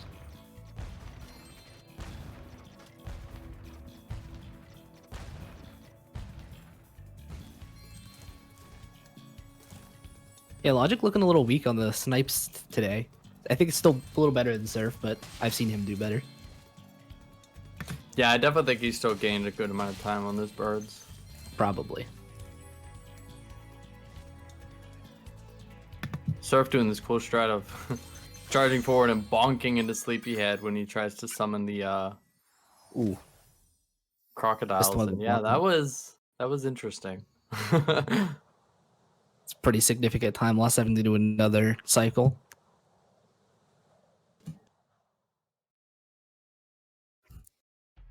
Yeah, normally Sleepyhead goes to summon these like crocodile things that come and attack you, but if you bonk into him to like it looks like you take damage, but you don't actually.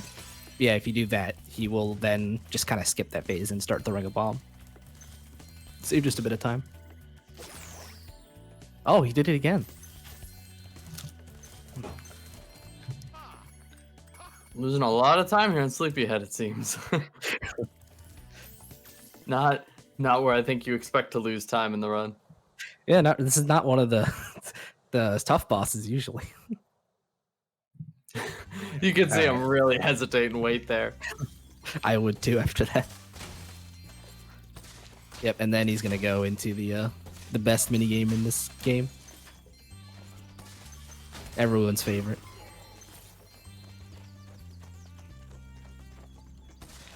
Oh, House just said there you can do quicker bombs, so it looks like he might have been trying to go for a fast strat I wasn't aware of. He might just messed it up, unfortunately.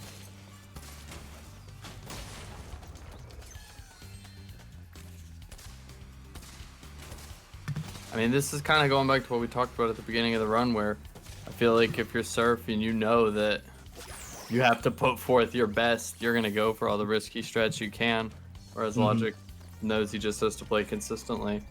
So I wouldn't be surprised to see Surf going for as many harder, risky strats he can. Mm-hmm.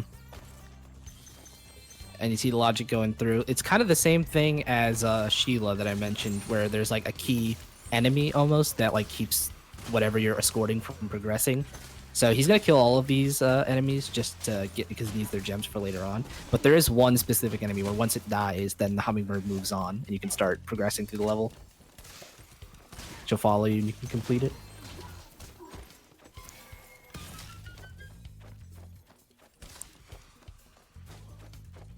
One of the nice things that they changed in Reignited is that these rocks don't respawn between the escort missions on Surf side. Yes.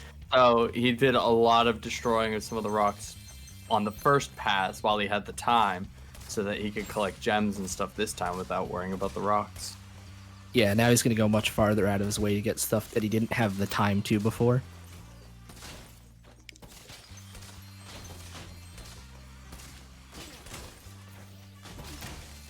Also, a little note, he's able to do the like side stomp thing that he did on the mushroom houses in the first Sheila level on these little mushrooms here. So you don't have to do like the double jump and then slam on top, save a little bit of time. These could probably be much riskier because if you miss that and you don't do it fast enough, you lose however long it takes for the Firefly to go all the way back that through. could be a lot.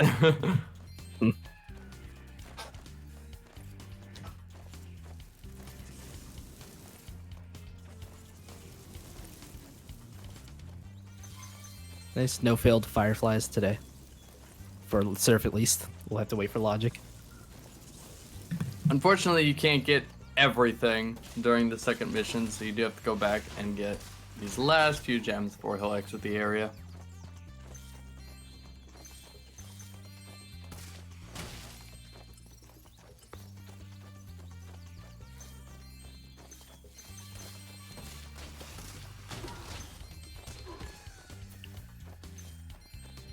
Yeah, you can see Logic here. You can kind of, once you have the bomb in Bird's feet, you can kind of just like slide along the ground. It makes picking up some of these gems a little easier. Gives you a little bit tighter range, like a little more range of movement rather than Bird's kind of walking animation. He also needs these bombs because he's going to go back and see in just a second blow a hole in the floor to get one of these hidden hummingbirds. Yeah, anything you can do to make Bird control a little bit better is fantastic. Yeah. Surf Right on next the to left Surf. here. Yep. Aw, Going for a... didn't go for the cool strat. Unfortunate. We'll see if Logic can go for it later. I hope so. Yep, gonna just clean up. You gotta shoot those potted plants to get that egg. He did do a faster strat where if you shoot a fireball at the last planter and then get the one egg that's out in the open, you'll then be warped out of the one egg cutscene into the other one once it finishes. So you save a little time doing that. And there is a little faster way to do it that Logic, I believe, does go for. So we'll see that in a minute. Or just a little bit, I should say.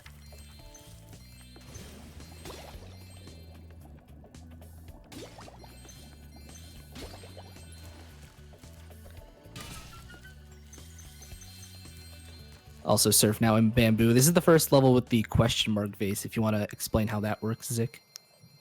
Yeah, we saw it a bit during the last race in Spyro 2 that the mystery bottles that kind of start at the end of the level, and as you hit them, they make more, and they'll make their way towards the beginning of the level. Now, for Bamboo, we're going to be holding off on doing it. We have to backtrack for Bamboo because we need, as like in the last area, we need the partner from the next area to finish this level. So they're just going to get the bare minimum here and then exit out. Yeah, Bentley's portal's conveniently also located like right next to the vase at the end of the level, so they can come back and get all like kind of do the level backwards on the revisit to get everything.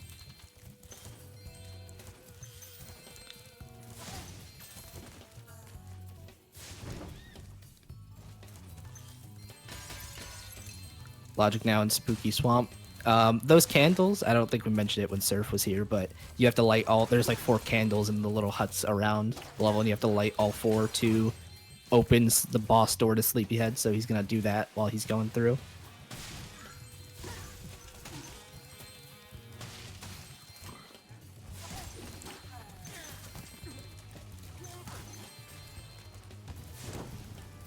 Oh, and cool trick. Yep.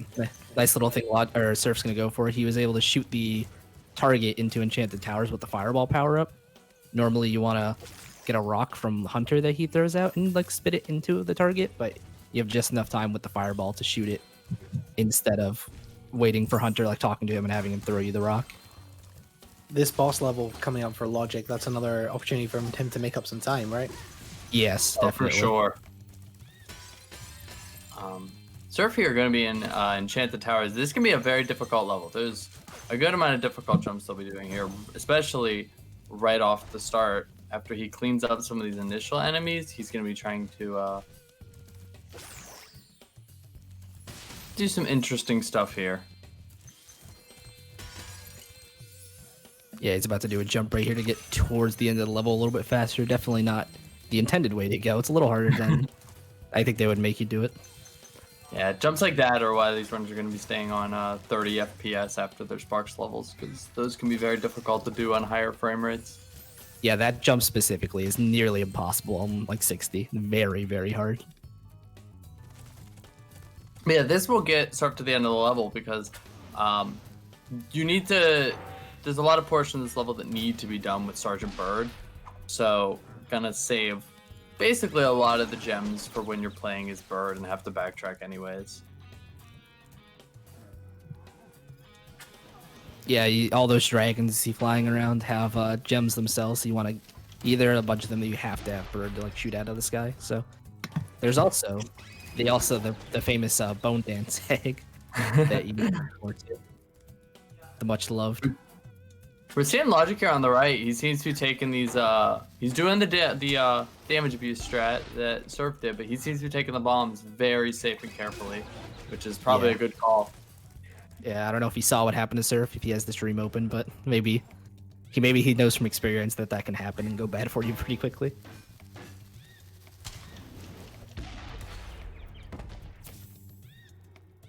Yeah, he took a lot of time to line that one up. Yeah, but I mean, definitely save time there.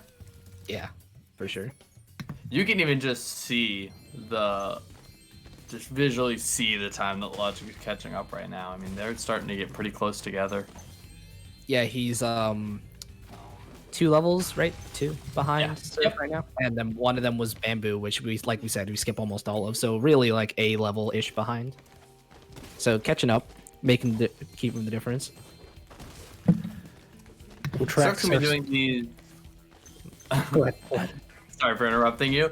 Surf's gonna be doing the skateboarding challenge right now against Hunter, and while normally you only have to get so many points, and then you can just quit and beat Hunter, it's a good opportunity to collect all the gems around this area. So he's kind of gonna take his time doing tricks to get his score up while getting gems. Yeah, once you get enough points, you can just quit to end the minigame, and if you have enough, you'll win. And it also warps you back to Hunter. So it's a nice time to get all the gems and then quit, so you get warped back so you can clean up what you need to. I was just going to say, we'll time Surf coming out at this level, and then we'll get another time check and see how much that gap is closing. I believe Yeah, Spike's right after Enchanted, so if you want to wait, and then we can do the bosses. Yeah, let's do that. I've never completed this game. I don't know. You guys get me right. The level that Logic is doing now, this egg challenge, is the reason I gave up on ever completing this game. Yeah. Not the greatest casually. It's a little bit. It's better on when you're running it because once you know the route the fireflies go, then it's not too bad, but it can still be very frustrating. I don't know if you just saw on Surf screen. It was a little weird. He failed the first hover to the final gems in the area, and then the second time he made it up, but he still got like the sliding animation. Yeah. Oh yeah, I didn't see that. No. Yeah, he got the flop animation in the middle of the platform. Very odd. I guess, yeah, that surface that because a lot of the ramps have like a sliding surface, you can't just cheese them and go up them. So I guess he just barely touched it. Luckily, he didn't fall though the second time.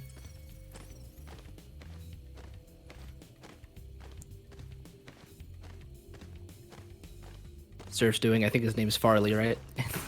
The dog. It is Farley. Yep, Farley and George are best friends. Look at this. We have 2 escort missions going on at the same time. What more could you ask for? That's why we love Spyro 3. Good side quests. Farley's a bit more interesting and less frustrating. You get to play catch with the boy. Can we rename him? Run around in circles. I would not be surprised if you had a dog named Cletus. Zick. God, I wish. I don't know if you guys were here earlier when I said that my cats are called Sparks and Allura. Yeah, I've heard you say that. It's good names. Yep, so Surf, I believe, is going to jump down, to clean up just a couple of gems he missed, and then he's going to get warped up once Farley gets back to the end of where he needs to be. Save a little bit of time on movement. This is another level where missing gems can actually be pretty costly because since you have to switch back and forth between Bird and Spyro, say Surf forgets a gem in the Farley area, he has to fly. You can't go in there as Bird. He has to fly back, switch back to Spyro, and go back in there. So you have to be really careful in these levels to make sure you're getting everything. Yeah, a little trick you might have missed Surf do actually is when he got to the end of like that side area, he used Sparks to like search for gems, and Sparks pointed at the portal to leave, so that just like signifies that there aren't any left in that side area, and he was good to leave. So he knows now that he didn't miss anything there. Ooh, Logic having some issues on this hover here. Okay, there he goes.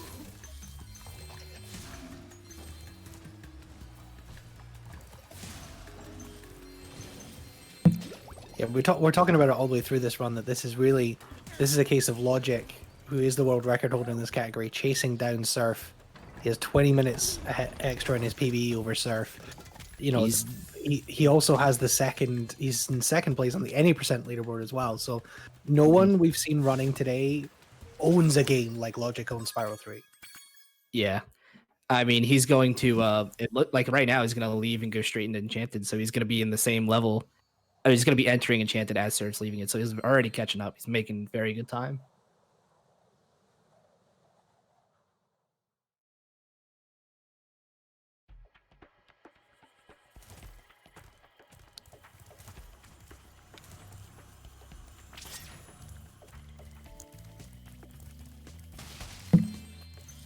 Yeah, I mean, it definitely wasn't 20 minutes ago we were seeing Logic do the plant pots and stuff, seeing Surf do the plant pots and stuff, so. Yeah, definitely not. So he's got some time ahead. He's definitely gained on that 2.5 minutes he had before, way more now. Yeah, we will definitely see at least visually see the lead shift here in Evening Lake. Yeah. Also gonna see Like, Bow dance. Do we get to see? Oh, I skip the cutscene. didn't chose the bow dance. He skipped the cutscene. Damn. Does it floss in Spyro 3 as well? I think so. I believe he does. Surf's playing the win right now. No fun in games anymore. Okay, so this is him into the next boss level, right? Yes, he's going into Surf. Or he's going in Spike, I mean, sorry. So Logic is exactly. He's going into Surf. Surf is going into Surf right now. His greatest enemy is himself, or something. Yeah. Spike All right. is. Time it. Yeah. Spike is the easiest and by far the most consistent boss in this game. So he shouldn't have much problems with this. Once you make it past the first 2 rocks. Yeah. I like to call it being Randy Rocked because Randy is known for having Oh no! Okay, he got a good second one though. Yeah, you get 2 rocks and then you get 2 fire power-ups and then 2 like projectile power-ups, and these 2 rocks can land anywhere in the arena. So if they land like on the other side of Spike, he'll go and crush them, and you just have to wait for another one, and that's really frustrating. But other than that, it's not that big of a time loss, and everything else should be fairly easy.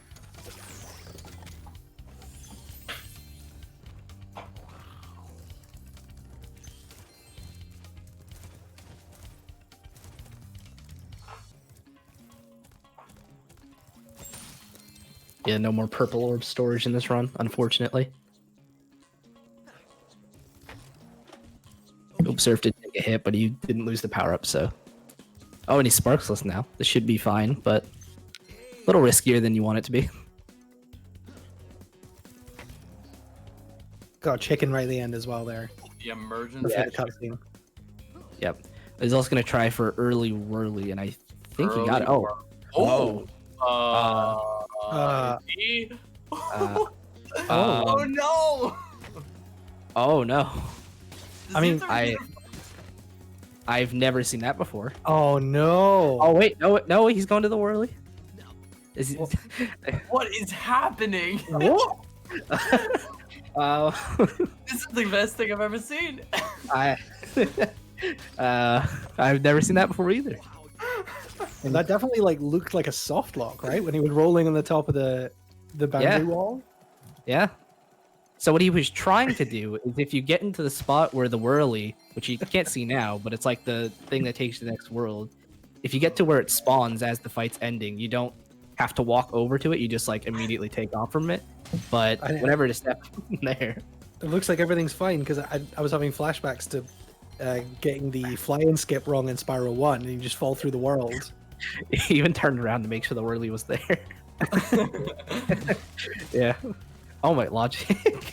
Oh my god. Got hit by Hunter too. And then crashed. Oh no. Oh. Everything's Spyro 3 there. is really showing its colors now. Yeah, I guess. That's a real highlight, seeing Surf get that glitch that no one's ever seen before. Chat enjoyed it, so there you go. Logic I just don't know. crashed on thin air. Yep. SRT3 isn't the most structurally sound game you'll find. Yeah. And then that second time he crashed on purpose because he also wanted to hover up to there. Isn't that the theory, right? That they spent so much time making Spyro 1 SRT that they had less time to spend on 2 and then even less on 3? I mean, if that's true, then they didn't have any time for anything, I guess. Okay, so Surf got out of Spike 105.38. That's with the respawn. Yeah, and it looks like Logic is on pace to beat that by a significant amount. He's going into Farley now. And Surf is entering the first level in Evening Lake, Charmed Ridge. This is one of, I think, the harder levels in any percent. Now, I'd imagine 117 as well. It's a very difficult level.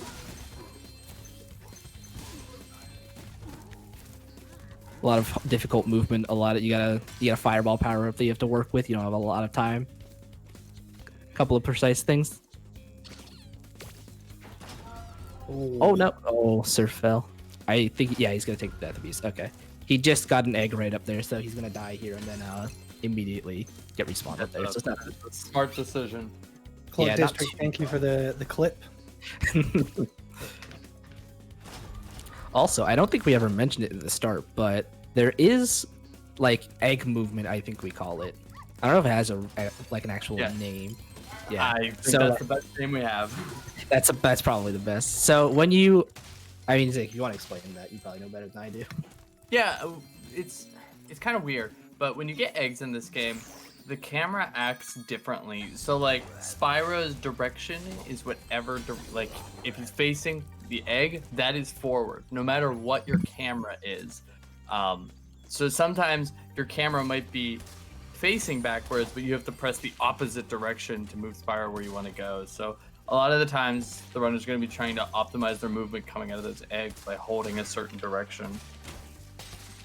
Yeah, you can also, I believe, hit triangle twice to like zoom in and out, and then that will fix it. Right. But a lot of times that'll lose you time over just knowing how to do the movement, with the like messed up controls. So, and it's different for every egg. So a lot of it you have to know for each individual egg. Yeah, it's based on whatever direction the camera is, and it's all weird. But over here on Surf's side, this is a really interesting kind of glitch that he's going to be doing here, where there's two parts to this bean minigame. He skipped the first part, and he's just coming straight to the end, triggering the end one, and then going back and triggering the first one. And this, if you just watch on the left side, this is going to cause the game to freak out a little bit. That might even be a bit of an understatement. Oh, there it goes.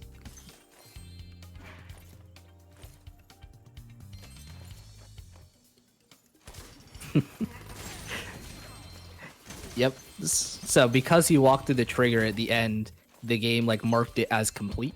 So when he got to the first trigger, because there's two separate places where you get eggs, there's a checkpoint in the middle. So he did this. He triggered the second one and then the first one. So played the first and then the second.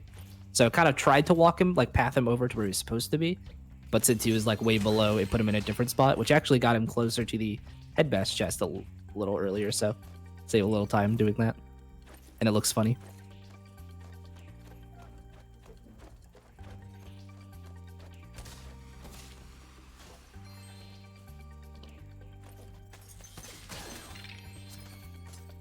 Yeah, Logic cleaning up Enchanted. He's about to finish right here. We'll get to see if he watches the Bone Dance cutscene.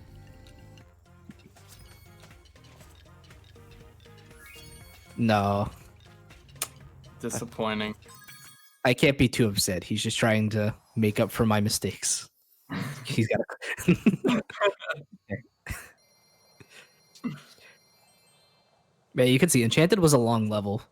Surf was able to finish Enchanted, do the spike fight, and now he's halfway through Charmed as Logic is now leaving. Yeah, it's just the nature of having to do all that backtracking with Bird and Farley. It's just got so much slow stuff. Yeah. Surf showing off this wonderful auto aim the game gives you for Sergeant Bird, where you don't even have to move for some of these. Yeah.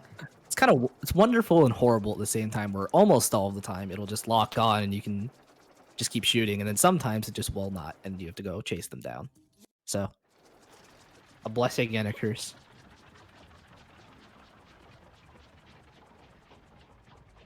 Oh no, looks like we got Logic's timer fixed and then we messed up Surf's.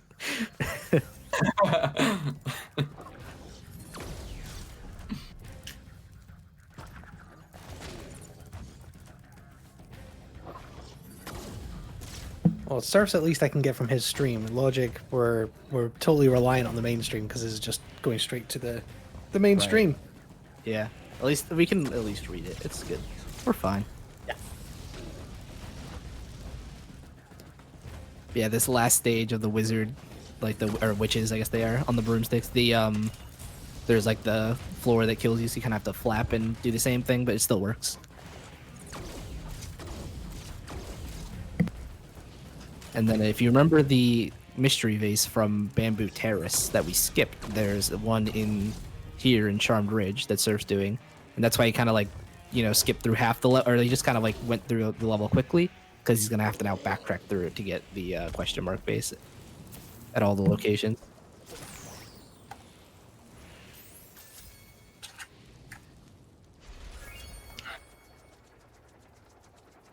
All right, Logic's time 59:28. So he's 5 minutes and 10 seconds ahead. No, Okay. 6 minutes. 6 minutes 10 seconds. Okay, yeah, so that's about what they're about a third of the way through the run, and he's made up a third of the time he needs to. Yeah. So it's still very close. Still. So about again, if he continues this pace, he's going to make up about 18.5 minutes. The gap was 17, so that would be enough for Logic to win the race. Yeah. Yeah, it's gonna get really down to the wire there at the end. It's gonna be interesting to see. Yeah. Which I have no fully bias in this race. I hope the best runner wins. No bias whatsoever.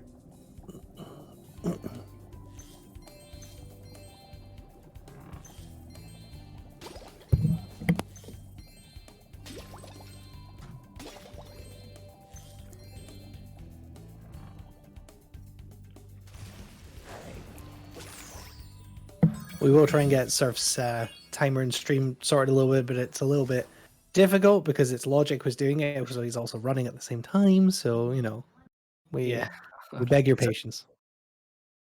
Oh, okay. Oh, there we go. See, perfect. Logic, the king. He knew we were talking about it. He's working on it. And nice Surf to not miss any gems. This run could come down to either of them missing a gem in a level because it's such a big time loss. It could be decided just on that.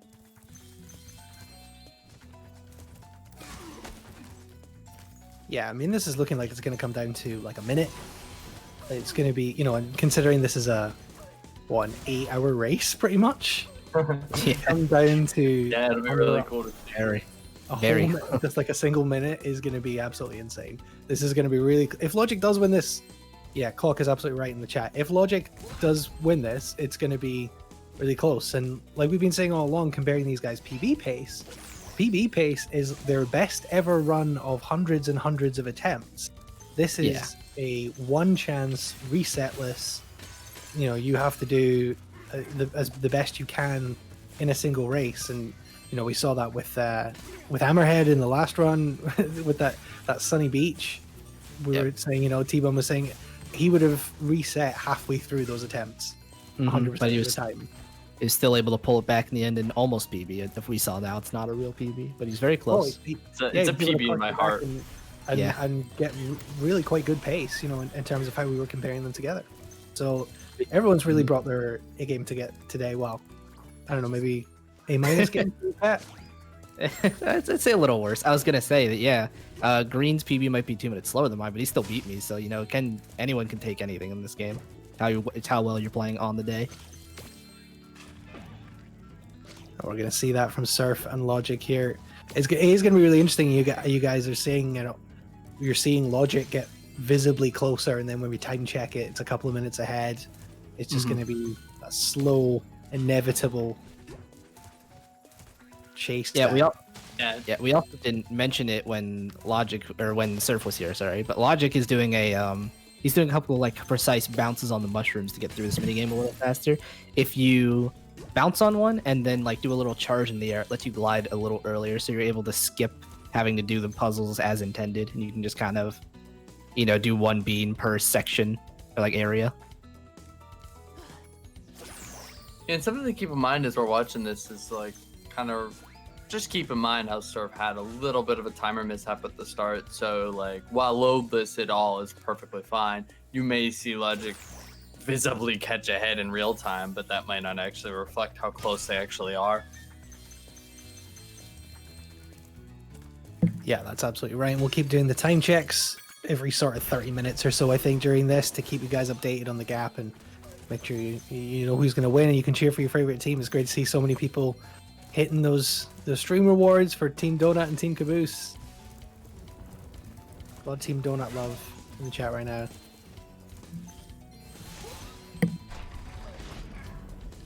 Telling you, Donut's taking it.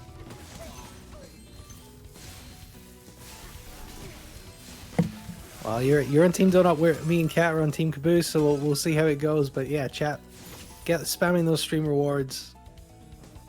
Make sure people know what we stand for. I could be swayed to Team Donut. Really? Come on, Kat.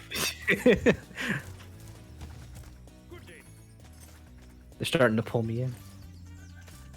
But You yeah, gotta back your team. yeah, Surf is on the second of the 4 speedways. Like we said, not very eventful. This is the race in particular. You just kind of go around in circles. See, Logic is on those witches now. Like that was really not that long ago we were seeing Surf do this. Yeah, I would not be surprised if we see Logic overtake Surf pretty soon.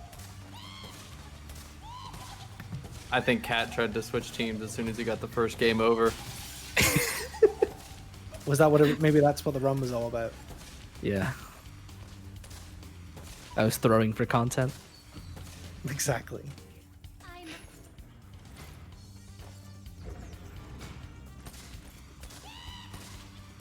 Will we get a beautiful moment maybe in Harbor? We get both runners doing a race at the same time? Maybe. That'd be pretty great. I think that's a little optimistic, but it would be great to see. Yeah, I mean, this is like at some point, if he's gonna win, Logic has to overtake Surf. Yeah. He has to be ahead at some point. Pretty soon too, because Surf's coming up on nearly the halfway point. We got a little bit more, but he's getting close. Surf's still about a third of the way in, so We're about 20 minutes away from halfway if Surf's on kind of regular PB pace, yeah, or his PB pace. So 15-20 minutes about. So yeah, Logic's gonna have to overtake, and then it's gonna be about, the moment we're telling you how much Logic is catching to Surf, then it's gonna be about how much can Logic stretch that lead, because he's got, as we said, a 17-minute deficit to overcome. yeah, I have a feeling Lost Fleet. Oh, go ahead. You're kind of talking about the level I was going to say. What I'm interested to see, Surf is notorious for getting an extra lap in the Lost Fleet skateboarding race. Yeah, you hate to see it. I was gonna say Lost Fleet might. I have a feeling that Lost Fleet might shift up its position a little bit. Like Logic might get a bigger lead, or maybe Surf could pull ahead a little more, because Lost Fleet is notoriously has a lot of difficult egg challenges that take a long time, and you lose a lot of time if you don't do well. So, and the level itself isn't easy either. I mean, I will say, even up to the end when we get to super bonus round, I mean, this is nobody's race until the very end. I do actually think that Logic said earlier that if Surf gets the extra lap glitch, then he's gonna take an extra lap as a good sport. I believe he did say that.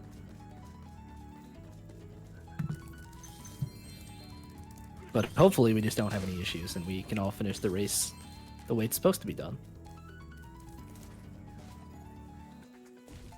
You're asking a tall order of Spyro Reignited trilogy. I know. In Spyro, we were talking about in Spyro 2 how there's so much going on in those levels. I feel like that's kind of on steroids in Spyro 3. There's a certain extent to where you're like, I don't know what drugs they were on when they were making the level for Spyro 3, because there's portals within portals and there's side character levels within levels, and certainly my experience of casually playing Spyro 3, it's really easy to get lost. Yeah, that is very true. And It's like we talked about how linear Spyro 1 is. This is really not linear. You have Spyro 1 with like no mini games, no side characters. It's all just like movement and picking up gems. Then you have Spyro 2, which gets a little bit into the mini games, but a lot of them you're still controlling Spyro 4. But then you go into Spyro 3 and there's all these different vehicles and characters and mini games. It gets kind of crazy. We'll see if Surf can get his revenge on the birds as he gets another shot at shooting them with cannons. Yeah, these are much worse, I think, than Icy to get to, so we'll see how long it takes.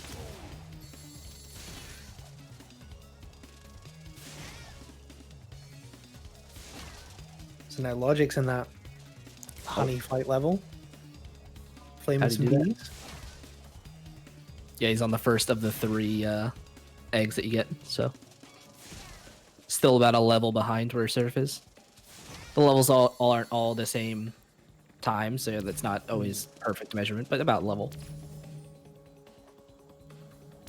Yeah, we've seen them be in the same level once so far. And it was really Surf long was one. right as Logic was entering. Yeah, and a really long one, so yeah. It's just Still got nice a little- to see that of how he is catching. Yeah, still got a decent way to go though before you actually overtake Surf though. I think Surf would have to make a pretty big mistake for Logic to overtake him, like within Evening Lake. It'll be close. They'll definitely be very close on their way out. Mm-hmm. Looking at their times, just really briefly, I took a look at it, but it looks like Surf even might have slightly better loads, but they're pretty even on their loads, it looks like, too. So that doesn't seem to be a factor in somebody pulling ahead.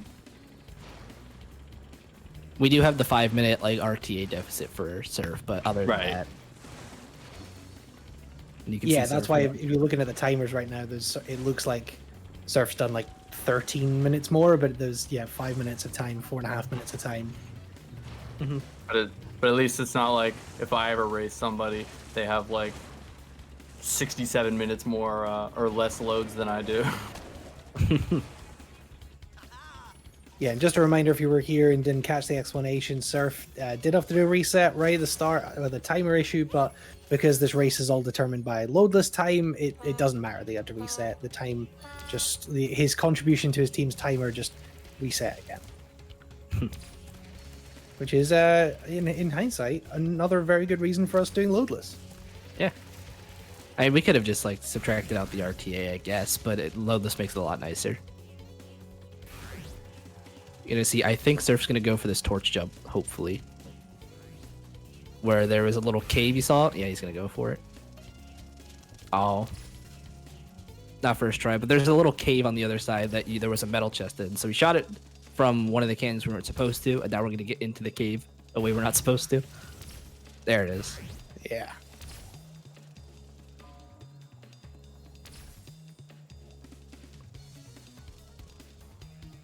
Yeah, surprisingly enough, there's multiple torch jumps in these games. There's like 3 or 4. Some are more fun than others. That was one of the fun ones at least. I like that. There we go. Lost Fleet skateboarding. Yep. This sure is a mini game.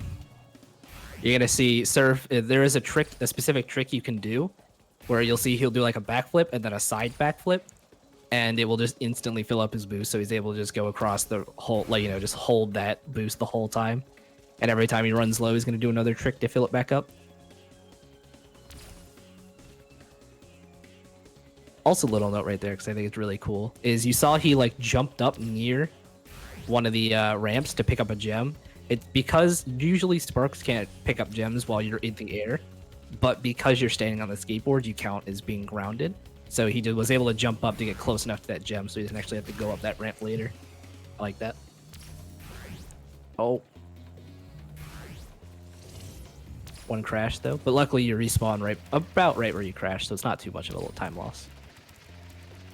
Yeah, and I cannot stress enough how annoying this skateboard can be to control. Seeing a runner crash, that is a lot of the times no fault of their own. Yeah.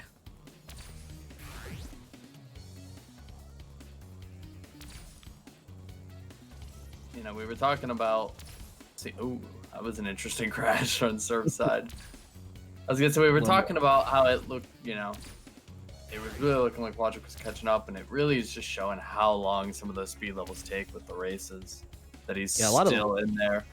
Yeah, a lot of the levels in this game are very long compared to the other two games, just because there's so much to do. You have like all the collecting the gems in the main level. You got mini games, like we were saying. You got side characters. It's just a lot to do.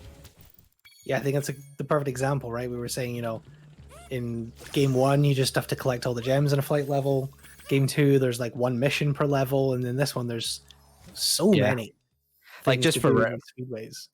Yeah, just for reference, like the one egg for the first race that Surf just did took longer than like a couple of the levels in Spyro 1, and he still has to do another whole 3-lap race and then go do another couple mini games as well as he did the level before. So it's just very long in comparison. House is saying the Lost Fleet is the longest level in the entire trilogy. I believe it.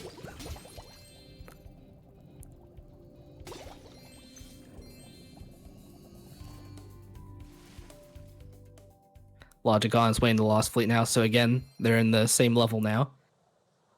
But again, really long levels, so doesn't mean that they're super close either. So we will time them coming out of Lost Fleet. Just since they're in the same level now. Okay. Seems like a good place to time them and get that gap. Yep.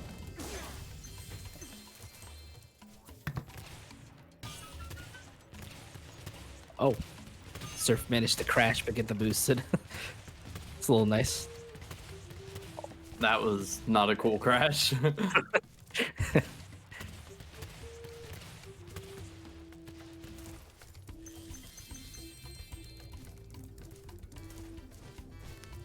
Alright, moment of truth here for Surf. You made it through one race good. Okay. No extra Round of laps. applause for actually functioning like you should, SRT. We hold this game to such a high standard, it's unreasonable sometimes. The bar is pretty low, but there's a bar to be set. Surf did the nice starfish jump to get into the boat. Yeah, And that is Logic a really cool jump. Yeah. Logic also did a nice wall glide to get out of a little pit a little earlier instead of having to climb back up the stairs. There's a lot of really cool stuff you can do in Lost Fleet. Yeah, there might be something even cooler. I don't know if Logic's gonna go for it this time. We'll see. Oh, I think he just thought about it and then said no. I saw him. There's a wall glide right there. That's just a swag glide. It doesn't. Oh wait, he's going for it. He's going for it. Yeah, there it is. Oh, okay. He did Oh, get it. nice. Yeah, that wall glide loses you like a second. It's Respect. just cool. Yeah. We giving out style points? We can. +1 style point to my team. -1 style point for not watching Bone Dance. Yeah, I was just gonna say. Yeah, you see Surf here on the left is doing subs now, which is, do you have like, you can see like the rings, there's an auto lock on where if you look at them long enough, they'll all turn red and then you shoot and it will automatically like home in. But we try and just like, you know, no scope them as we call it, because you don't want to wait for that lock on. It can be very difficult to do. Yeah, a lot of runners have the first subs down to a science since it's, you know, been done for a long time in any percent. Subs 2 can also be done very fast, but this one, since there's a lot more subs and whatnot, it's little less comfortable by most runners. Plus, in 117, you have to be either in the first or second subs, you want to be breaking the strong chest with the sub, so you can come back in and pick up the gems after. So it can mess up the cycles a bit.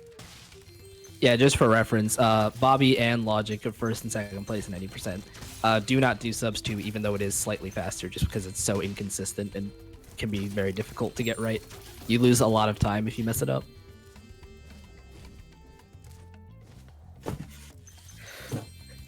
You can see Surf is struggling to like hunt down these subs and get them. They also, in the second phase, deploy like little mines that can intercept your shots, so they you can either stay locked on or lock on again and lose even more time. Kind of ridiculous. We just saw Logic do that torch glide and he got it first time as well. Nice. Good And he's on a stuff. switch to the right. Hopefully no 4-lap race for him. Say, we didn't get an agreement from Surf that if Logic gets the 4-lap, that he'll stop for 30 seconds. We'll just message Surf and tell him to take 4 laps in bonus round to make up for it.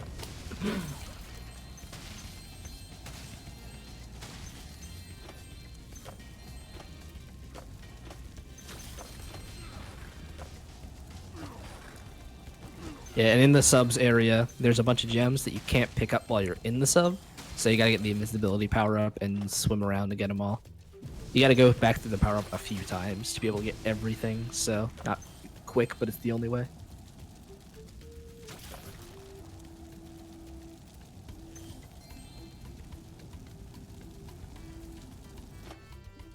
No more crashes for Logic so far, just that one at the start.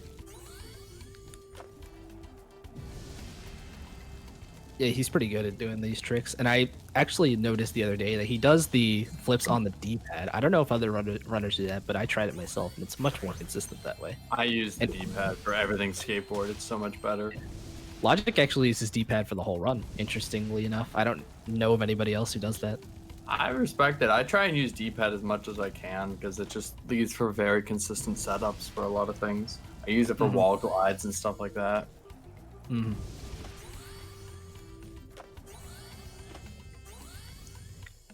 So Surf finally out of Lost Fleet. I was probably in there for like what 15 minutes almost. That's a long level. Can we go for a pretty tricky jump here going to the Hannah egg? This is a pretty tight jump. Another one of those jumps you want to be on 30 FPS for.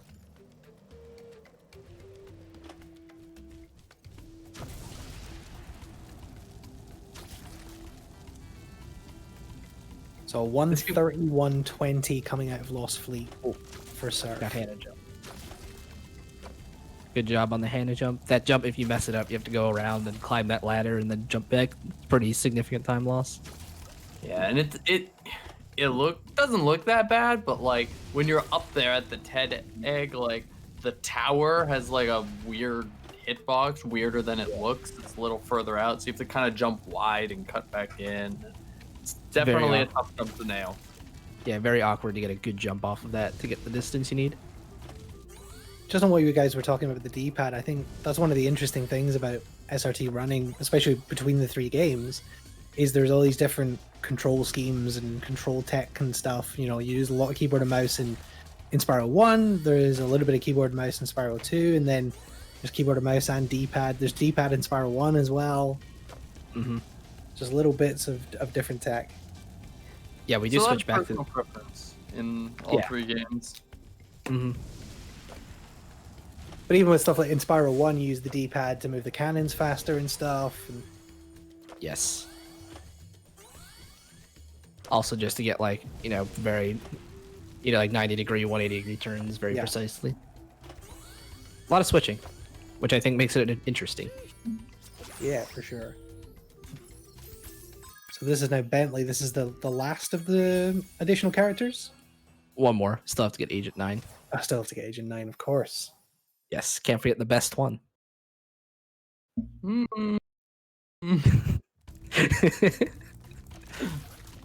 Those gongs remind me of Croc. Anyone else? Oh my god, what a video game. Can we talk about Croc for the rest of the run? You want to talk? You guys want to complain about movement? Let's play Croc. Have you seen speedrun tech for that game? It's Yeah, kind of it's the- intense. Yeah, the hover is brilliant. I did see that too, Green. Logic just flamed Hunter on the race. Disrespect. Croc was the first video game I was ever bought as a child.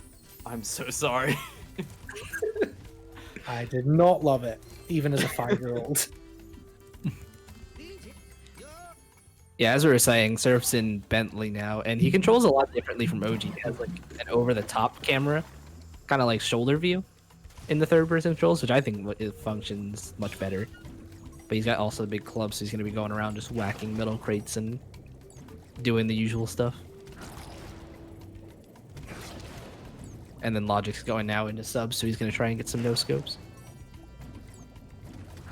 Got the first 3, and then the fourth one took a little while. Yeah, Bentley isn't the fastest side character we'll unlock, that's for sure. In fact, he's the slowest. Fancy that. Yeah, he does kind of crawl around. It's not. Oh, okay. Oh, Sparks, alright. That was one of the stuck gems from that enemies.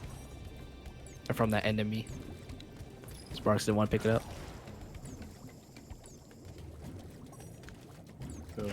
Oh, wow. Logic was having trouble there on that third sub. Got it like the last possible second he could.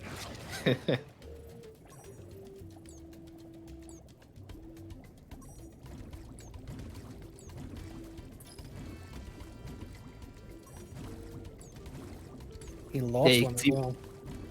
Yeah, you can see once you lose track of these subs, it's very hard to get them back. Mm-hmm. Kind of just have to take the lock on and deal with it most of the time.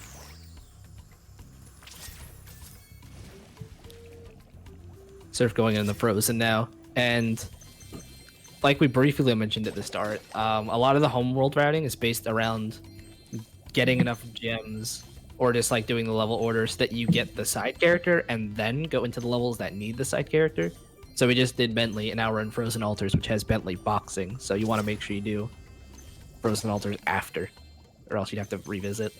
Talk to me about Bentley boxing. Everyone loves it. Can we appreciate Surf accidentally leaving the thing before he melted the ice? Just a little early.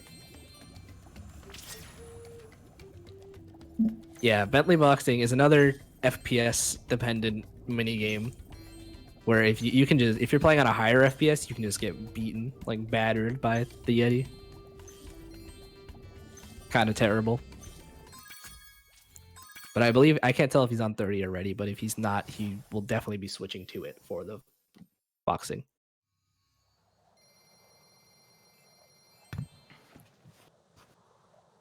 Now, is that's Logic leaving Yes. Lost Fleet? Yes. Yes. Okay, so Logic is now 8 minutes ahead. Yeah, he's making that back. We're just about at the halfway point for Surf, I believe. He's has a 310 PB. I'm not like a 309. 309, yeah. 309. Yeah, 309, and he's 135, so just about halfway. And then Logic is also just about halfway. So Yeah, he's about got halfway. He's made up 8 minutes. He's got 10 more to make up. It's gonna be close. he's got 249. there's a lot of time to be made up in this end game, though. A lot of stuff is inconsistent near the end, or True. you just lose a lot of time to making mistakes. Oh, okay. I thought Surf was gonna fall on the wrong side of the wall there.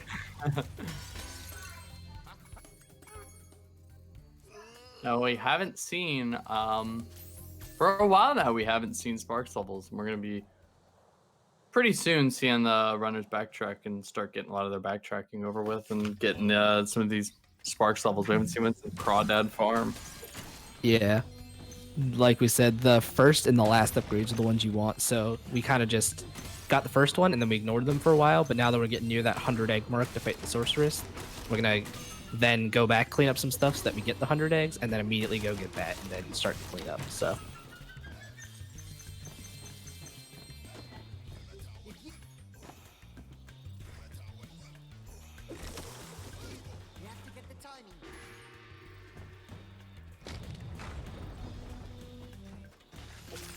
Also, just a little note on Logic's side, if you hit the snowball into the gong, which you're doing to like knock down the snow and make that little bridge, you talk to Bartholomew while that's happening, and then if you then skip the dialogue during the cutscene, you get control during it, so you can save a little bit of time that way. I thought you were gonna say how the game goes into a 4x3 screen resolution because there's no way anybody playtests at this level. I know that's your favorite part about this level. It absolutely is. I still just have not even the start of an idea of why that happens.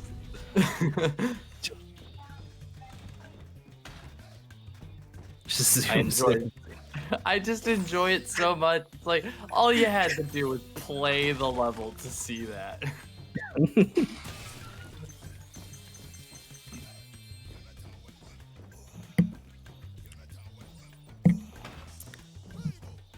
Surf's gonna start the best mini game, cat hockey. Everyone's been excited for it. Mm-hmm. He's gonna. Oh, he did. Yeah, he flamed the guy or froze the guy and then talked to him. I love that. Classic. Yeah, and didn't mention it, but in Frozen Altars, this is the only level you have like a ice breath instead of your fire breath, so you do a lot of like freezing things and solving puzzles that way. Or in this case, you do the mini game. Yeah, that's the reason. The gong is so powerful, it just sets the game to 4x3. Breaks reality itself. Saying a lot of cat jam and cat hockey in the chat.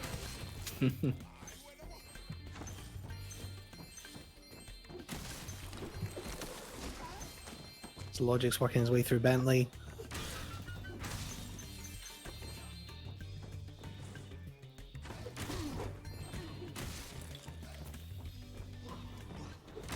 See if he's able to get that gem that Sparks decided not to. I think he did. Struggled with that enemy though. Yeah, if you miss that one, you can't come back up here because you drop down, so that'd be a big time loss with how slow Bentley moves, having to go all the way back around the level. Oh, you got it. Yeah.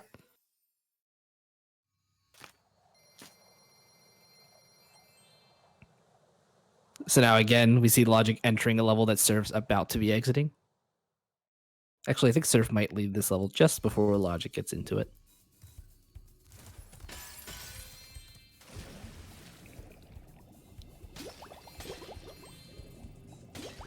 Good way to dodge getting hit there on Surf's side.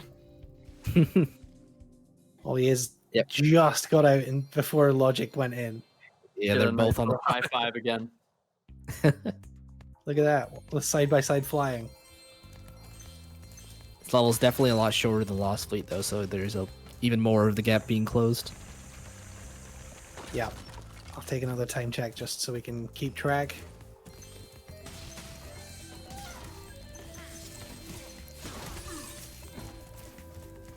Yeah, pals, it's been co-op the whole time. It's never been a race. We're all working together. That's why you were throwing for content. Exactly.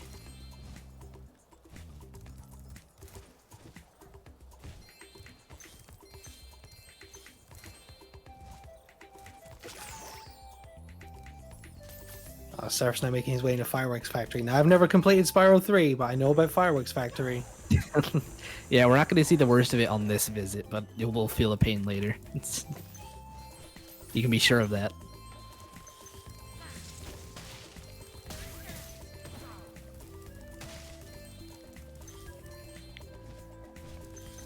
Yeah, you see a lot of these levels later on just have like their own unique gimmicks, and one of them is the Fireworks Factory has like the firework rockets that you can use to shoot the big guys and break metal chests, so you're gonna see a lot of those being shot off.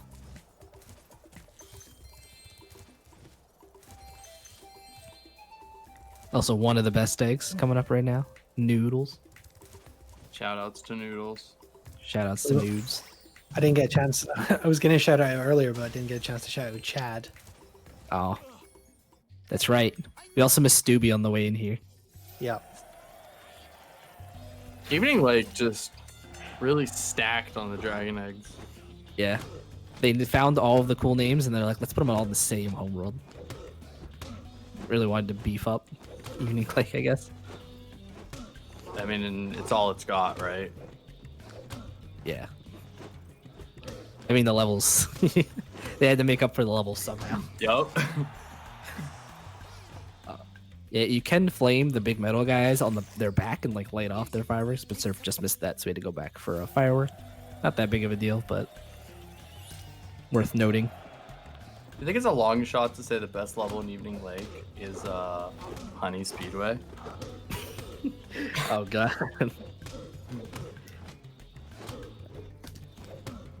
And Fireworks Factory features the return of Greta, the troublemaking child from Spyro 2.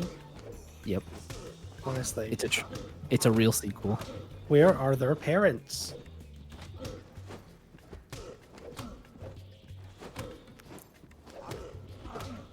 Oh, Surf almost fell there. That would have been really bad.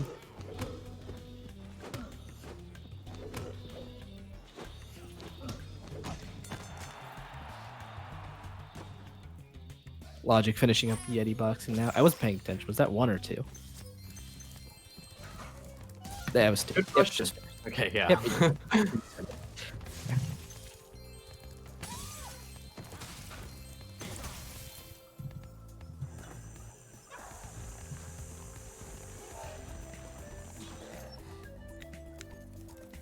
I think we should talk as well about the level of concentration and focus it takes to run any game for 3 hours. But a game like this, where there's really not a lot of downtime other than the load times.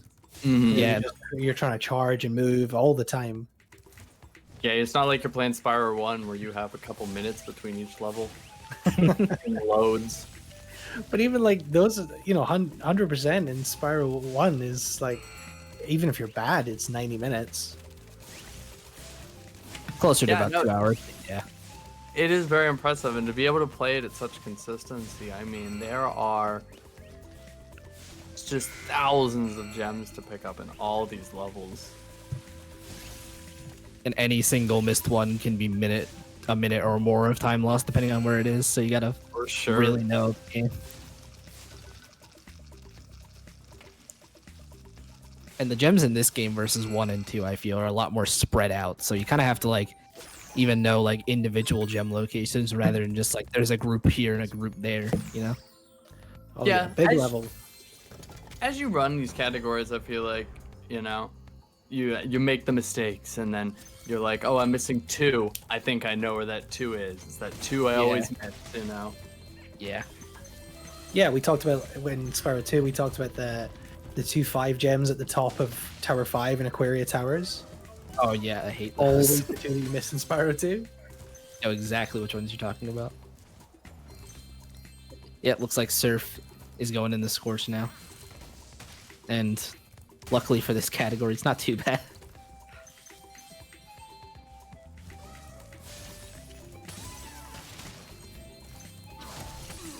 Five style points to anybody that does rocket storage.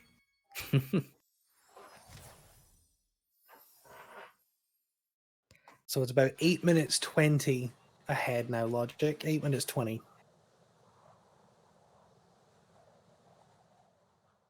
So It's there's kinda still a lot leaving of it. time to make up, but the halfway point, he's kind of made up about half of what he needs, but it's going to be close. Yeah, it's like we said, it all comes down to how consistent they are. So if Surf misses a gem and has to go back into a level, it might just be over there. But if he can keep playing consistently at this level, then it might be just enough to pull out the win. I agree. I mean, I think Surf definitely has a good shot of taking it here, but he has to just play it pretty well the rest of the way out. No room for error. Definitely no room for any big mistakes. Maybe a small one here or there, but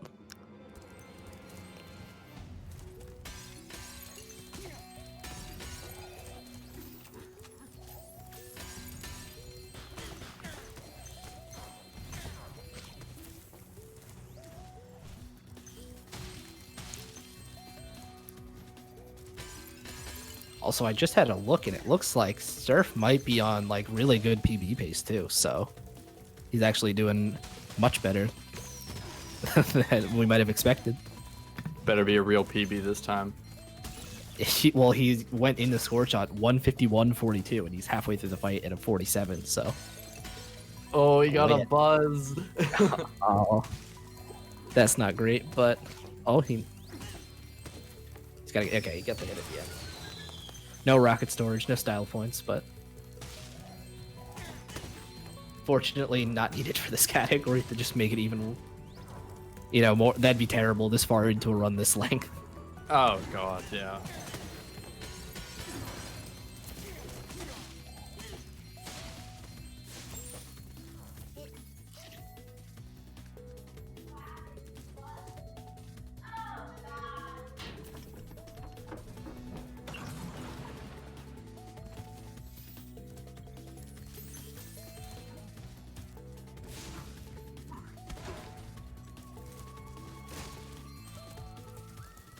Yep, Surf going into Midnight Mountain now, and Logic halfway through Fireworks. So we're still keeping that like one level, half a level at a boss fight, still about the same distance from each other. Mhm. Although Fireworks Factory is short levels, so we're getting a little closer. I'd have thought that Logic would be catching up a little more than this, but Surf's putting in a really good effort to try and keep that lead. Yeah, Surf made a lot of really early mistakes, but I think he's really found his stride now. Maybe it was just some nerves there at the start from messing up his timer and all that was kind of getting to him, but in this mid to late game he's really been doing great. Yeah, the early game in this is not easy either, so It is not. so we see now that Surf is starting to do the backtracking. Like I said, we want the 100 eggs to beat Sorceress as soon as possible, because right after we can go get the Sparks upgrade. So he's gonna go back and clean up some stuff that doesn't really benefit from Sparks. Like he's gonna do Bamboo, and then he's gonna go do Country Speedway, right? It's Country. Yes. Yes. Then Okay. you can leave from there and go do the Yeah. Sparks level. And then exactly, he's gonna start doing the Sparks levels after that. This is some high speed action going on the left side here. Don't blink. Yep.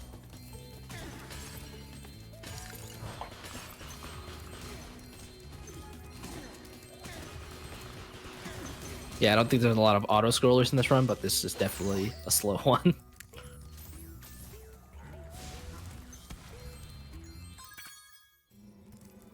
Just, looking around, scenic view. Not much going on. Don't worry, it only gets better after this minigame. Yeah, you can also see Surf is using his mouse right here. It's a little better. This minigame doesn't really benefit from it, but it's a little nicer. Definitely don't really gain any time because you're on an auto scroller. Yep, Logic on his way now to go fight Scorch.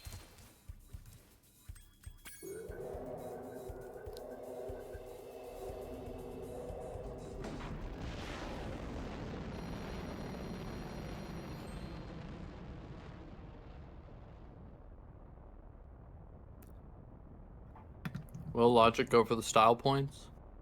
I hope so. 5 style points and a firm handshake if he gets it.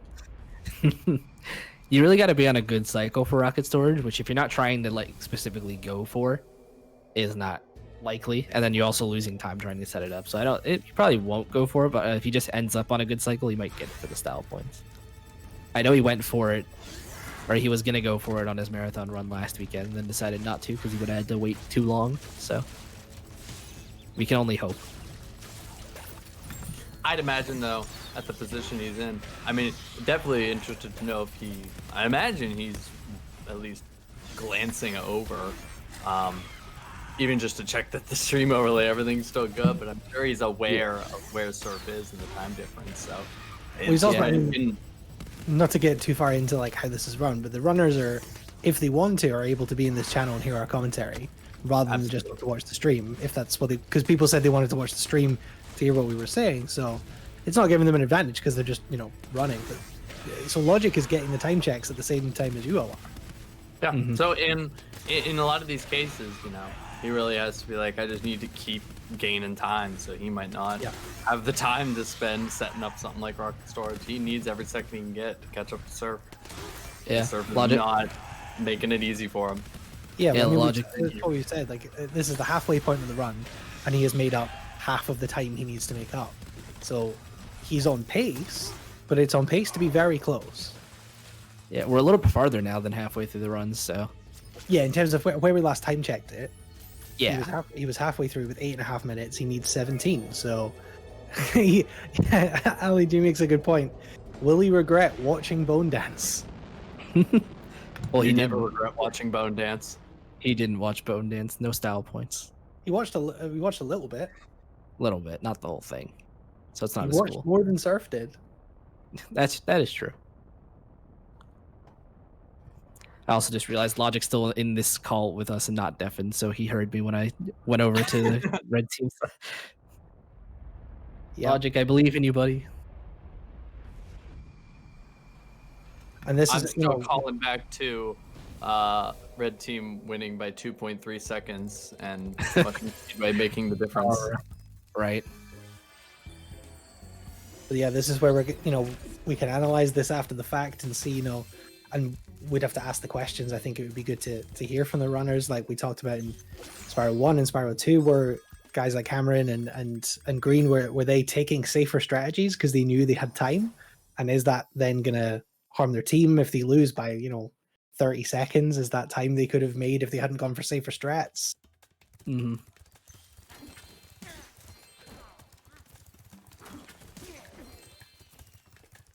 Yeah, Kat, we talked about that when we were doing the Spyro 1 race. You talked to Randy about it, that you felt a certain amount of pressure leading off, that it was setting up the rest of the race for the team.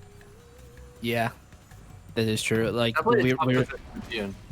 yeah, we were saying that Cam and Hammerhead's difference and then Surf and Logic's difference was pretty similar. So like the couple of minutes from the Spyro 1 race could have made the difference. And we'll see if that ends up being true. Yeah, you guys were the closest. You're both leaderboard mods. You both have multiple records. Mm-hmm. We were the most closely aligned, and then we're just waiting to see how these different handicaps, I guess, if you could call them that, work out for these guys. Uh-huh. And Logic's now on the boat. Back to being in the same level again. For just a little bit. And then Surf, I think. Yep, he's going to exit here. Green Soul says he regrets nothing. So, good for you, Green. I regret everything.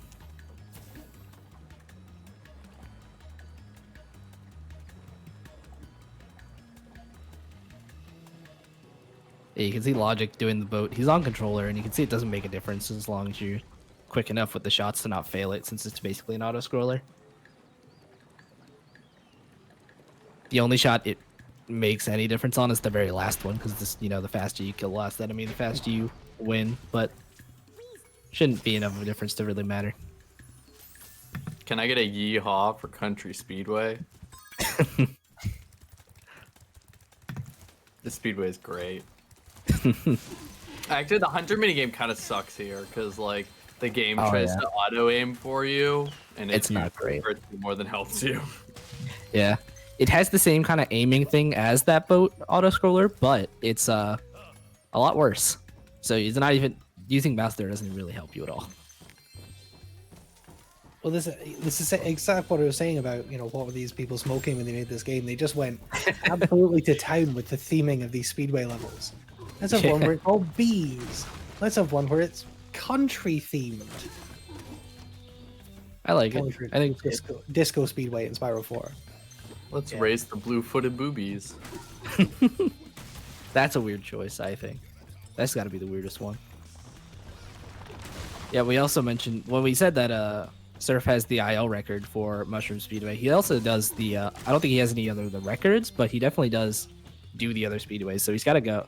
Gonna probably do a little better than Logic here on these. You can definitely see it. He has very clean movement through these speedways. Yeah. And then there's this. More auto scrollers.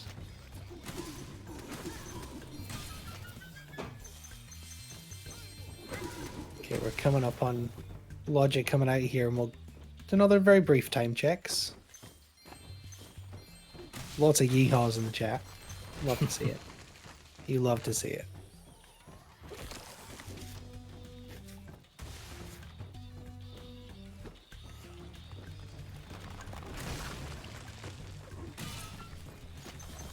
Moving this slowly when you're doing a speed run must be incredibly frustrating. We got both sides moving pretty slow at the moment. Yeah, that's right. Surf's just in an auto scroller and Logic's with Bentley. The slow controls, not the highest octane gameplay, but has to be done. Yeah, this is the sort of chat we get when we get 6 hours into a speedrun event. I was watching. I don't know if any of you guys have ever watched them. The devs react to speedrun videos. Yes, I know what you're talking Yeah. about. There's the Hitman devs reacted to a Hitman 3 speedrun, and the guy just like runs past people, and they're like, "But we made him really slow, so you couldn't do that." Not slow enough. They're like joking about how they made Hitman the slowest character in the history of video games. Now I've been waiting since they came out the NST one for the Spyro one. It's just it's never happening. Oh, They don't. Toys They for don't Bob care. is gone. I know, right? It's They're dead not. now, so R.I.P. Yeah, so we got Surf on the race now. Still a little faster, but still, just kind of no way to really speed this up too much. You just got to take good lines through these rings. Logic's finishing up Bamboo now. Going back through, like we said, with the mystery vases, he's got to clean up the level backwards so that he can track that down, get all the gems.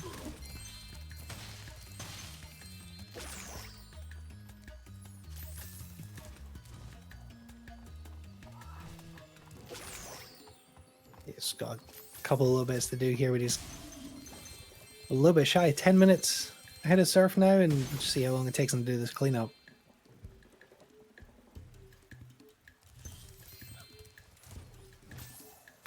And I'm really excited to see where we're at towards the end of the game here.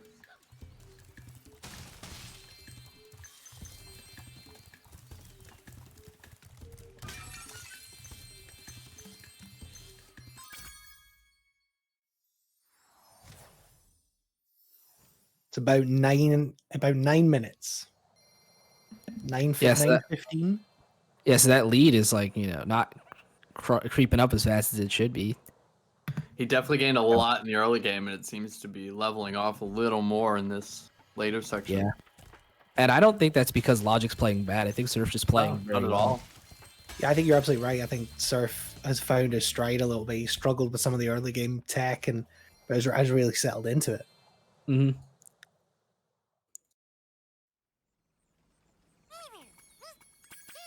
We gotta stop saying stuff like that, because when we say stuff like that, Surf is very likely to mess something up.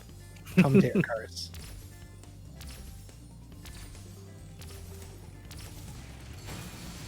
I believe in Team Donut. So as of now, it's in about 9:15. That's not going to be enough. That would be like an 8-minute win for Team Donut. Mm-hmm.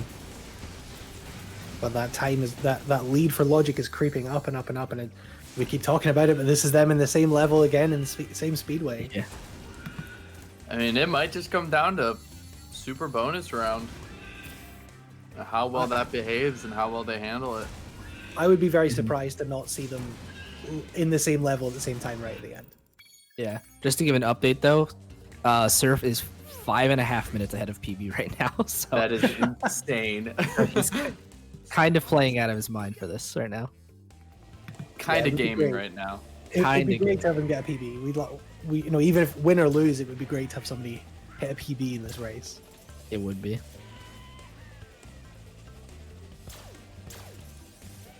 I don't know what Logic's doing in terms of pace. I can check. Let's go find out. That would be interesting. Yeah. You see Surf hitting his FPS back up to do another Sparks level. Mm-hmm.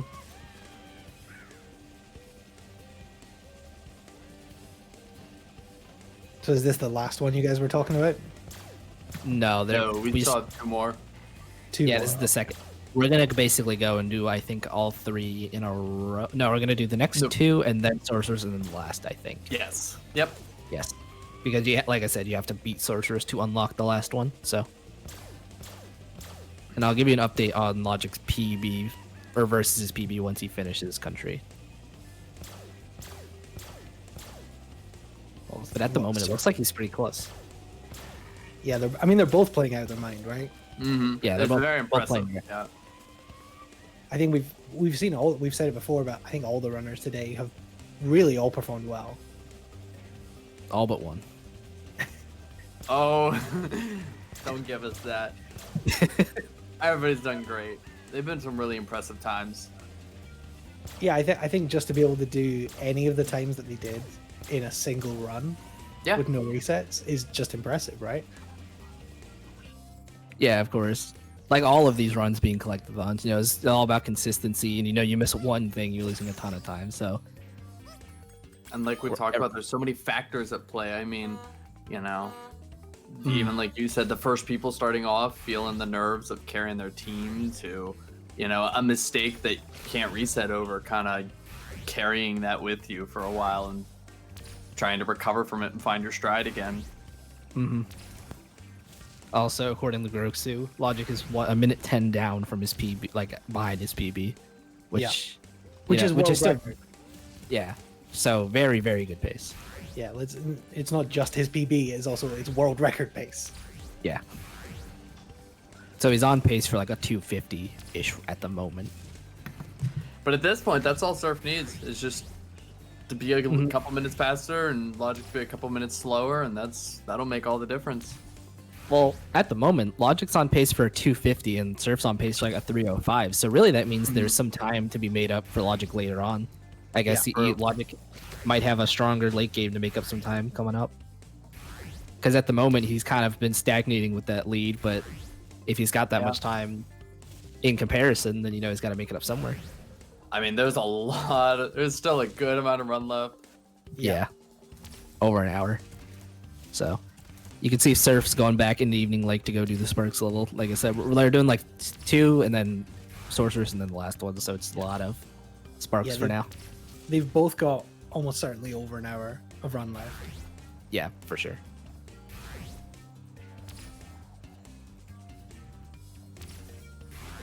And as we said, not to blow smoke, especially as he's listening, but Logic's also along with prepping for running this, he's also had to prep for the stream, and we've been organizing everything. He's been doing a bulk of the work, and yeah, he's not maybe had as much time to practice as he might have wanted. Yeah, all right, you convinced me. He can have a style point. But then Surf is like way over PB pace, so that gets a style point. PB is like, that's going to be 2 style points at least, right? Yeah, definitely. PB in the race. I don't know about Logic though. He's had time to practice. He's been doing 120, so maybe he just felt really confident that he could just come in here and smash this Surf without much practice. Which, I mean, he seems to be doing. He's, like we said, he's a minute behind PB, so he's playing very well.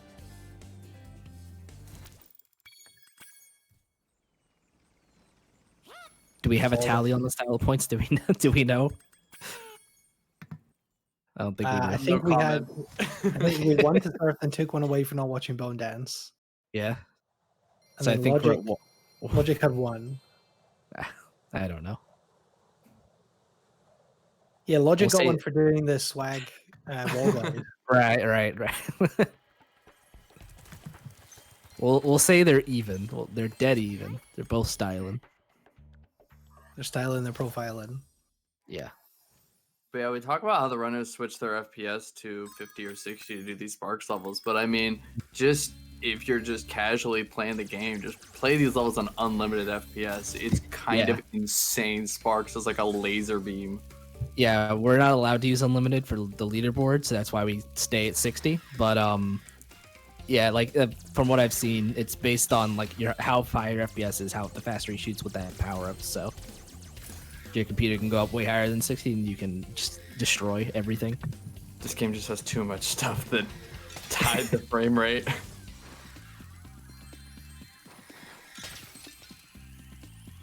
If I run above 30, my computer sends me angry letters, so...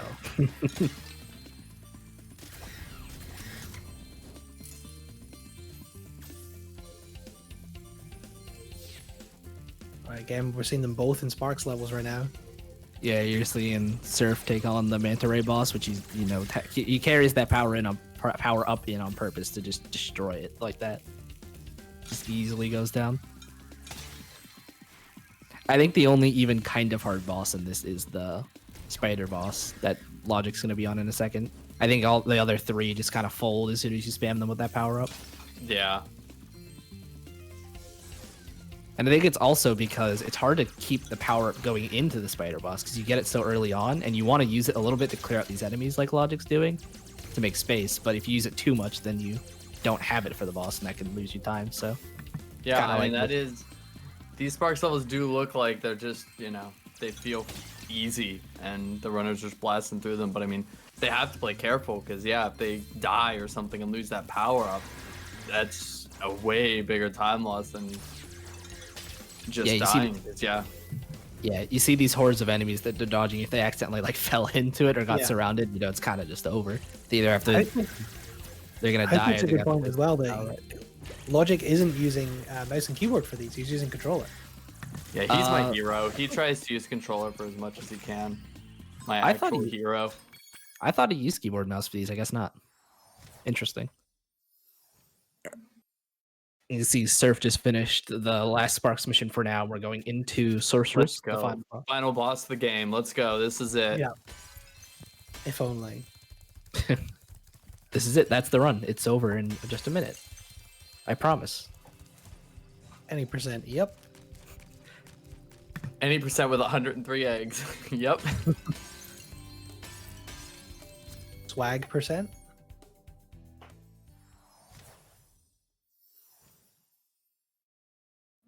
I mean, we'll time check out Sorceress just because it's feels appropriate. Yeah. I mean, Sorceress is kind of a Oh turning no, point. Surf. What? Oh, that wasn't good. That's super unfortunate. What happened there? I'm not sure. Sorceress kind of just chased him down, even though he was on the tank already, which usually doesn't happen. Yeah, I think it's because he got the hit while she was right next to him. Yeah. Got that fast hit. So that's the second bit of boss fight jank for Surf. This fight's full of it. Oh yeah, we gave him a style point for finding a new glitch no one had ever seen before. Right. That was so good. Yeah, so you can see he's on the tank now. There's like the cannon and the tank, and he was able to just like shoot and then turn around to bait her into attacking. And then you can just turn back around and shoot her to get 3 shots very quickly on that one tank. If you could do the whole fight with the tank, this would be a so much better boss fight. It would save like a minute or something. I But- promise. Unfortunately, they locked Yeah. this boss to you can only do so many hits. Even if you get somehow cheese an extra hit in after the 2 allowed, the game won't give it to you. You have to use all 3 vehicles. So Well, yeah, it's 2 hits on the first cannon, 3 on the tank, and now 5 with this UFO, which does not control the best. Oh, Logic went for, or he went for the Logic strat. yeah, he did. That was nice. I guess It's not Logic's like- it's not like oh, Rip- and then yeah, he got shot off, which is not great. These UFO, like if you see now he's on green, so like he got shot off the UFO, so he's gonna have to wait for another one. And then because he was on green sparks, he was getting sheep shot down instead of more UFOs. So now he's gotta wait. It's a very unfortunate sorceress fight going on here. Yeah, it's very easy to have that happen, but it's a pretty decent time lock.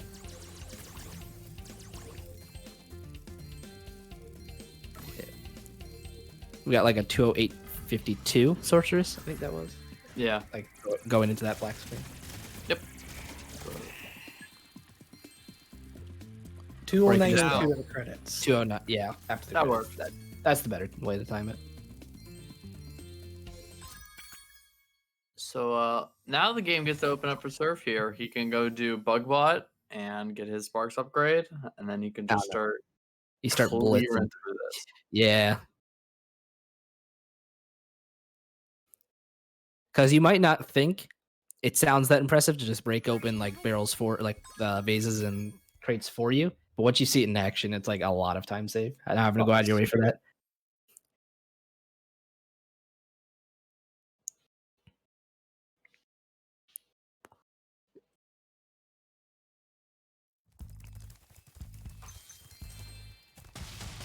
Beautiful quick key there by Surf and Bugbot. That they got these thieves with the keys and all these levels, and they can be pretty annoying. Ooh. I was just There's gonna a say, lot of these. I was pretty sure Logic was still on 50 FPS there because it Yeah. looked really nice, and he used the headbang. The headbang. Yeah. Oh, I was gonna say that's a nice little time to change the FPS during that head bash because you're like in the middle of an animation, so you're not gonna lose time by pausing and unpausing. It's a good time to do it. And then he's gonna have to switch back to 60 immediately after the fight for the next Sparks level.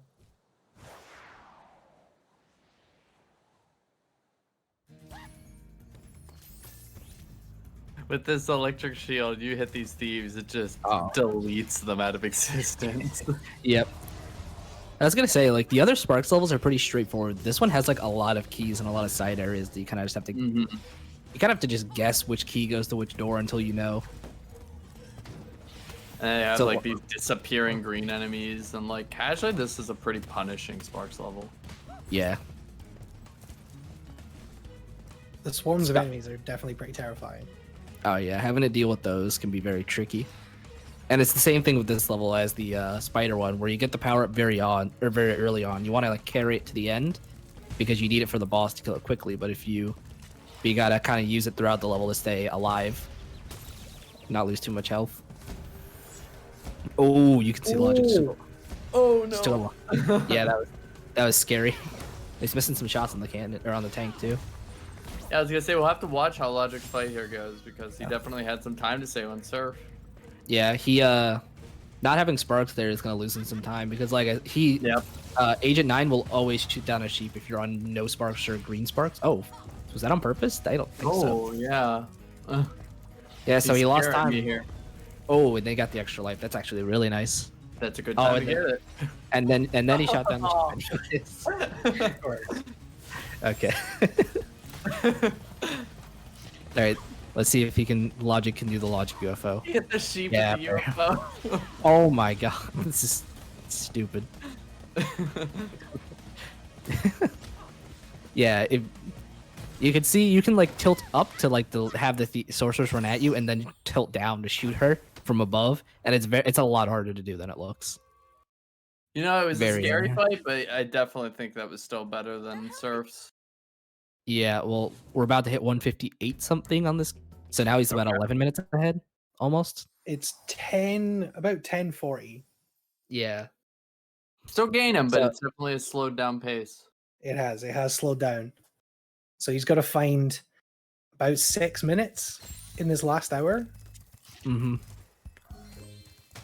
Like we keep saying, it could just come down to somebody missing. Like if Surf misses a gem from this win, that's such a big time loss that it could make the difference. Mm-hmm. Oh, the most satisfying bit of Spyro 3. Mm-hmm. Get the beat up money bags.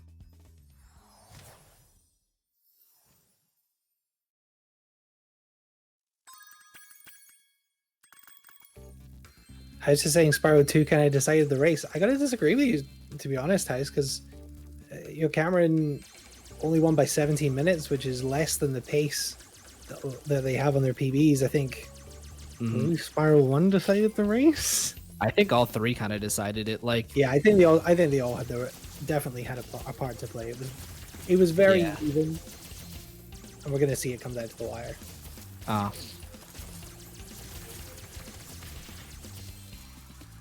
Team Donut. Like you saw me. Came to play kinda- today. I kind of choked Spyro 1 and lost some time for us. Like it could have been like 2 minutes more in our direction if I'd played well. But then Hammerhead had a really good performance, but then so did Cam. So they were both like 2 minutes off their PB, I believe, right? Mhm. Everyone's playing fantastic. Yeah, and now Surf's on insane pace, on PB pace, and Yeah. Logic's not on PB pace, but he's very close to it. So I mean, Logic's on sub 3 pace, which is super impressive. Cam's right. I think the game was decided by the treetops game over. Yeah, that was super unfortunate. That was usually that wouldn't be an issue, but because of stuff that happened earlier, it's just how it went. It's unfortunate. Now this, personally, I'd say this is a rough part of 117, is getting all the gems in this shark sub area. Yeah. Also, you you're gonna see the quick shark.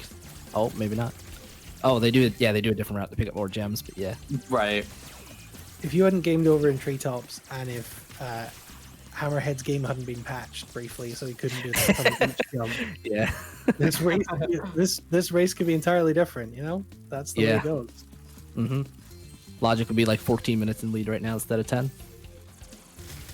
Yeah, to be fair, the big loser of this race is wall glide jumps, because Cameron was having trouble too. There was like that one in Zephyr where he spent the better part of a minute trying to get one gem. Yeah, Oh, that one gem. Yep.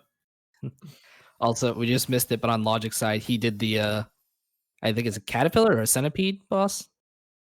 But yeah, you could like very quickly with that power up just like mow through it and destroy both halves. It's very quick. Delete it. Good. Surf got the elusive 2 gem by the start. Good to Centipede. see. Yeah. And you can see Surf did the thing again where he used the Sparks Finder and it pointed towards the portal, so he knew he had everything. Nice little trick.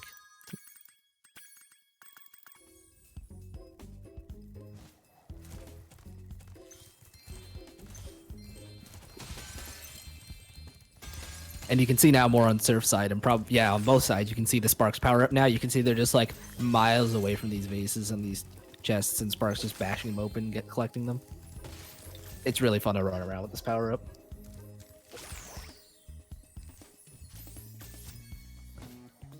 Yeah, they also have, both runners now have an extra hit of life on their Sparks as well, which is nice. Did they go for that? Did Surf go for that?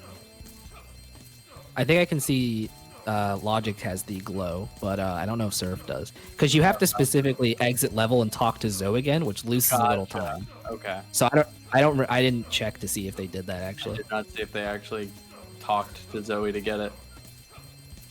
That would have been good to pay attention to. It's hard to tell where he's battering moneybags, but I don't think Surf has it. Well, that's Logic doing money backs. Yeah, no, I mean, I can't see. I think what I can see on Logic's, I can't see on Surf's.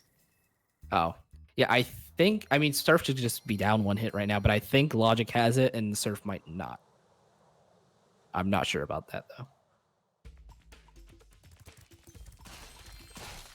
Surf so far navigating this Sheila section really well. This is a easy section to mess up. Very easy to mess up. You'll see he's doing these super kick jumps. That allows him to get the height of a super jump while getting the forward momentum, full forward momentum, which allows him to clear some of these higher jumps really quickly. He's also not doing the super jump where he doesn't need to because it does take longer to like go up and then land. So any True. place he can get away with a double jump, he's gonna go for it. Oh no. Oh no. Oh no! Oh no! Oh, Yo. no. There's where the extra Sparks life would have came in. Oh, it looks like Surf does have it. So he did have it. He was just a hit. Okay. Down. So I think that's statement. I think that's the glow from having it. Someone can chat can tell me if I'm right about that.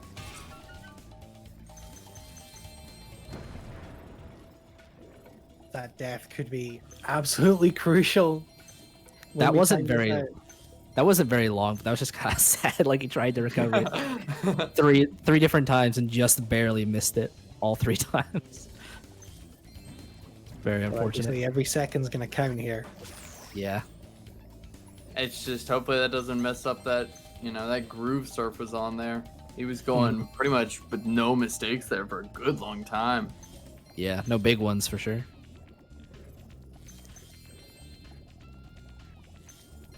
Yeah. You can see now the levels are getting way up there in the gem count. Surf just left with 700. Still got about 4,000 gems to go before we got all of them from this game, or until we at least get into super bonus, and there's another 5,000.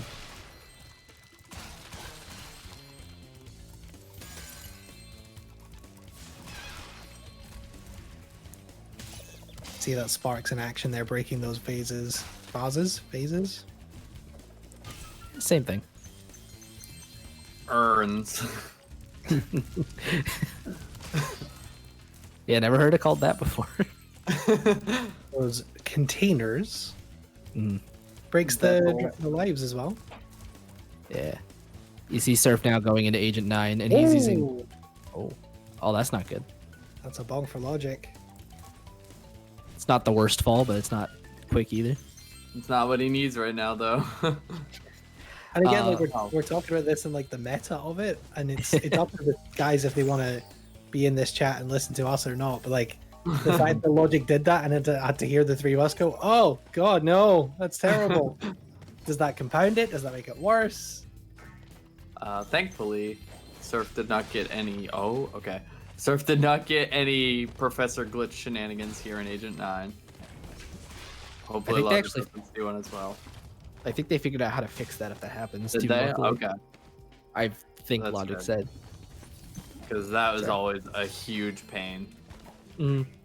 Yeah, you can see Surf's using keyboard mouse at this level because it's kind of a third-person shooter, so being able to aim at what you need to is a lot easier with keyboard mouse, a lot quicker. Yeah. And I'm pretty sure Logic uses keyboard mouse for this level, even though he was using controller earlier. Not completely a purist.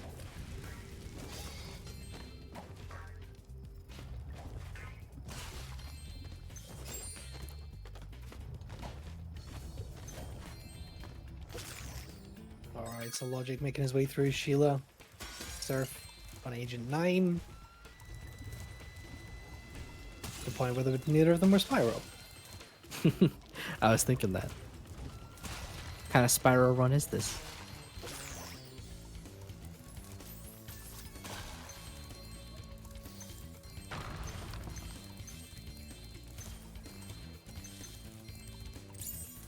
Yeah, Logic's right here cleaning up desert ruins. Just gotta pick up the last few gems.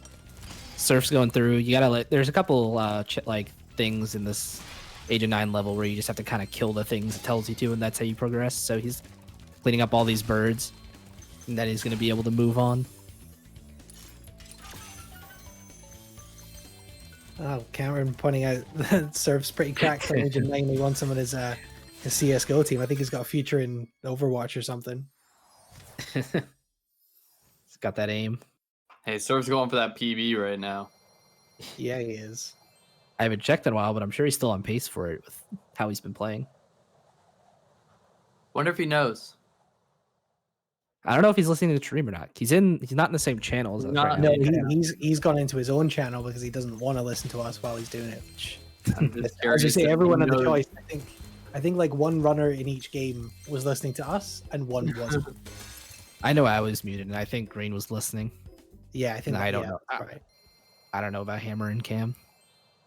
You know, you run these games enough, and sometimes you just mentally know, like, I should be at 51 minutes at this spot. If I'm at 50, that's amazing. And so, you know, maybe he has those mental notes, and maybe he's like, he knows that he's ahead right now. Yeah. I think that'd be a little harder in a category this long, but maybe not. Oh, Maybe for they know. sure. Yeah. Hammerhead said he was listening, so got a nice mix. Yeah, but I don't think Cam was. So Oh man, both runners in the same level. Again. yep. Again. Welcome mean, to that the gap region, is closing. 9%. So if Surf gets a 10-minute PB, he's going to go up into the top 3, maybe even second behind Logic on the leaderboards as well. I just checked. He's still about 5 minutes ahead, so he's not on that. He's not on 10-minute pace, but he's still on a very, very significant PB pace. We take those. Yeah, a 5-minute jump in a category, even this long, is still not a small PB. That's still very, very good. Especially when you're getting close to that 3-hour mark. I mean, that's when it starts Yeah. getting hard to find those time saves. Exactly. So Sunrise Spring, been a while. Yeah, we're starting, like we said, we're have the Sparks Lift right now. We took a little break to go into Agent 9 where there's a little less of that running around, just smashing through stuff, but now we're back doing all the backtracking that we didn't do before. It's been 2.5 hours since we were here.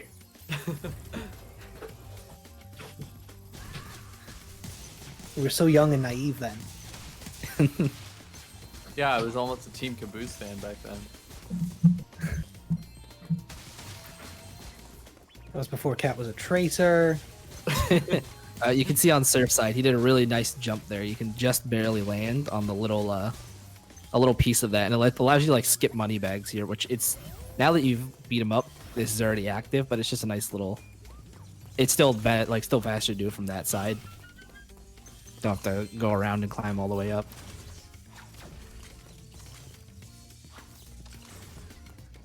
Also, didn't point out there were like two smaller jumps, like wall glides at the start of the level to get up into places early. He nailed those. Yeah, Surf made short work of those. Was really well done. Some of Yeah, this even Agent in 9 What were you gonna say? I was gonna say some of this Agent 9 from Logic's looking really clean. Those two shots on the bottles in the sky and stuff looking just a little bit cleaner than Surf's. And Yeah. this ending section, while it might not look the cleanest, I don't know if you Terrible. can do this part clean. I mean, it's terrible. can't. It's just like, I swear, like the hitboxes of those boat guys do not line up with where they look like they are at all.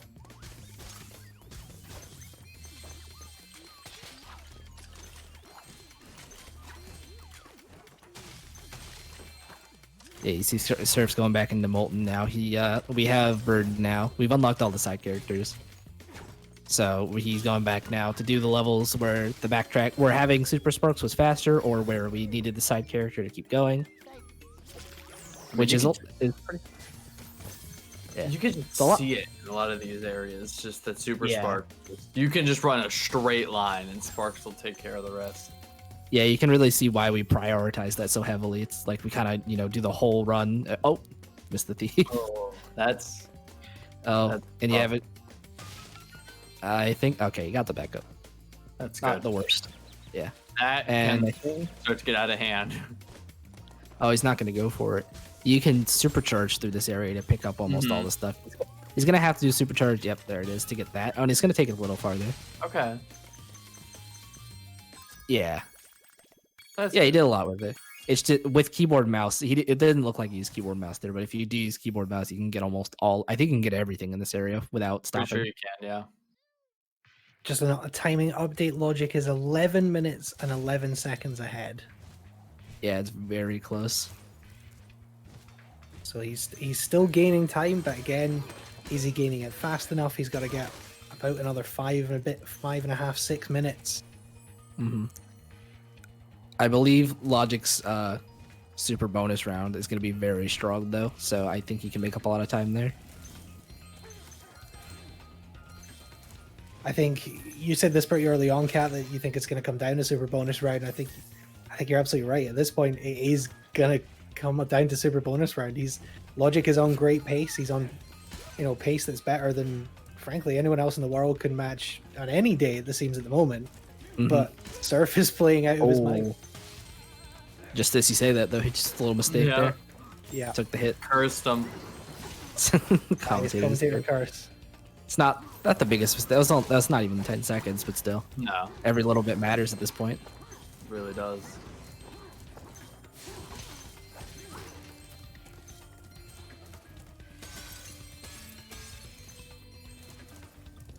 Love having Super Sparks for this bird section. You can pick up those tikis and not have to worry about shooting the baskets.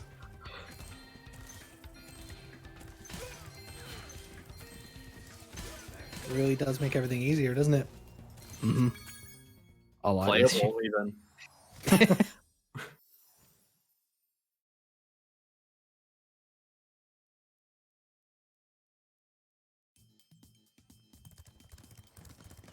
And this has worked out almost perfectly for us in terms of how this run's going to come down.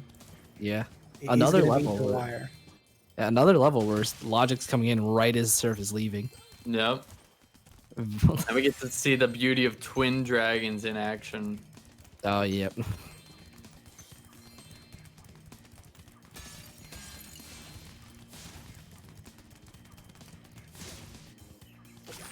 This, I take it back though. This twin dragon. Oh, Surf didn't mean to get in the cannon. I don't think. I was gonna say Logic had a little difficulty with his first thief, but Mhm. he got it pretty quickly after. Yeah. Yeah. Well, Surf messed up the second one, so if we can net this, it'll even out. Yep.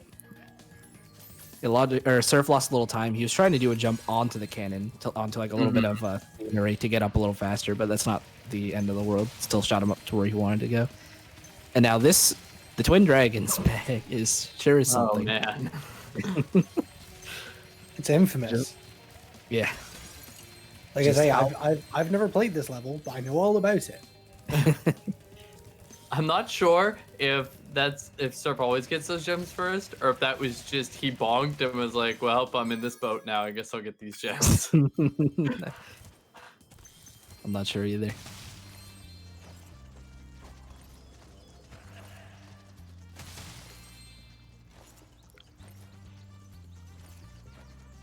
So what's going on with these dragons here? Well, yeah, Zach, if you want to explain. So we have these two dragons, the red and the blue dragon, and he's gonna have to use the fireball power up, and each hit will knock a piece off the dragon. But over time, the dragons regenerate a piece. So he has to be quick about killing these dragons, or they'll keep regenerating, and he'll start losing a lot of time here. Yeah, you can see he's focusing on the red one first, so that although they don't like both regenerate while he's trying to hit both, so he's gonna take down the red one, and then once it's dead, he's gonna focus on the blue. Logic just lost maybe half a second or a second there, missing the tiki head. Oh. Well, you know, we had Surf had a little issue with the tiki head, so they're really matching each other right now. But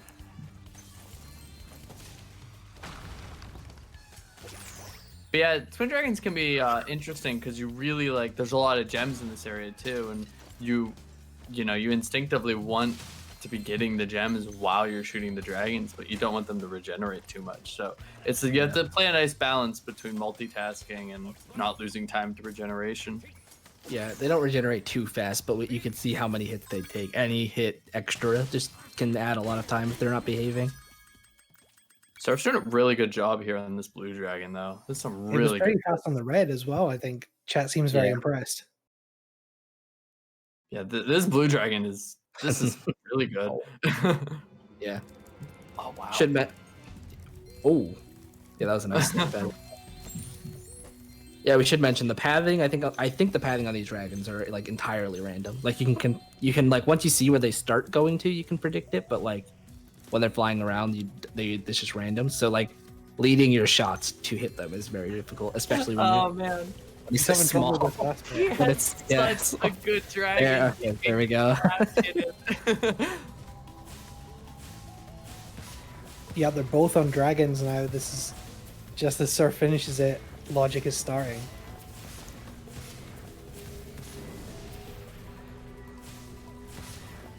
Yeah, that was a good twin dragon, but Logic can definitely. He's doing it right now. You can see Logic's doing. He's focusing the blue one first. Doesn't make a difference which one you start on as long as you focus the same one until it's gone.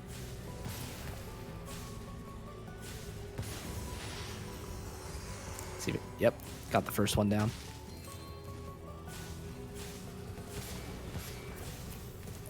We might just soon see Logic actually overtake Surf for the first time. They're very close now.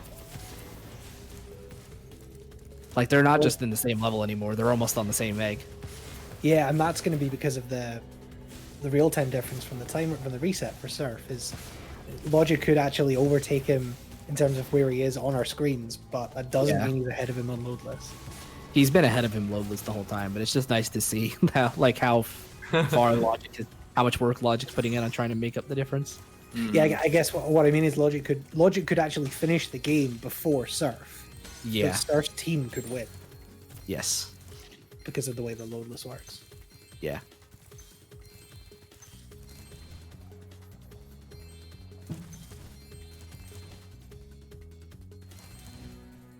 Yeah, that was a really good dragons from Logic. We'll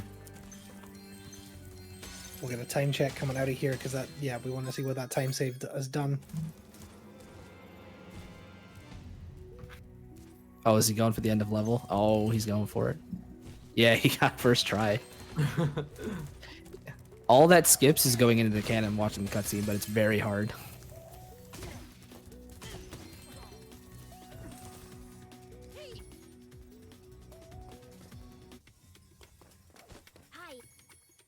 They're now both in the Agent 9 section at the same time. Mm-hmm. Yeah, you're One's on the absolutely way, right. one's on the way. Yeah, I think Surf is using keyboard mouse and Logic's using controller. Which in this minigame, it doesn't make as much of a difference. I still think keyboard mouse would be better. I don't know if Logic's is not comfortable or if he just prefers controller. Enough that he'll eat the time loss. Yeah, it's not always super obvious, but you definitely can see the difference. Mm-hmm. if we point Just- out the left is keyboard and mouse and the right is controller, you can see it. Yeah, just cutting some of these corners can be done a little bit easier with keyboard and mouse to save a little bit of time. Yeah, but then you And just just- keyboard mouse, and I mean, Some people aren't a fan.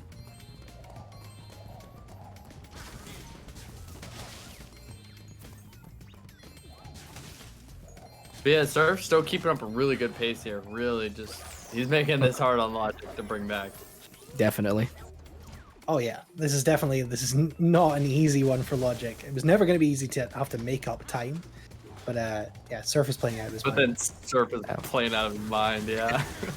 I think Surf's definitely the MVP of this race. Like, we all knew Green was going to be consistent, and Cam's world record holder, so he was expected to take that pretty decisive win, but Surf's putting up a fight right now. Like, he's on, like, good PB pace, too. Very impressive. Hard to disagree. So he was out of the Fireworks Factory at 2:33.59. Yep. T-Bone, you missed it. Hammerhead didn't actually PB. He just hasn't submit. He didn't submit his other PB. He has a 2:19. He just didn't submit it because it doesn't bop. It's still a very good effort from Hammer, but I think a Yeah, 5-minute good PB in the marathon, you know, Yeah, kind of deserves that MVP. but yeah, I think we've said that everyone has played out of their minds. Everyone's played really well. But everyone's run well. Here's another one of those jumps on Surf's side that you really want to be on 34. Nice. Saw him hesitate a little bit, really try and line it up.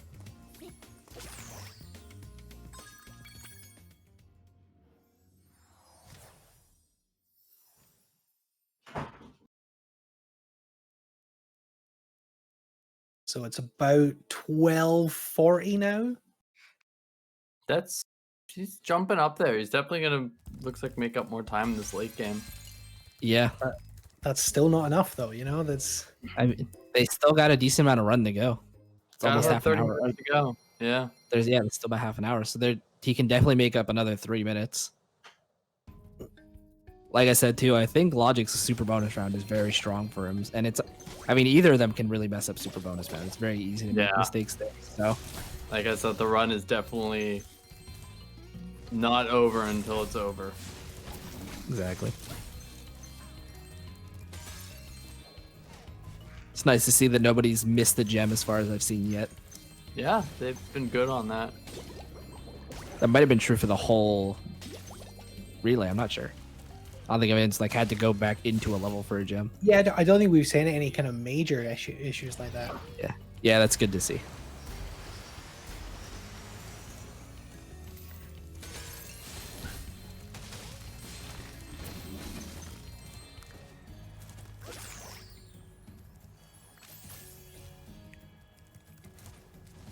Yeah, so they're both done with the backtracking now. Crystal, once they finished, that was a little before Crystal, Fireworks Factory. Once they finish that up, that's like the end of the backtracking segment, and they're now going to complete the Midnight Mountain homeworlds. They haven't started yet.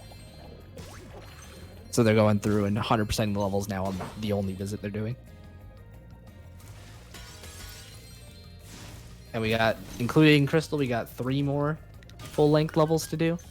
And then a speedway, and then we're on a super bonus round. We're almost to the end.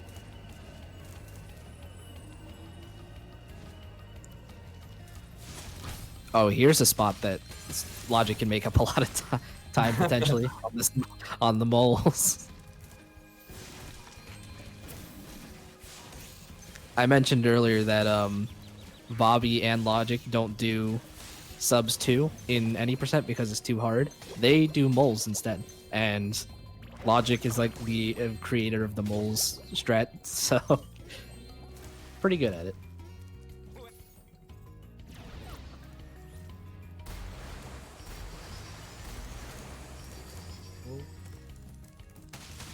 Just say Surf's trying to set up here. He's got this wizard that's gonna cause him issues. Oh, there we go. Got a couple. Yeah. Yeah, Yeah. you can see what Surf's trying to do is he can club the mole against the wall, and then keep hitting the mole's body before it despawns, and you can get extra hits to count. So you can do a little faster. He's also going to leave it now 19 out of 20, so he can clean up all the gems and then finish. It's pretty solid. That was pretty solid. Yeah, it was pretty solid moles. It's as good as you can ask for, right? I don't know. I think Logic's gonna. If Logic gets his good RNG, it could be quite a bit faster. It's a good plane thief skip too on Surf's side. Mm-hmm.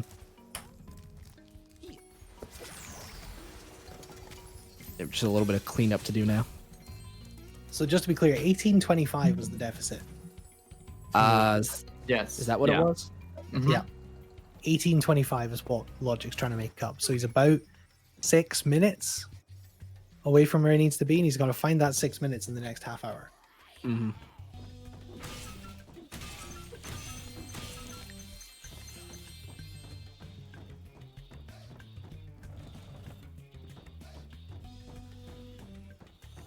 I think we can all breathe a sigh of relief that this isn't going to run until midnight. Thank you, Surf, for your great pace.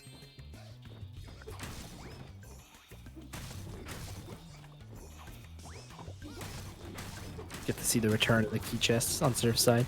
Are those the only two in Molten Crater in this level? Oh no, there's one in what's it? Desert Ruins. Yes, I think those are the only three. Kind of sprinkle a few in.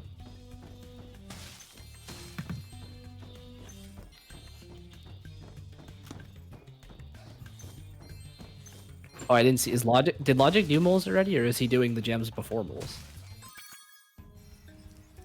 No, he did it already. Okay. I thought he also finished on, or I thought he also stopped on 19 out of 20 to get all the gems, but I guess not. Yeah, I'm curious on whose comes out on top or if they kind of broke even there. Mm. Oh, okay. The way Surf just kind of recovered, he just kind of that was an end of level skip he did in Haunted Tomb. You can jump up on that torch to jump to the end, but he kind of, I think he was trying to like hover up and then head bash. It looked like he almost messed it up, but he just got it. Mm. Yeah, it was the swag headbutt. It was all on purpose.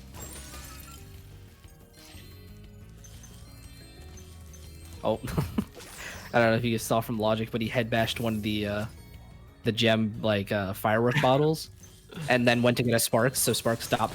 So I guess they stopped auto collecting. That was a little weird.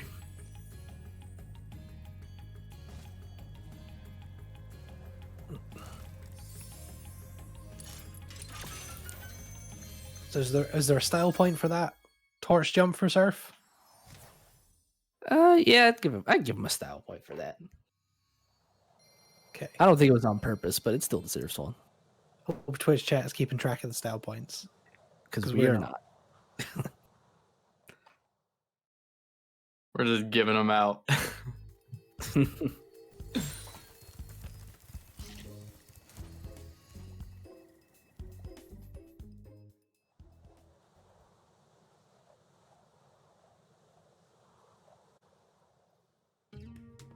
Yeah, you can see Surf's doing this Agent 9 mini game. It's pretty simple. Where you just gotta kill all the enemies, but there's 3 rounds. There's not really any fast strat to it. You just kind of kill everything as fast as you can. Gotta use the you gotta pick up the rocks. Oh, high jump. You gotta pick up those rocks to throw it at the big guys. That's about it. Shoot everything else.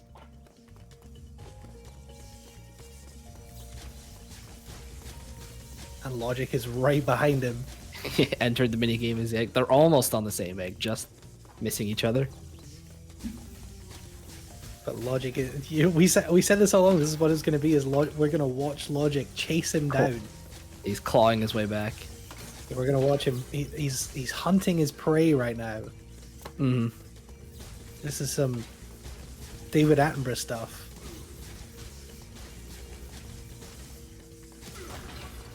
Can we give runners style points just for being absolute gamers? Absolutely. Everyone except Cat. Yes, I agree. I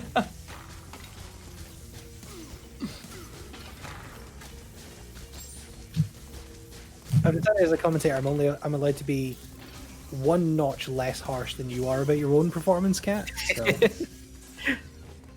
Go as hard as you want. that's still a pretty high bar.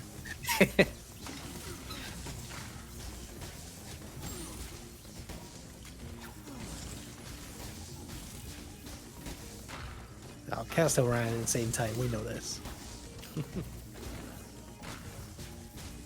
1:14.24. That's a good leaderboard time. That's like top 5. That is exactly top 5. If you weren't on the leaderboard, you would have bopped Lackluster. Yeah. Can't be mad.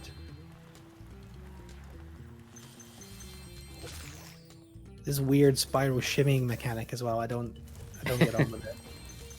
I like it. It's cute. You can see Surf's doing tanks too. Now the first tanks is pretty simple. You just kind of shoot the 4. But this tanks too, there are fast strats where you can kind of you can see the guys in the tanks in the far back, they like hide behind the pot, and they'll try and like hide away from you until you get close, but you can shoot like to the side of them and then move the opposite direction so they'll go right into the shot. You don't have to go all the way in to shoot them. Saves a good amount of time doing that.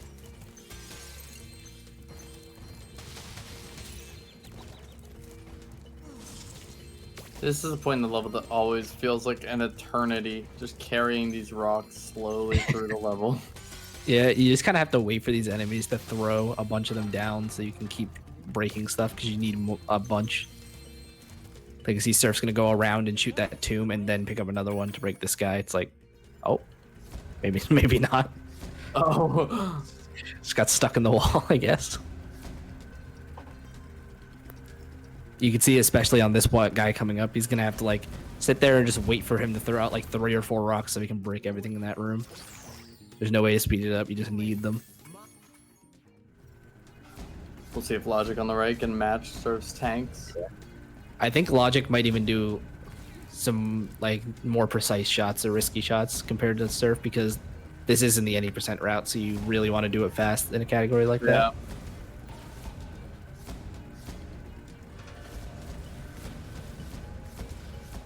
Oh, Yeah, you see Logic with those shots, how he, oh, he missed the last one, but you can see he shoots, like, right next to the pot and then goes the other way, so the guy runs straight into it. I know Logic does that on controller. I don't know if Surf did or not. I couldn't tell, but yeah, that I think a lot of people prefer keyboard mouse on that instead.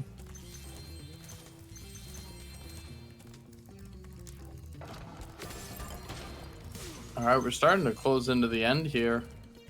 If Logic's going to bring it back, he's running out of time to do it. Going into our... Yeah, we're going into our last level on Surf side, like the last normal level.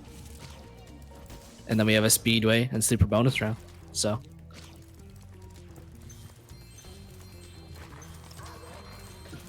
Can I get a jumpin' Jehoshaphat for Dino Mines?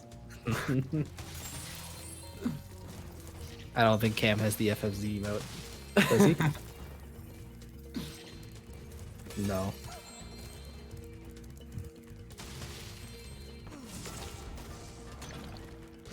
A little note in Dino Mines, there's gems hidden inside the cacti, and they're all dead gems, like we mentioned before, where Sparse just doesn't collect them. So you have to like wait for them to break and then jump into them and then keep going. It's a little annoying. I think Logic just had that guy throw one of the rocks off the level, and he missed one of the tombs. That's a little unfortunate. Yeah, having to sit there and wait for him to break or throw another rock and take a bit. I think he's just about done. Yep. Yep. 32:18. So That's 13 minutes and 5 seconds. So he's still got to make He's up about gaining, 4 or but- 5 minutes, right? He's gaining, Still, but I yeah. don't know if he's going to have It's enough nearly time. 5.5 minutes still. Yeah, I think Logic's gonna run out of time at this point. Yeah, I think You barring say Surf, that, but, like we last checked like 10 minutes ago, and he made up 30 seconds. So yeah. I mean, barring Surf making a big mistake, I don't think there's 5 minutes to catch up on. In 20 minutes of run, yeah. Yeah. That would be insane. But you never know. We'll see. We keep talking about the bonus round, but I mean, it's a thing. Yeah. There's always the chance that one of them missed the gem and didn't realize it, and they'll have to go back and get it before going in the super bonus round. You know, Yeah. we'll it find seems out. unlikely though, because I've like every forgotten time the whole egg before. every time we've seen their guidebooks, they've looked pretty complete. Yeah, that is true. Yeah, we keep talking about possibly missing a gem, but like missing a gem in like the super bonus on skateboarding section, I mean that might be the most devastating of them all. I still think even that isn't enough to give the lead over at this point. Like we said, we've not seen anyone miss a gem or do anything that kind of catastrophic. Mm-hmm. Oh, we saw Surf just miss that. Over there. Okay. Okay, recovered it. We're good. Yeah, that was fine.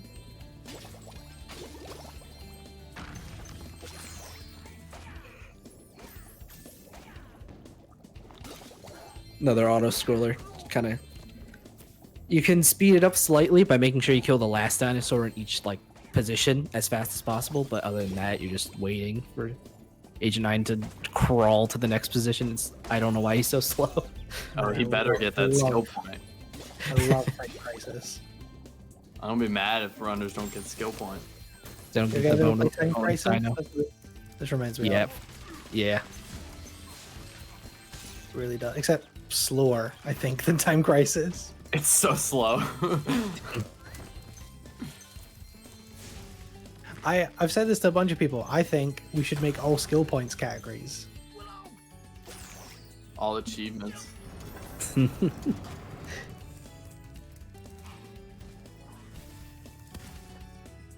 Some of the achievements are pretty hilarious. Some of them are stupid too. Yeah. Some of them are just dumb names. Like I was playing SRT2 through. It's the first time I played it on Steam. I played it on console a bunch. And when you steal a popcorn from Hunter, you get an achievement called Ganked. Yeah, you can see they're on the same egg now. I think Logic's gonna, or he should overtake Surf, like in our on the stream. But and he's been ahead, like we said, he's been ahead by a lot, loadless the whole time. But I don't think he's winning. Yeah, I don't think it's gonna be enough.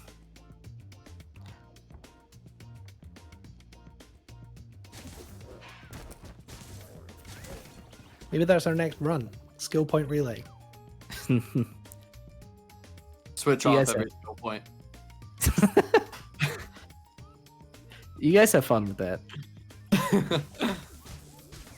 You're doing 3. SRT3 all skill points. I'm gonna take Enter the Dragonfly.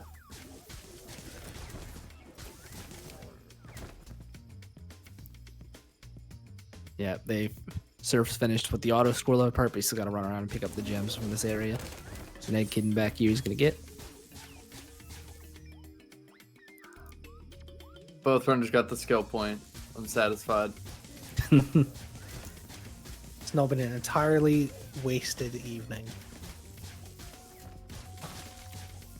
Yeah, you can see like the super sparks, especially like Agent 9. Like you don't even have to you don't have Yeah. to shoot the barrels, you don't have to duck into the corners, you just walk past it and he gets it all for you. Pretty nice.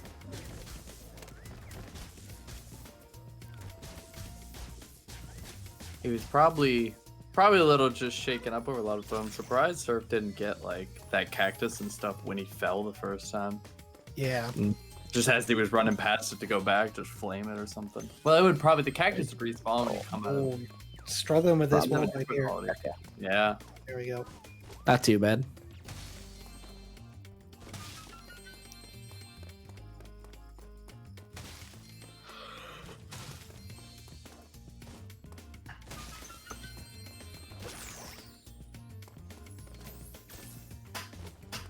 This really is so close and so tense. Seeing Logic running after him. I honestly thought that Logic would have overtaken Surf a long time ago, but Surf just playing so well. Again, it's not even Logic playing bad, it's just they're both playing so well. Hey, I might get my call back. Both runners in Harbor Speedway race at the same time. That is true, actually. I think they're definitely on pace too. Like, Yeah. I don't know if they're gonna be doing the race at the same time, but Logic Yeah, also Logic's gonna have a struggling. little trouble with this. Oh. All right. Oh wow.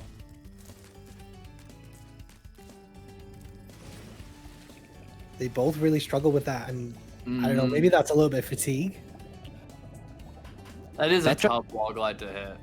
Yeah, it's a little. It is annoying. And you're also both it's fail. not it's tough to hit, and you're also hitting it 2 hours 40 into the run.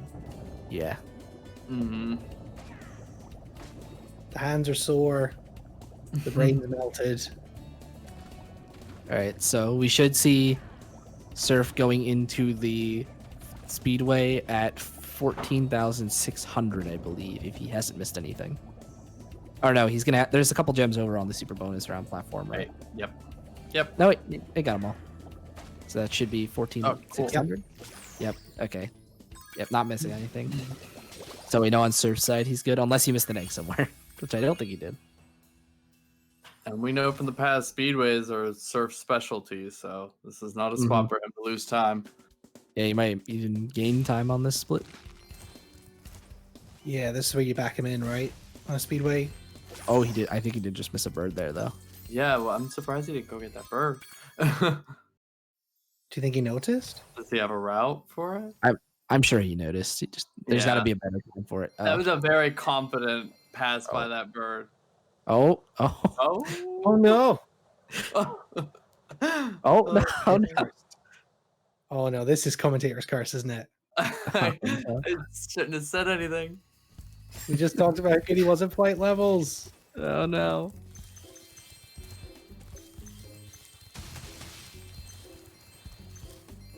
The speedway god is faltering. And we should see Logic also getting 16,000. Yep. Okay. So neither of them have missed the gem. That was a rough Harbor Speedway by Surf.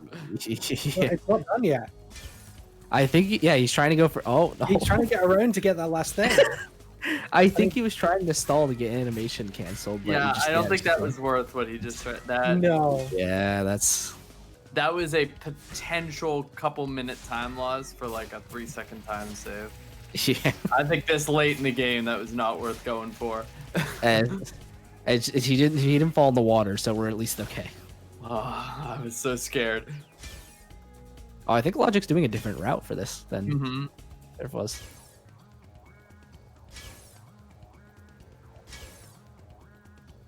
Yeah, he left this bird intentionally and went out of his way for one in the other place. And then I think he also left that last clamfish line up for the. Yep, he's gonna get the animation cancel there. Much cleaner. That was really clean, yeah. I didn't see what time Surf got at the end of his, but that definitely was way faster. I think it's safe to say Logic did was a little bit quicker. Safe assumption. Because we have eyes, we know it was faster. Yes. And they're on the same challenge right now. Oh, it always scares me to see them stay so close to this UFO. T-Bone said 12 seconds, so yeah. A little bit of a time loss there from Surf. Yeah, they're on the same egg challenge like they're at. Same. They've been on the same challenge before, but not for more than like a second or two. So this is the first time you can see they're actually getting there. And not on a challenge this short as well. Mm-hmm. Let's go blue-footed boobies.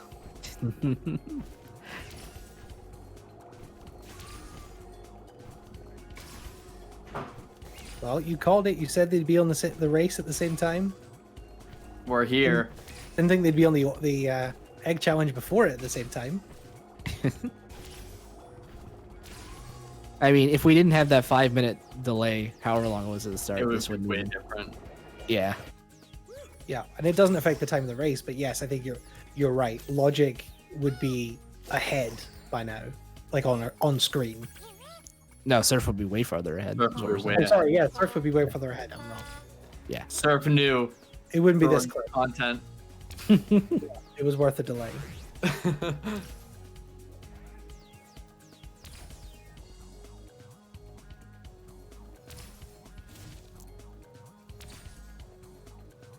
It's funny that Surf did that because I, out of habit, split on the Peacekeepers Balloonist in my run, and I was panic trying to undo the split because the color wasn't changing, so I wasn't even sure if it split or not. I was trying to figure it out before the balloon loaded, and then I saw the timer tick when I got the Magic Craft. I was like, oh, thank God.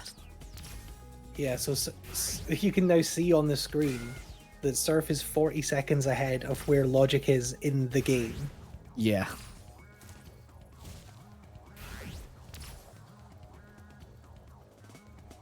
And they both seem to be doing about just as good as each other on this race. So Yeah, it Don't looks think- very clean. unless someone misses a ring or goes into the water, I don't think there's going to be any significant time save or loss on this race. I do think Logic will be able to overtake Surf by the end, though. I think he's close enough that in Super Bonus Round he could do it. Hmm. It'll be really close, actually, though. And Much you'll get- closer than we were anticipating, for sure. You've got a style point for that. Yeah.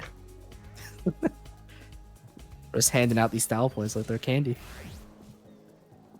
They are.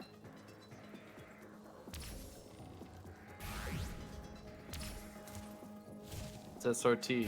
Where the game doesn't work and the points don't matter.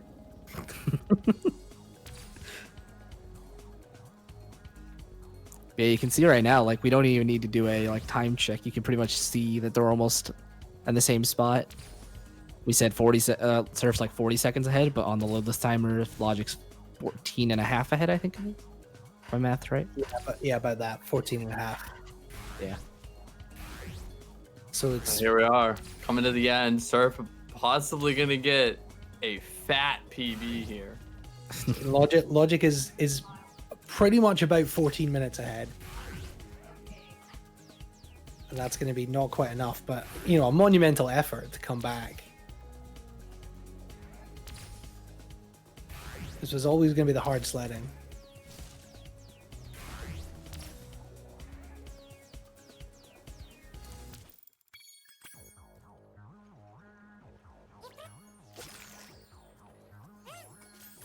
Surf's PB is 3:04:15 entering Super Bonus Round, so very far ahead.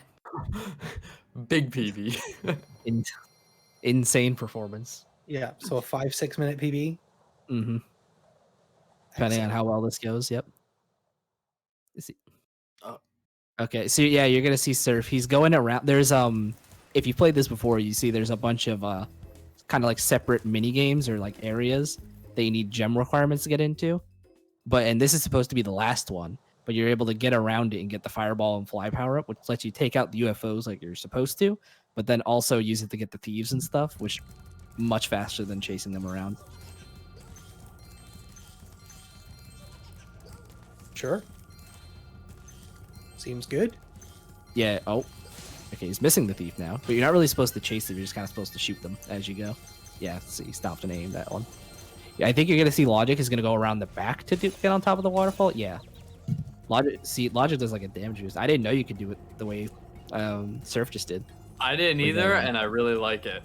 I did too. I did too. Losing your sparks to that damage abuse really sucks. Yeah. I think Logic's going to watch this back and he's going to adopt that as well. Maybe he knows about it already and just isn't as consistent with it. Maybe. I don't think so though. Cam That's said he something, didn't know about any of this. that's something we saw early on with this run we were talking about we were talking about it right at the beginning of SRT1 where you and Green Soul were taking different routes in Artisans. You know, this is a game that still feels so far away from being solved. Well, we were actually talking about that, me and Randy, during the Spyro 2 race. That actually, we know like that doesn't make a difference because of the way the guidebooking works. You can do either order and it doesn't matter, doesn't lose or save any time. I did think it was weird that it's funny that he just did start with that though. He wanted to be special.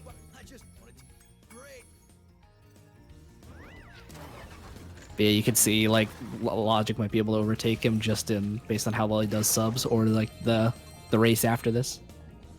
It's gonna be they might finish at like the same time. Yeah.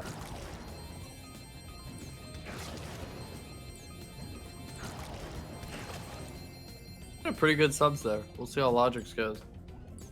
I think looks like he's going hard. I think everything's on cycle as long as it's. Oh, he just missed the last one. But he's gonna be able to lock on and get it. Yeah, that was incredible. That was almost perfect. Yeah.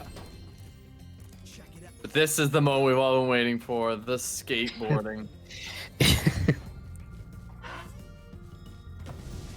This is where it all goes downhill. This is where they stopped making the game.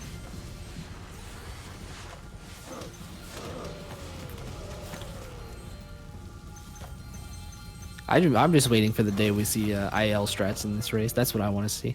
That would be so insane. I'd love it. If you guys haven't seen, you can turn the skateboard like upside down and on an angle, and the game will try and turn you over to correct it, but at the same time, it'll just give you an insane amount of speed. I think the IL record for this course is something around like 40 seconds. Jeez. Like, you can see that they just both finished the first lap around 40 something seconds. So Yeah, I mean, to put in perspective, the person who's done ILs for this said using the boost is slow. You don't use the boost. The boost is slow. oh, I take it back. The IL record's 37 seconds, so he beat the race in the time it took them to do one lap. So their timer difference is about 13 seconds right now, compared to Yeah. 40 seconds when they were in that last speedway. Yeah, I think Surf missing one of the T's and having to like chase it down actually lost a decent amount of time. Yeah. And Just also what- just like cleaner UFOs from Logic. As we're coming to the end here, I want to give a shout out to all the runners who are, a lot of them are watching the Twitch chat. If the winning team want to jump in the call when we finish, and we can have a chat about it. I don't know if that means you'll get to stay or not, Kat. We'll see. That hurts my feelings. It's your fact. No, We'll see you if your team wins joined or the not. other team, didn't you? Yeah, I joined the red team. I'm on their team. See, and you guys didn't have faith in Team Donut at the start. Yeah, you can see Logic's only about, I think it's like 10 seconds behind, so it's gonna come down to just who can do the sorcerer's fight better. This gem chest is ridiculous. I know. In real time, they like almost could finish at the same time. That's so crazy.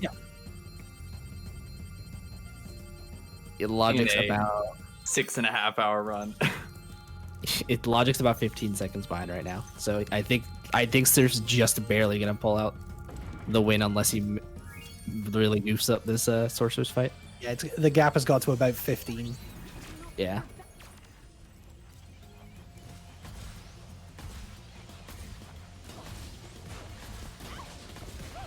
Yeah, they're both on the sorcerer's fight at the same time. And there it is, time for Surf. 3:04:17. The Madman just pulling out a 5-minute PB for the relay. 3:04:17. So it looks like that's 6:21:30 for Team Donut. And 2:49:54 for Logic. It's 14 and a half minutes. Logic finishes ahead of Surf, but it's 4 minutes short of where Team Caboose needed it to be. Team Donut are your winners. It's not enough for Logic. Wait, The red team. Logic got world record. I even what? Wait, what? Yeah. Logic got world record. Whoa. by What? by 2 seconds. 2:49. Yeah, 2:49:56. Wow. New world record and a new PB. Wow. What? Both these guys just played out of their minds. Holy mother! That's God. That Could we is could not have asked insane. for a better finale for this race. Yeah. Dude. GG. Green, Oh my god. jump in the call if you're about. Kat, Zick, thank you so much for the commentary on the last 3 hours. Yeah. It's been a lot of fun. It was fun. I don't know if you guys want to jump off and Logic, Green and Cameron, if you want to jump in as well. Yeah, I'll head out. Won't muddle the comms, but thanks for having me doing comms. It was fun. Yeah. GG to all the GG, guys. runners. Thanks for the commentary, boys. It was proper solid, gotta say. Yeah, Kat, thank you for commentating as well as running as well. Not an easy thing to do, so we appreciate it a lot. Logic, you just got world record. Yeah, I did. Well, dude, it's okay though. I don't know what Surf took this morning. I don't know what side on whose bed did he wake up on this morning either. But man, fucking smoked me. I didn't think he had it in him, honestly. Surf rolled you. Hey, dude. Let's be honest. Forget about you record now. Surf just rolled your ass. Logic, congratulations on the world record, but let's see if we can pull Surf into our call here. Surf, Cam, congratulations. Green Soul as well. He's Your Team Donut, baby. Can I but yeah, say? Damn. congratulations. I mean, you guys won 2 out of 3 games as well, obviously, and then Hello? I can't. Uh, I can't. hear Surf, anything congratulations, an right now. incredible PB from you My as mix well. is fucked. Logic getting the world record was not enough to stop you taking it home for the team. I can hear you. Hello. Sorry. Hello. Yeah. How'd you feel? You were playing out of your mind there, Surf. Yes, sir. You know what, bro? I fucking give you that hands down. Like you deserve that one. Honestly, that was amazing. I mean, like I say, it takes a pretty incredible run for Logic getting world record to not be enough. Yeah. What? Yeah, I got I got record. Yo! Logic got world by 2 seconds. You're insane, dude. Dude, you're insane. Are you kidding me? You PB by like 5 minutes, bro. No, that was a 3-minute PB. Don't stretch. Oh, it was 3 minutes. Oh, dude. It's still. I don't know how did that PB, man? I made so many mistakes, but I guess the gods, the fucking donut gods today. It was that mid game that really carried you, Surf. I It think. is that Spyro 2 that carried our team, you know. Oh well, I can't deny. Yeah, I it. mean- You know what? Cameron, a solid Spyro 2 from you. It was You know, alright. you were sort of had the pressure on you of being the only world record holder in your team, and you managed to show up. Yeah, GG's Cam, GG's Green, if you're listening. Green's listening. He's in the chat, but he's a bit Yeah, tired to join us. No, I respect it. My voice is gone. Yeah, I've been here for 7.5 hours, but yeah, I feel you. Oh my god. Guys, what a race this was. This was everything we could have wanted from this first event that we'd organized. Insane drama at the end, big moments. I mean, also, let's talking about things happening to Run Surf. Congrats on finding a new glitch as well. That was just bad inputs and pure luck, but I was laughing. The missing whirly gig thing. That's not supposed to happen, game. Please. Please, for Bobby, you listening? Oh, Well, congratulations fun. to Team Donut, Cameron, Surf, and Green Soul. They take it home. Green Soul for beating the world record holder in Spiral 1. Cam, a solid performance from him, and then Surf with a PB by 3 minutes to take it home. A world record, not even. I can't say that enough. A world record from Logic wasn't enough. Man, what a race! Insane. Honestly, that was probably the best race I've ever been a part of. No joke, that was my God, insane stuff. Fun. Full. How close was that? Like, what was the final, like, 3-7 times? I think. we need to total up the leadless, right? Yeah, I'm doing the math on it now. Just trying to crunch the numbers. So it's about 14 minutes 23 seconds. Logic was ahead. So Team Donut win by about 4 minutes, which you know, over in a 6.5 hour speed run. Pretty crazy. To be That's honest. pretty tight. Yeah. Yeah. Pretty crazy. Truly couldn't Games were ask for pretty a balanced, better though, I way. must say.